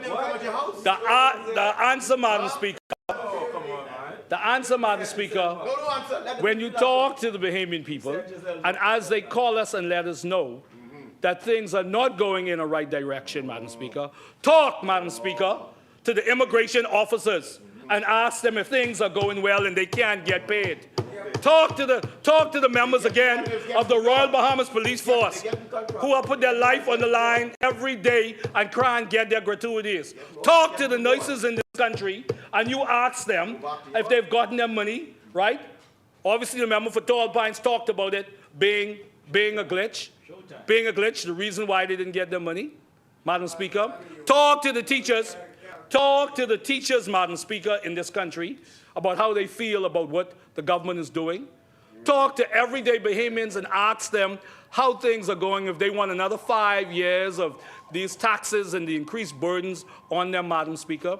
Just talk to average Bahamians, and the story that the government is telling is not the real story of the lives of the Bahamian people who are out there every day. Talk to the people in the Family Island those Family Islands who are living in darkness from week to week, electricity or can't get water. Talk to them. You think they want 5 more years of that? Just ask them. Do they want 5 more years of that? Madam Speaker, listen here. See this? Colby Davis contradicts the PM. I fighting on behalf of the Bahamian people. Colby Davis contradicts PM. Acknowledges that BPL deal never tabled in the House. So as much as the member for Freetown tries to give the specter that this side opposite, that we are not on the same page, we are, in fact, on the same page under the leadership of the member of Marco City. But there seem to be, Madam Speaker, a lot of different versions of what's happening in the country, what's happening relative to positions. Colby Davis contradicts PM. And the interesting thing with this, Madam Speaker, when the member for Elizabeth contradicted the PM, this was after the PM made a statement. This is after the Prime Minister said something. You know, I mean, listen, the Communications 101, all she had to say was, well, the Prime Minister has spoken on this, but she contradicted the PM. Say the BPL deal was never tabled in the House. So again, I don't know what's going on. I talked again with the member for Southern Shores, who say that certain things happening with PLP headquarters and what you all doing to him. And I know why you all treating him like this. You know, that's a sitting member of parliament. And he was on a video the other day talking about the park, and he said, listen, thank you.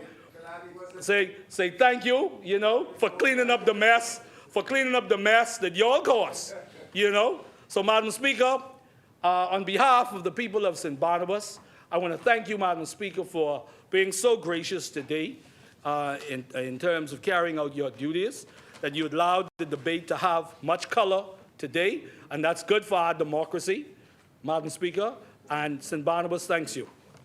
All right, sit down. Why are you in trouble with me? Well, that's fine. Very. That's fine. Asmini? That's fine. That's fine. Very. That's fine. That's fine. The chair recognizes the honourable member for Charlotte. Thank you very much, Madam Speaker. You know, Madam Speaker, I try to stay focused as best I can, but I never thought the honourable member from St. Barnabas would have asked a question. Is the Bahamian people better off than they were in 2021, at a time when the economy was closed down and we had barely gotten through a global pandemic? Well, Madam Speaker, if I were the honourable member, I would have framed it a little differently, because it's not a fair question. I mean, it's not a fair question because the multilateral agencies have answered the question. Not only did they say that the Bahamas is doing better fiscally in its monetary management, but they said that the transformation has been remarkable. I mean, I would have thought that it would have been a little more complex in the framing of the question. The honourable member, and I'm going to stay relevant to the resolution, but Madam Speaker, I just want to say that it is really an achievement in 3.5 years. Everywhere I went within the Department of Education, there was a problem in terms of promotion.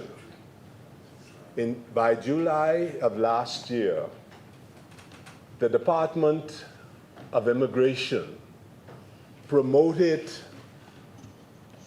342 persons in July. It became clear that there were other persons who ought to have been, or felt they ought to have been. With the Cabinet permission, I asked that the promotion review continue, that it be continuous. And Madam Speaker, from July 2025 to the present, an additional 272 immigration officers have been promoted. You see, What's the complement there, Minister? the complement is under 800, roughly about 800. Almost everybody. So, and it included trainee immigration officers and every single rank. It came to my attention that there was a concern about retired people serving in the ranks of immigration. Today, all of the immigration leadership at every rank are substantive immigration officers. There was also a question in terms of succession. They said, well, we have all these retirees in the rank of the leadership.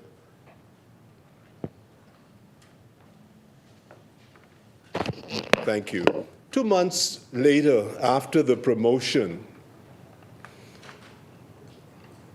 14 persons were promoted to the directorate. A director who, as the most senior person, was not superseded. We have a deputy director. We have assistant directors. And we also have, Madam Speaker, acting assistant directors. And these are young, brilliant Bahamian professionals who now have a clear path to the leadership and one day themselves becoming ultimately the director. I would be the first one to admit, Madam Speaker, that this is an ongoing process, and that is why you do not see me in the media beating my chest. Because I recognize that the building of a ministry is an ongoing process. But certainly, the promotions were not done in secret. They were advertised in the newspaper, it was covered. The promotion of the directorate was not done in secret. It was announced at a public event at the Hilton. And clearly, Madam Speaker, with respect to NIB, similarly, Madam Speaker, the 11th actuarial report for NIB in 2017 made a recommendation that the contribution rate should have been increased to avoid a default of the National Insurance Board. Madam Speaker, you know, I am proud to stand with the Davis Cooper administration because we don't do it because it's easy. We do it because it's necessary, because it is difficult. But you don't choose not to do it because it is difficult. You choose to do it because it's in the national interest of the Bahamas. We have seen over these 4.5 years at NIB, not only have we increased the contribution rate, but also there has been a wave of innovation, apps that were created by Bahamian experts that allow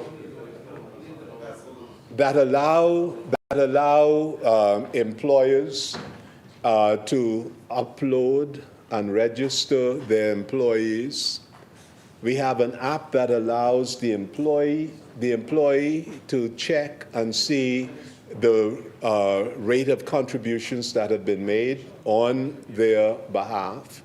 So both within NIB and immigration, there have been milestones.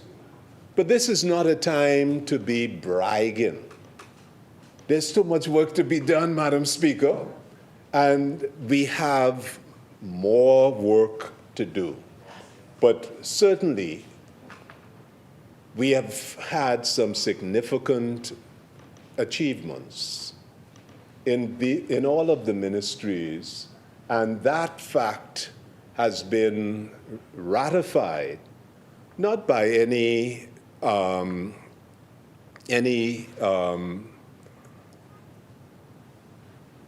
public relations company, but by a multilateral body, the IMF, in its Article 2 evaluation. They would have spoken with the official opposition, they would have spoken with the government, they would have spoken with the private sector, and their conclusion was that the turnaround of the economy, and that is a macro evaluation, was remarkable.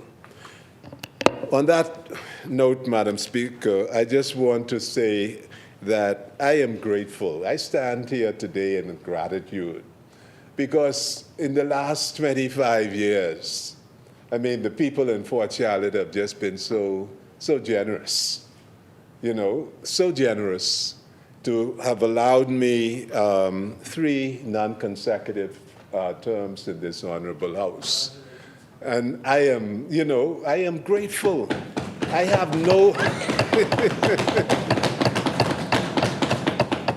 I have no reservation about going because it is a privilege to serve, and I've done my best. Some things I would have liked to have done better, but when I look at the overall picture, I have done the best that I could in the circumstances, and I am grateful.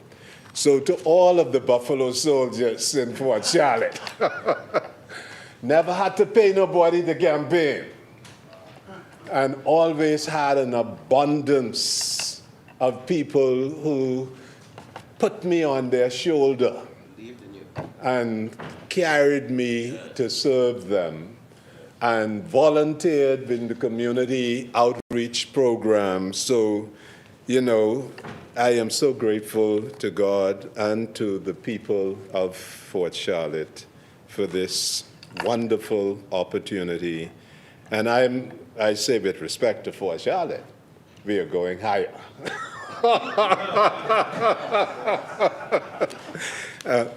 Madam Speaker, I want...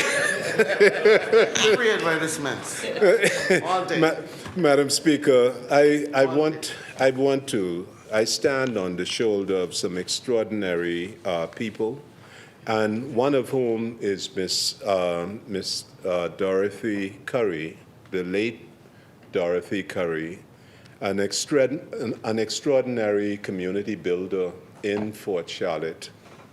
And I say to her children who are serving us in the country and at the United Nations, as ambassadors, as bankers, and in all of the various sectors of this society, Cheryl, Gregory, Philippa, Tyrone, Joseph, Ricky, and Gaynell. All of them are known to us nationally, and they're known internationally. Dorothy Curry was a founder of the branch of the Progressive Liberal Party in Fort Charlotte. She raised her children by herself.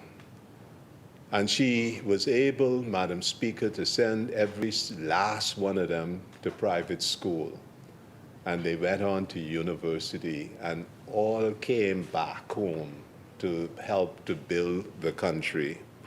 She was a very active member in the branch, and here she worked with some extraordinary people.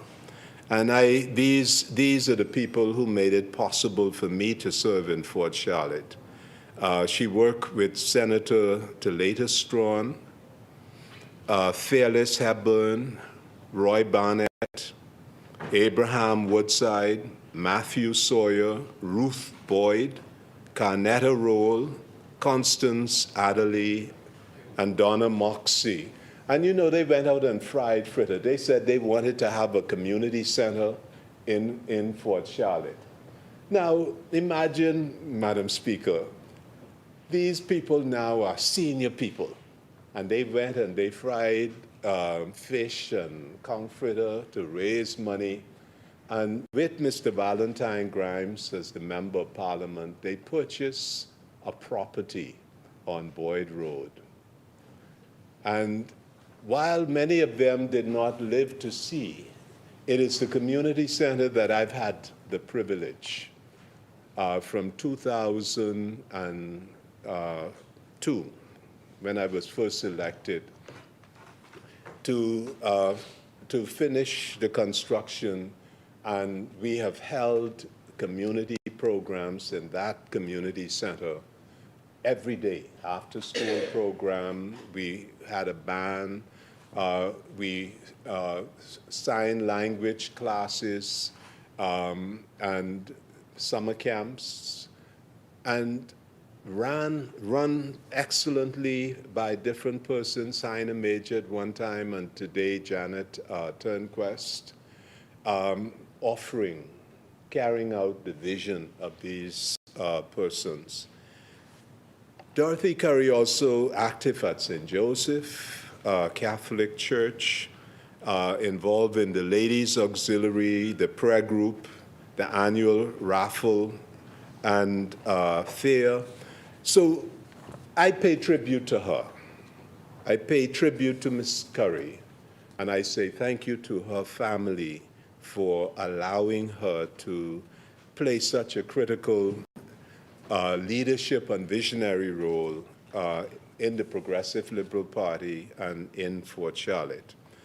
Also, we know Coach Bonnie Baston, a legendary coach who took the team from Sunland Baptist and made, for the past 10 years, has been a force in the Hugh Campbell.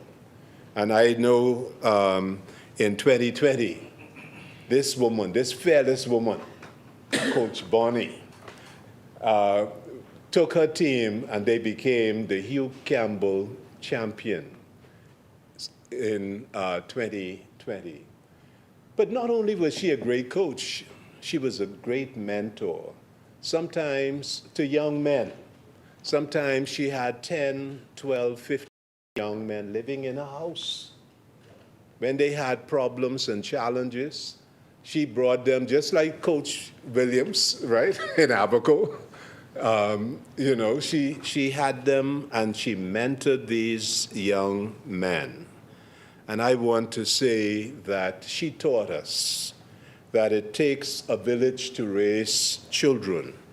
And she lived that and modeled it for us.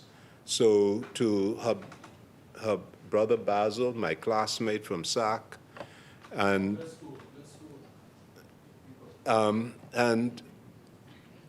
I want to say to all of her children, what a magnificent legacy she has left. I know her mother also is proud to receive her in heaven. Her mother was my mother's best friend, and they would travel together. So, Coach Bonnie, we love you. We will miss you. Another person I wish, Blanche Neely, who is like a community elder in the Farrington Road, Sarah Robinson community. And she was a force in this area of Fort Charlotte.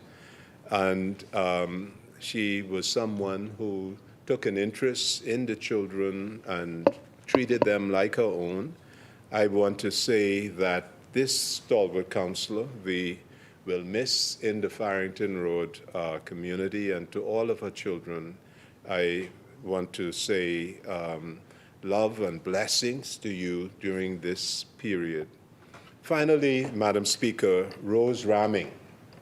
Rose Ramming, I met Rose in '96, and she campaigned in all of my campaign.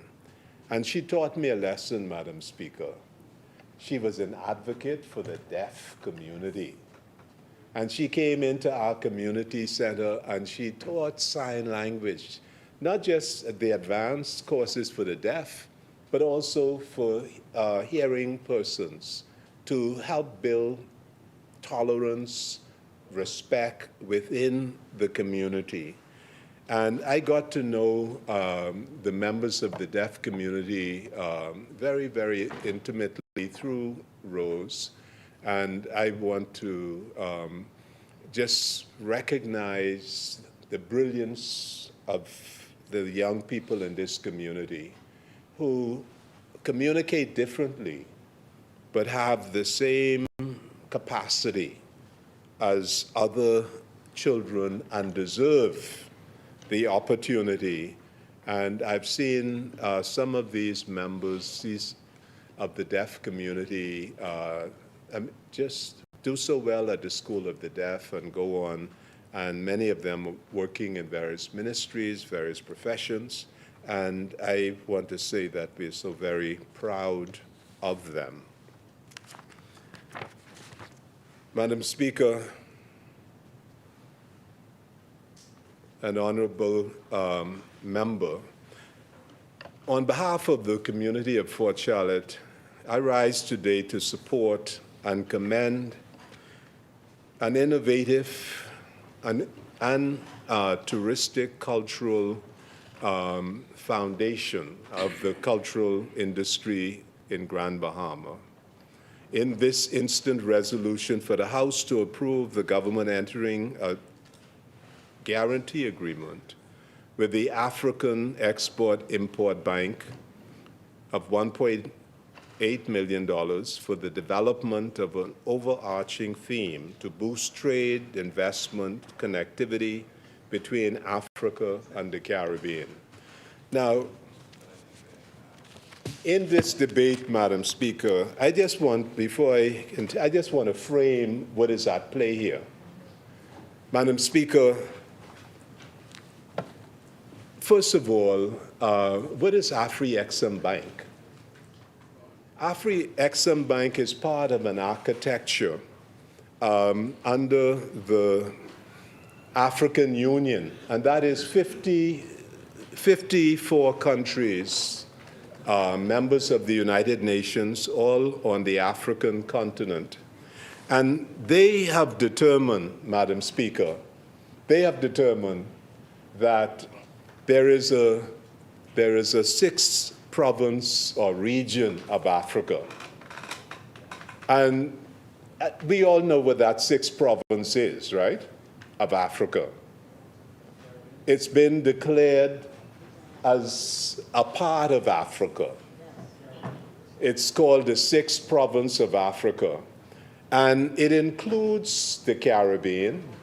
It includes the African diaspora in different parts of the world.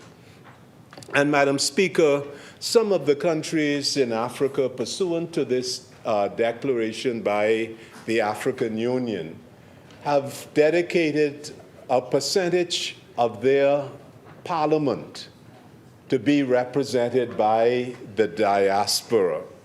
For example, Senegal. Of the 160 members of parliament of Senegal, they have allocated 15 members of parliament to be drawn from the African diaspora. They sit in the Senegalese parliament and they participate and represent the diaspora. This concept, Madam Speaker, that the African Union establish that its institutions must facilitate inter-African development and also extra-African development, because they make no distinction between the African citizens on the continent and the Africans who are in the diaspora. And when we read the charter of Afri-Exim Bank, the charter of Afri-Exim Bank is to facilitate trade in Africa. It has assets of $35 billion. And its mandate is to facilitate trade in Africa and also intra-Africa, that is, with the diaspora. The people talk, well, you know, there's some conversation about the Prime Minister traveling, Madam Speaker. But we can say that one of the beneficiaries of the Prime Minister's travel is the relationship he has built with the Afri-Exim Bank. And that has benefited the Bahamas by $30 million to the Development Bank.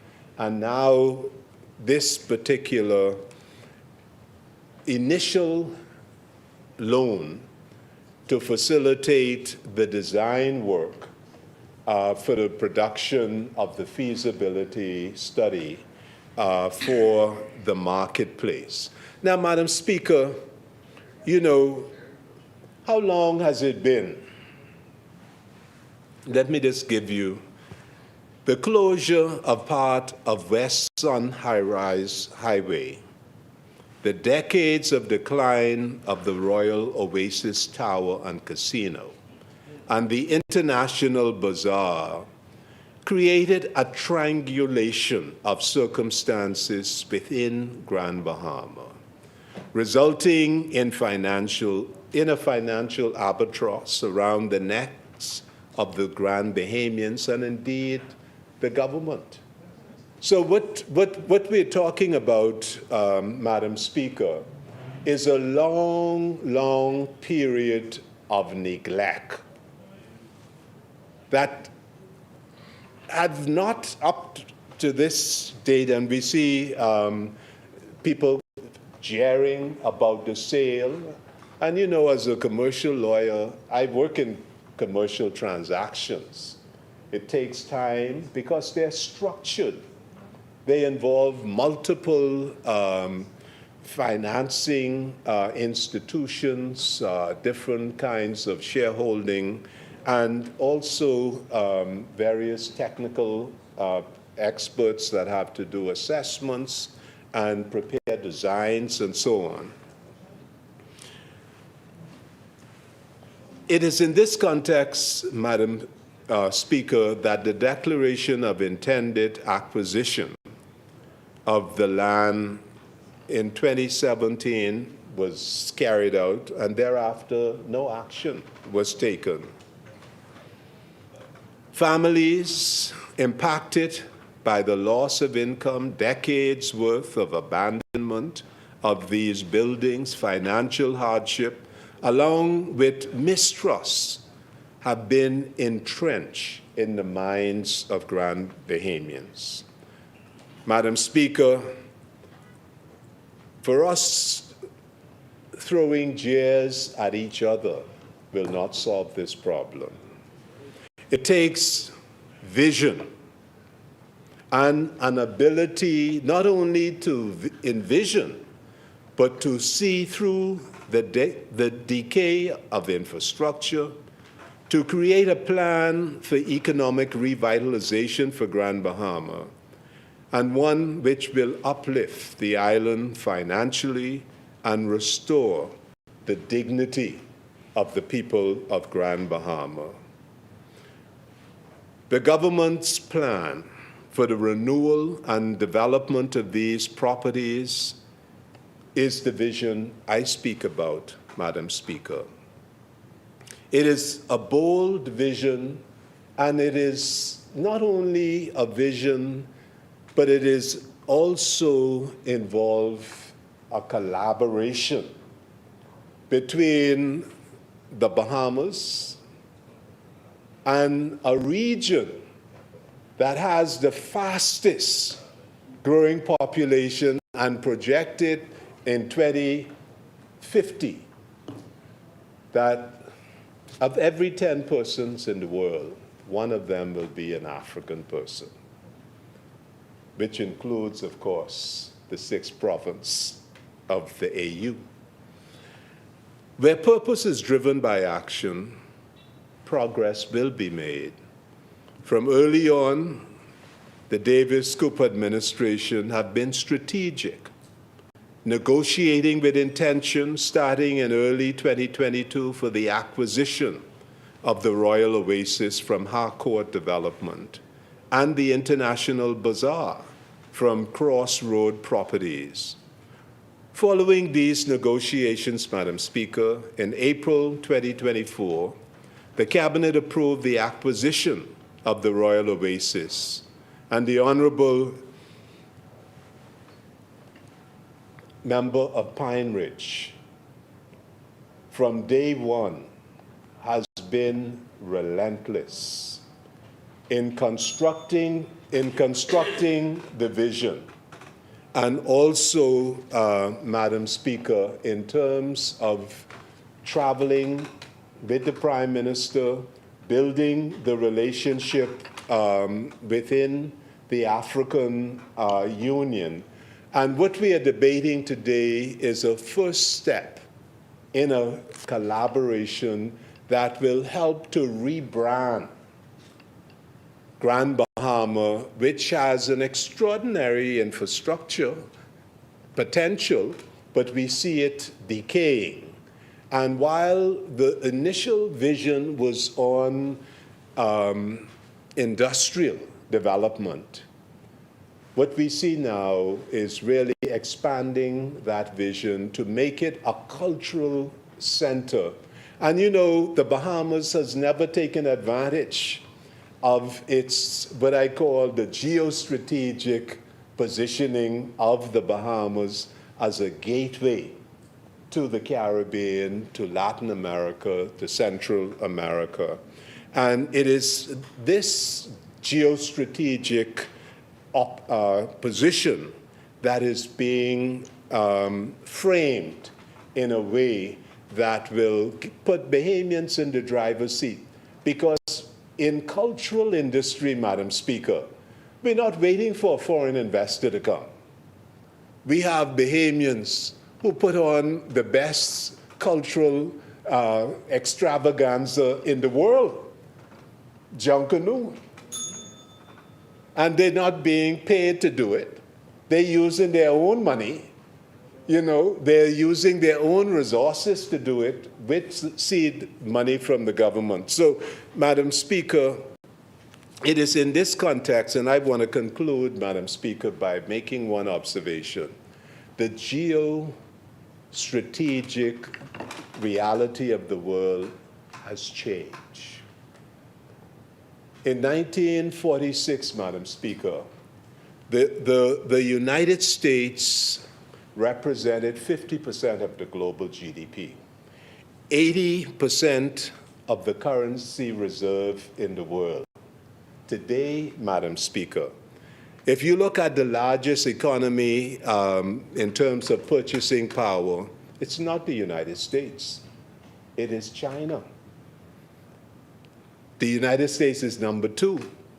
Its percentage of the global GDP has declined to the present, according to the World Bank, of 26.8%. So clearly, Madam Speaker, while the United States is the closest ally of the United States, overlapping territorial boundaries, most of our tourists are coming from the United States. We have shared defense. We have shared collaboration in every area of our lives. But the fact of the matter, as a sovereign country, we have to diversify. A lot of the goods that we consume are coming from the United States, but made in China. Should we not also trade with China and cut down the costs? And similarly with Africa, we have ancestral ties, the majority of our people. And it is the fastest growing economies.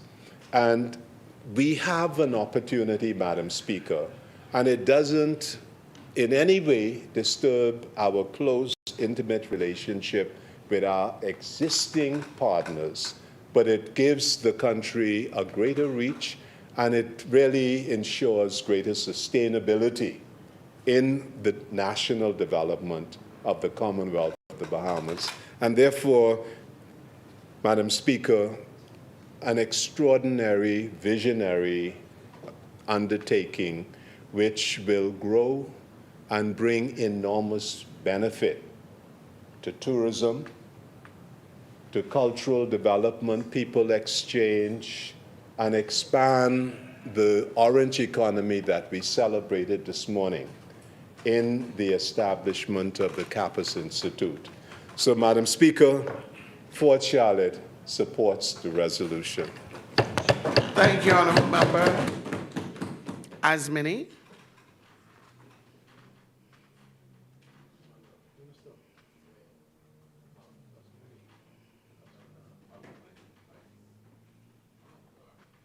The chair recognizes the honorable member for Freetown. Madam Speaker, my apologies. I thought there was one other from the other side to come. But Madam Speaker, I rise again in this honorable place because God raised me up this morning in my right mind, regardless of what some people may think. You don't listen to them, man. They're trying to distract And Madam Speaker, because the good people of Freetown have sent me here to represent them. And it's a privilege that I hold there, and it's a trust, Madam Speaker, that I always hope that I am doing my best to fulfill, and it is appreciated.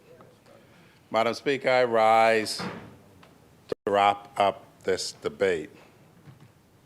And although I wasn't here this morning, Madam Speaker, and if I may speak to that, Commander of the Defense Force had divisions this morning where all of the divisions from the Defense Force appeared on the parade ground, and he recounted what his vision was and what he said the accomplishments were and what to his mind was the future.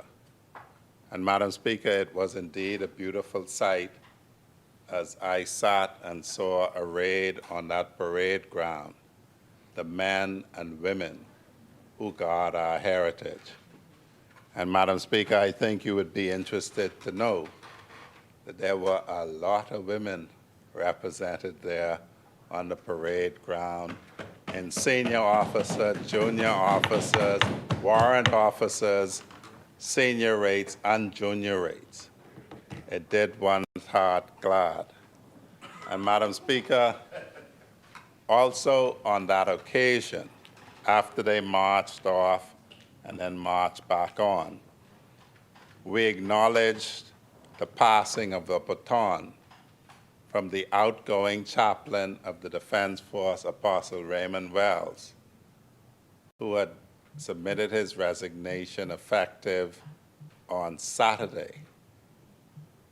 And the incoming chaplain of the Defense Force, Bishop Delton Fernanda, who assumes office on the 1st of March. Madam Speaker, I made it clear then, as Chaplain Wells did, that he didn't get fired.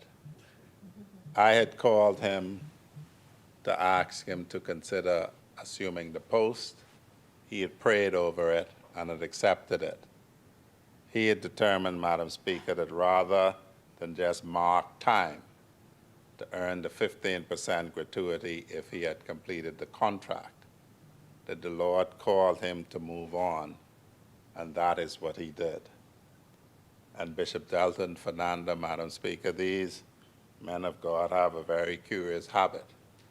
When you call them and offer them something, they always tell you they'll get back to you after they have prayed over it.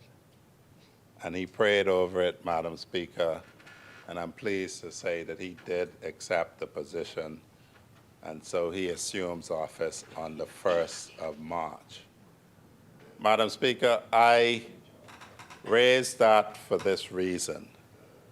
I spent time after that in the wardroom at the Defense Force.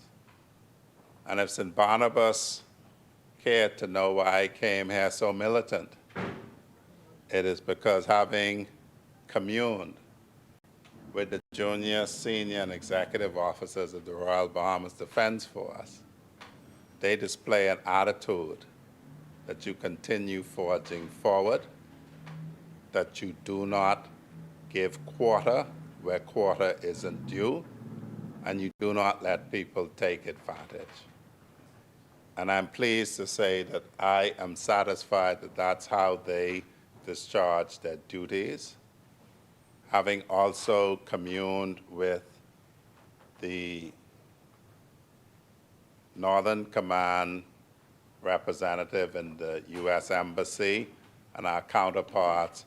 I'm pleased to say that they regard our Royal Bahamas Defense Force as trusted partners in the fight against narcotic trafficking, human trafficking, and transnational crime. Madam Speaker, you may wonder what all of that has to do with this resolution. And you know, Madam Speaker, I wasn't here, but Pine Ridge has given me the quick and dirty summary of what has fell before, and I've been listening to it. And you know what amazed me, Madam Speaker, and I think that the Bahamian public should be made aware of this, because we had in Grand Bahama 5 members of Parliament from the Free National Movement. All of them were in positions of authority. And Madam Speaker, because my campaign folk were receiving some training, as I told St. Barnabas, I went on the grounds of St. James with the next MP for the first MP for St. James, Owen Wells. And we met some people. And the thing that is impressive, Madam Speaker, when young people ask me why should they vote and why should they vote for the PLP, I said to them, you need to look at what people say and what people do. And this resolution, Madam Speaker, as with many other things, is a testament of that. They come now, Madam Speaker, and I understand that they're asking why you have to borrow $1.8 million. And I've heard all over the radio the talk about the Alukaya sale, where is the money? And you know, Madam Speaker, I would say one thing. I've been at the bar since 1990. Makes me seem very old. But the one thing I've learned over that period is that you have people who are serious and people who are trifling. Now, in a sale like the Alukaya sale, you're not selling a car, you're not selling a $500,000 house, you're not even selling $1 million house. It is a serious sale. And as the Prime Minister said, it is complex. And to hear the chairman of the FNM, as I heard, and other people who I know better because they've dealt with serious matters, try to trivialize a complicated, staggered commercial transaction, tells me something very simple, Madam Speaker. Either they are being dishonest and they know better, or they really don't know. And either way, the Bahamian public should avoid them. And so if you are talking about a $100 million transaction over multiple properties, where the buyer says this has to be staggered, and they say, we have 2 cruise companies interested. So that's a major thing, 2 major cruise companies interested. Don't you think you have to properly document that? Don't you think you're going to have back and forth of people while they argue over what's the best deal for them? And so this attitude of the other side tends to demonstrate that they're either naive of how big business operates, and if that is so, then why should we trust them with the big business called running the Commonwealth of the Bahamas, or they know full well how commercial transactions are structured, and they are just trying to be convenient and disingenuous. Madam Speaker, I was taught that if you don't have something good to say about somebody, you don't say nothing. And so I ain't saying nothing because I know what one I believe it is. but I ain't saying nothing. And so, Madam Speaker, that relates to Alukaya. And you know what's amazing? I was going to do something about it. I just didn't get around to it. On Alukaya, on the airport, all 5 of them. 5 of them. They talk about Grand Bahama, all 5 of them, Madam Speaker. Grand Bahama is FNM country. And all 5 of them, one of them being the Minister of Finance. Nothing, nothing, nothing. The chair recognizes the honourable member for St. Anne's. Madam Speaker, Freetown is in his glory, insulting the opposition. But the public knows that the confusion over the sale of the Grand Lucayan Hotel is entirely the making of his own government, the Progressive Liberal Party. You have in the Tribune, West Grand Bahama and Bimini MP Kingsley Smith backtracked yesterday on remarks he made about the sale of the Grand Lucayan Resort after telling reporters the transaction had not happened. Now, Monroe, Freetown speaks of big deals. The last administration was the one that secured the purchase. So obviously, the FNM knows not only how to enter big deals, but how to close big deals. If he wants to be of benefit to the public now, which I'm doubtful he truly does, because he hasn't really got the information, in my opinion, despite his boasting of the experience from 1990, he could tell the public that the deposit is in place, that the 120 million represented by the Deputy Prime Minister is in place. Those are the details we want to hear about. We want the project to go forward. It's gone well past the point, Madam Speaker, of when it should have closed. So as we're getting delayed and delayed by this current administration, in this moment of brilliance from Freetown, confirm to the public that the government has received the deposit and set out the issues that remain to be addressed. Those details must be known by now, so share them with the public. Thank you, Madam Speaker. Madam Speaker, you know, I taught St. Anne's many things. I didn't teach him that. And he came to me from Higgs & Johnson, where he did his pupillage, a firm that is well-versed on major transactions. And so to hear him just say that, I imagine that he didn't learn that from Higgs & Johnson. He didn't learn that from me. So I don't know where he learned that. What I do know, Madam Speaker, is something very simple. The point that he rose on has nothing to do with the point that I was addressing, which was the complete neglect of 5 MPs to the island that's called FNM country.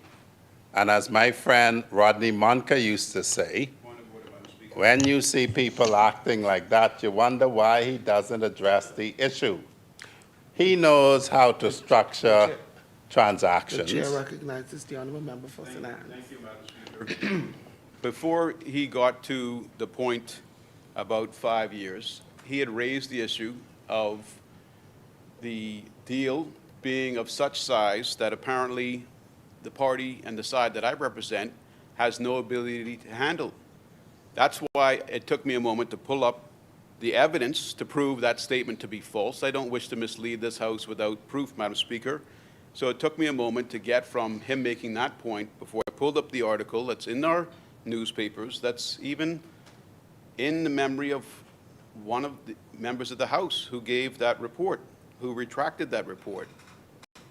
And now he's going on to something else, Madam Speaker. I don't want to get up on another point of order, but if he simply can't tell the public where the money is and what details need to be resolved to close the deal, then, Madam Speaker, I would ask that he just acknowledge that his administration has more work to do, and rather than delay, I would encourage them to get on with it. Thank you, Honourable Madam Member. Speaker, the member for St. Anne's is asserting that a newspaper report somehow is facts.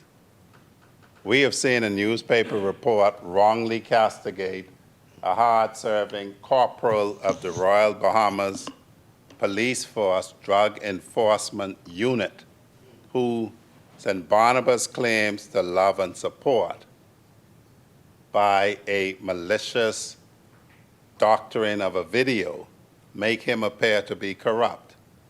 So while I have high regard for the Fourth Estate, their assertions of fact must be vouched by primary evidence. And so before I move on, because I know West, Grand Bahama, and Bimini, and Pine Ridge would wish me to say, the acumen of the previous administration in buying a hotel and not having included in it the towels, the forks, the knives, the plates that come with it, and more importantly, Madam Speaker, the insurance settlement for the damage done to the hotel, which when Exuma and those others were in opposition and they say in a small car, pointed out to them, they didn't listen to them. And they struck a deal. St. Anne's can't be saying that that's a deal that the Bahamian benefited the Bahamian public. But the point that I make, Madam Speaker, The chair recognizes the honourable member for St. Anne's. Madam Speaker, the accusation was raised by Freetown that the opposition side had apparently no experience with big deals. And here he is talking about initial $60 million deal when purchased, and now $100 plus, $120 million deal, as though he's never been to a negotiation before. I doubt now, Madam Speaker, that he's even been involved in a small deal, because he's stuck on towels and forks and plates. Those things are identified very early on into a negotiation, Madam Speaker, and what the parties end up with is the arrangement that they've agreed to. So if in the $60 million purchase, the towels, the forks, and the plates weren't included, that was part of that deal. I mean, I wonder, Madam Speaker, if in fact he's done any large deals, because the entire country is wondering over the last 4 years, what is the large deal that this administration has completed? Are there any large hotel transactions, any large development deals, even in Exuma and Ragged Island? One of the developments there has not gotten off the ground or not dug into the seabed as expected. I apologize, Madam Speaker, to you. I apologize to my senior, but I have to stand up, Madam Speaker. I've been not just trained, but it's within me to stand up for justice, and it's not just the way that the opposition has been described, and it's at the same time not respectful the way I've characterized my former boss. But let's be honest, towels and forks and plates, those are details that get negotiated. If they're not included, they're not included. This is a big deal now for 120. Tell us if the money's there.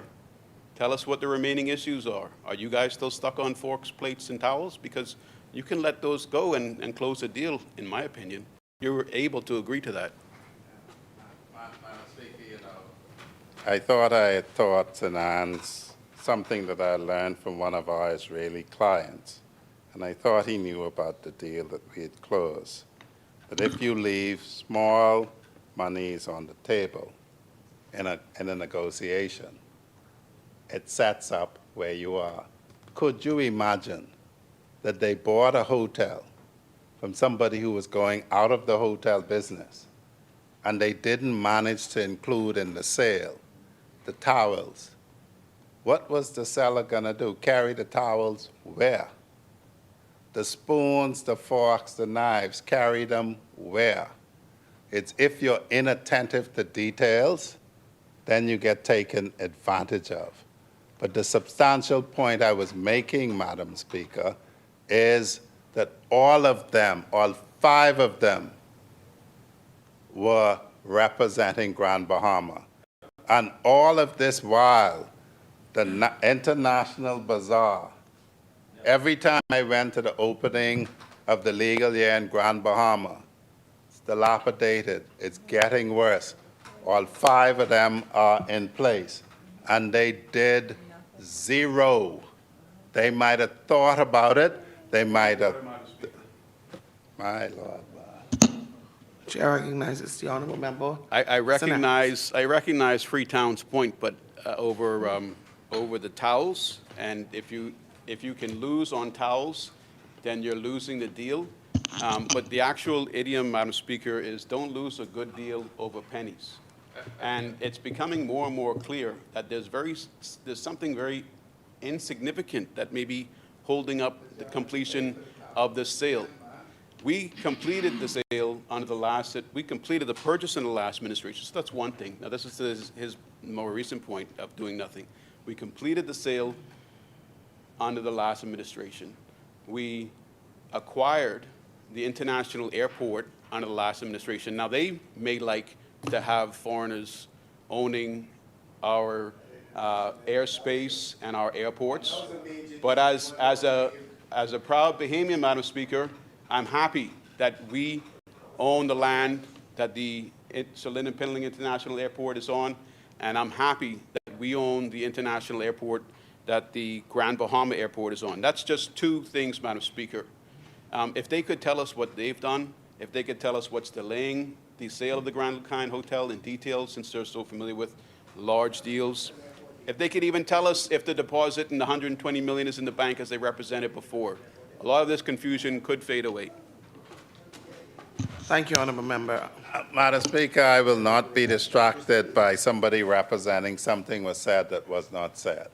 The bottom line to it that my junior has set out is that they bought the airport for $1, and it was not developed by the point that we took office. Madam Speaker, I did not mention it all. I said we acquired the hotel, Madam. The airport. I know that there's a lot of people speaking from the seat. Maybe that's what Freetown heard, but I didn't mention $1. If that's what it was, then that's fine, but it's not, you can't quote me on something I did not say. Madam Speaker, I did not say that St. Anne's said it was $1. I said that is what it is as a fact. They bought it for $1. They did nothing with it. And to get on to finish this debate, Madam Speaker, the point I am making is that they did nothing about the International Bazaar. They did nothing about the airport. They are now complaining about the speed at which we are doing something when we only have 2 members of Parliament from Grand Bahama, when they had 5. 2 seems to be greater than 5, which is unusual. And that is the point that I'm making. And the point that I'm making, Madam Speaker, is that East Grand Bahama, Marco City, who are 2 surviving of the 5, should not be in this place talking when they were in the House. They say these were their people. They talk strong about loving these people. They talk about being from these people. The point I make very simply is this. You cannot complain about us not doing it quickly when you didn't do it at all. And the point that I make to the Bahamian people, Madam Speaker, very strongly, is that you have to be careful the choices that you make. You can choose, and it's unfortunate that Marco City isn't here because I like to talk in front of people's faces. But you have to be careful in making decisions based on what an actor says compared to what a doer does. And regardless of any of their complaints about the things we are doing with our Lukaya, the things we are doing about the airport, the things we are doing about the International Bazaar, it behooves them to stand up when they talked and didn't move the needle. And that's the very simple point that I make. And so they try to say, why are we borrowing $1.8 million? Y'all fellas didn't even put $1. What you talking about? Are you telling the people from Grand Bahama that the work shouldn't happen? How you finance it is one thing, but to sit and continuously hear people who talk and don't do anything complain about the speed at which people who are doing things do things, Madam Speaker, it yucks up the ragged island in me, quite frankly. Because, you know, Madam Speaker, it's just amazing. You haven't done it. And you complaining about how I'm financing it, how I'm doing it, the speed at which I'm doing it. And like the senior people say, you should be ashamed. I mean, you did, 5 of y'all. 5 of y'all. This FNM country, you live there. Every time you go home, you see these people. And you see the hurt of your people.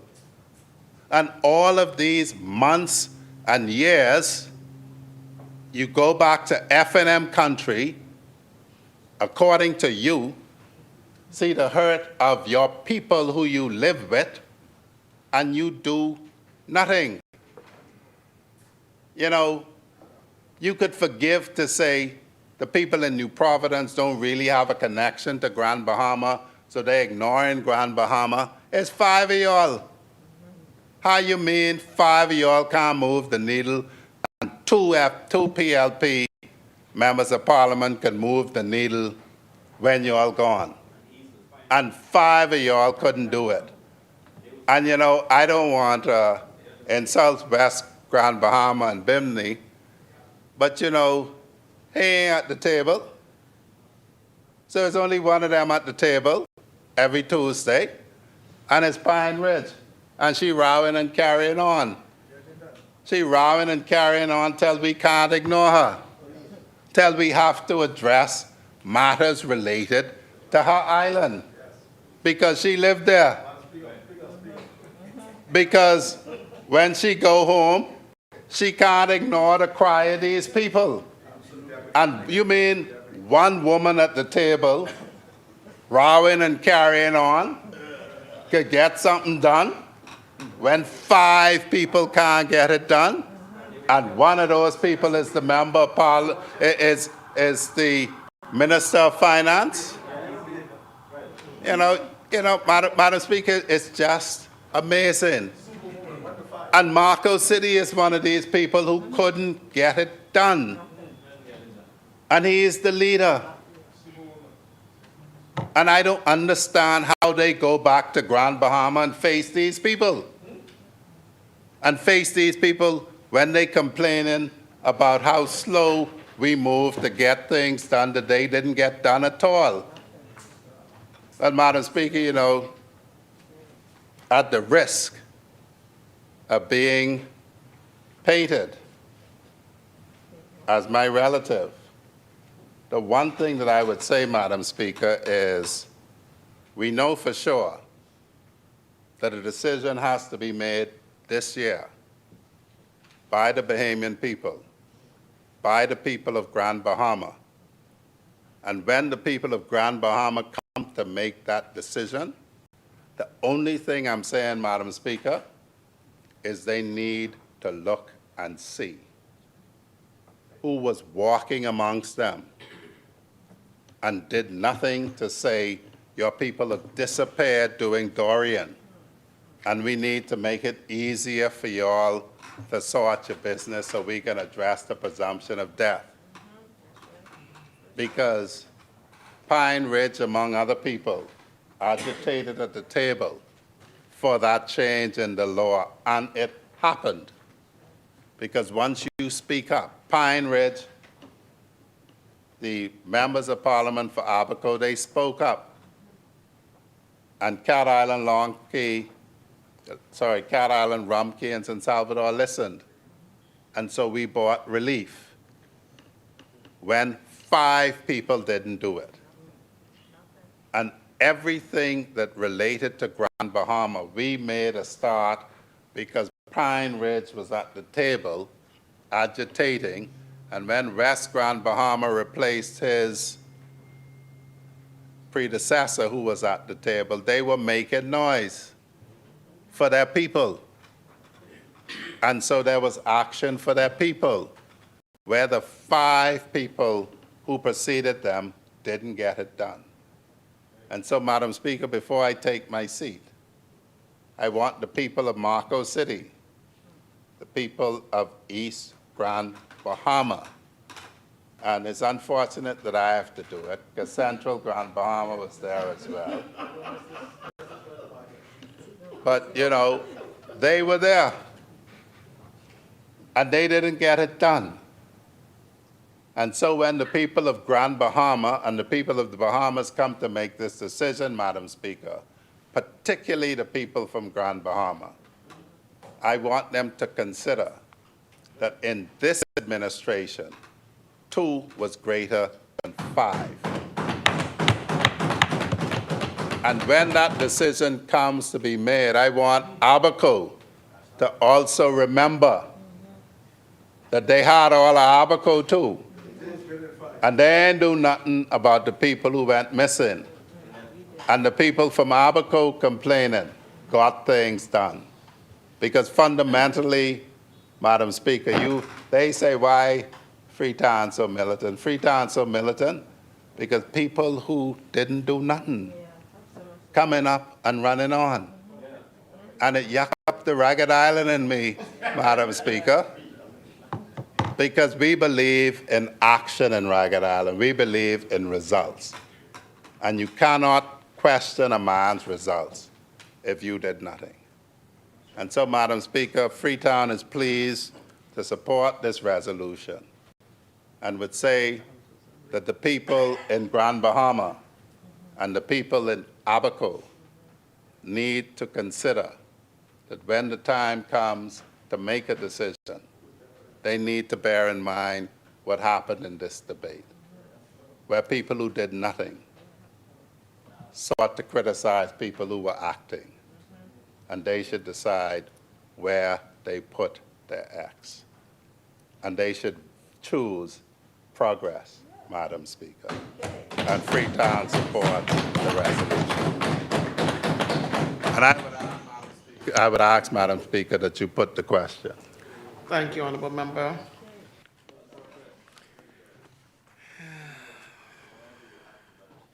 It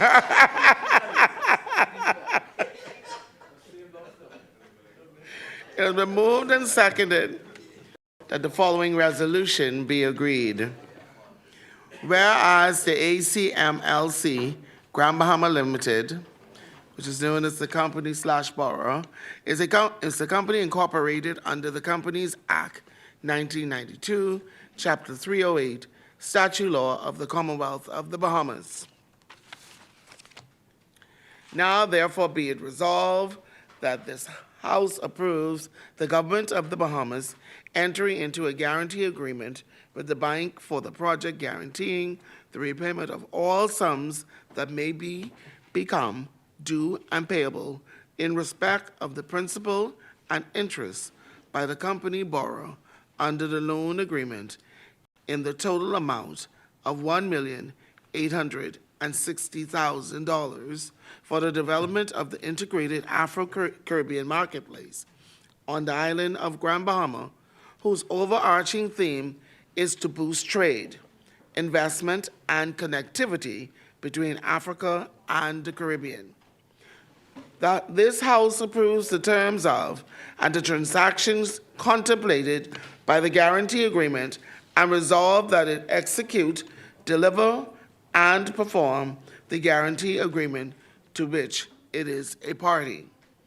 The House approves the Minister of Finance, where necessary, to execute the said guarantee agreement under or in connection with any other document to which it is a party under this transaction, and this House approves the Minister of Finance, the Financial Secretary, or any other government officer to sign and/or dispatch all documents and notices to be signed and/or dispatched by it under or in connection with the guarantee agreement or any document to which it is a party under this transaction. As many are in favor, will remain seated. Those opposed will stand. The resolution is agreed.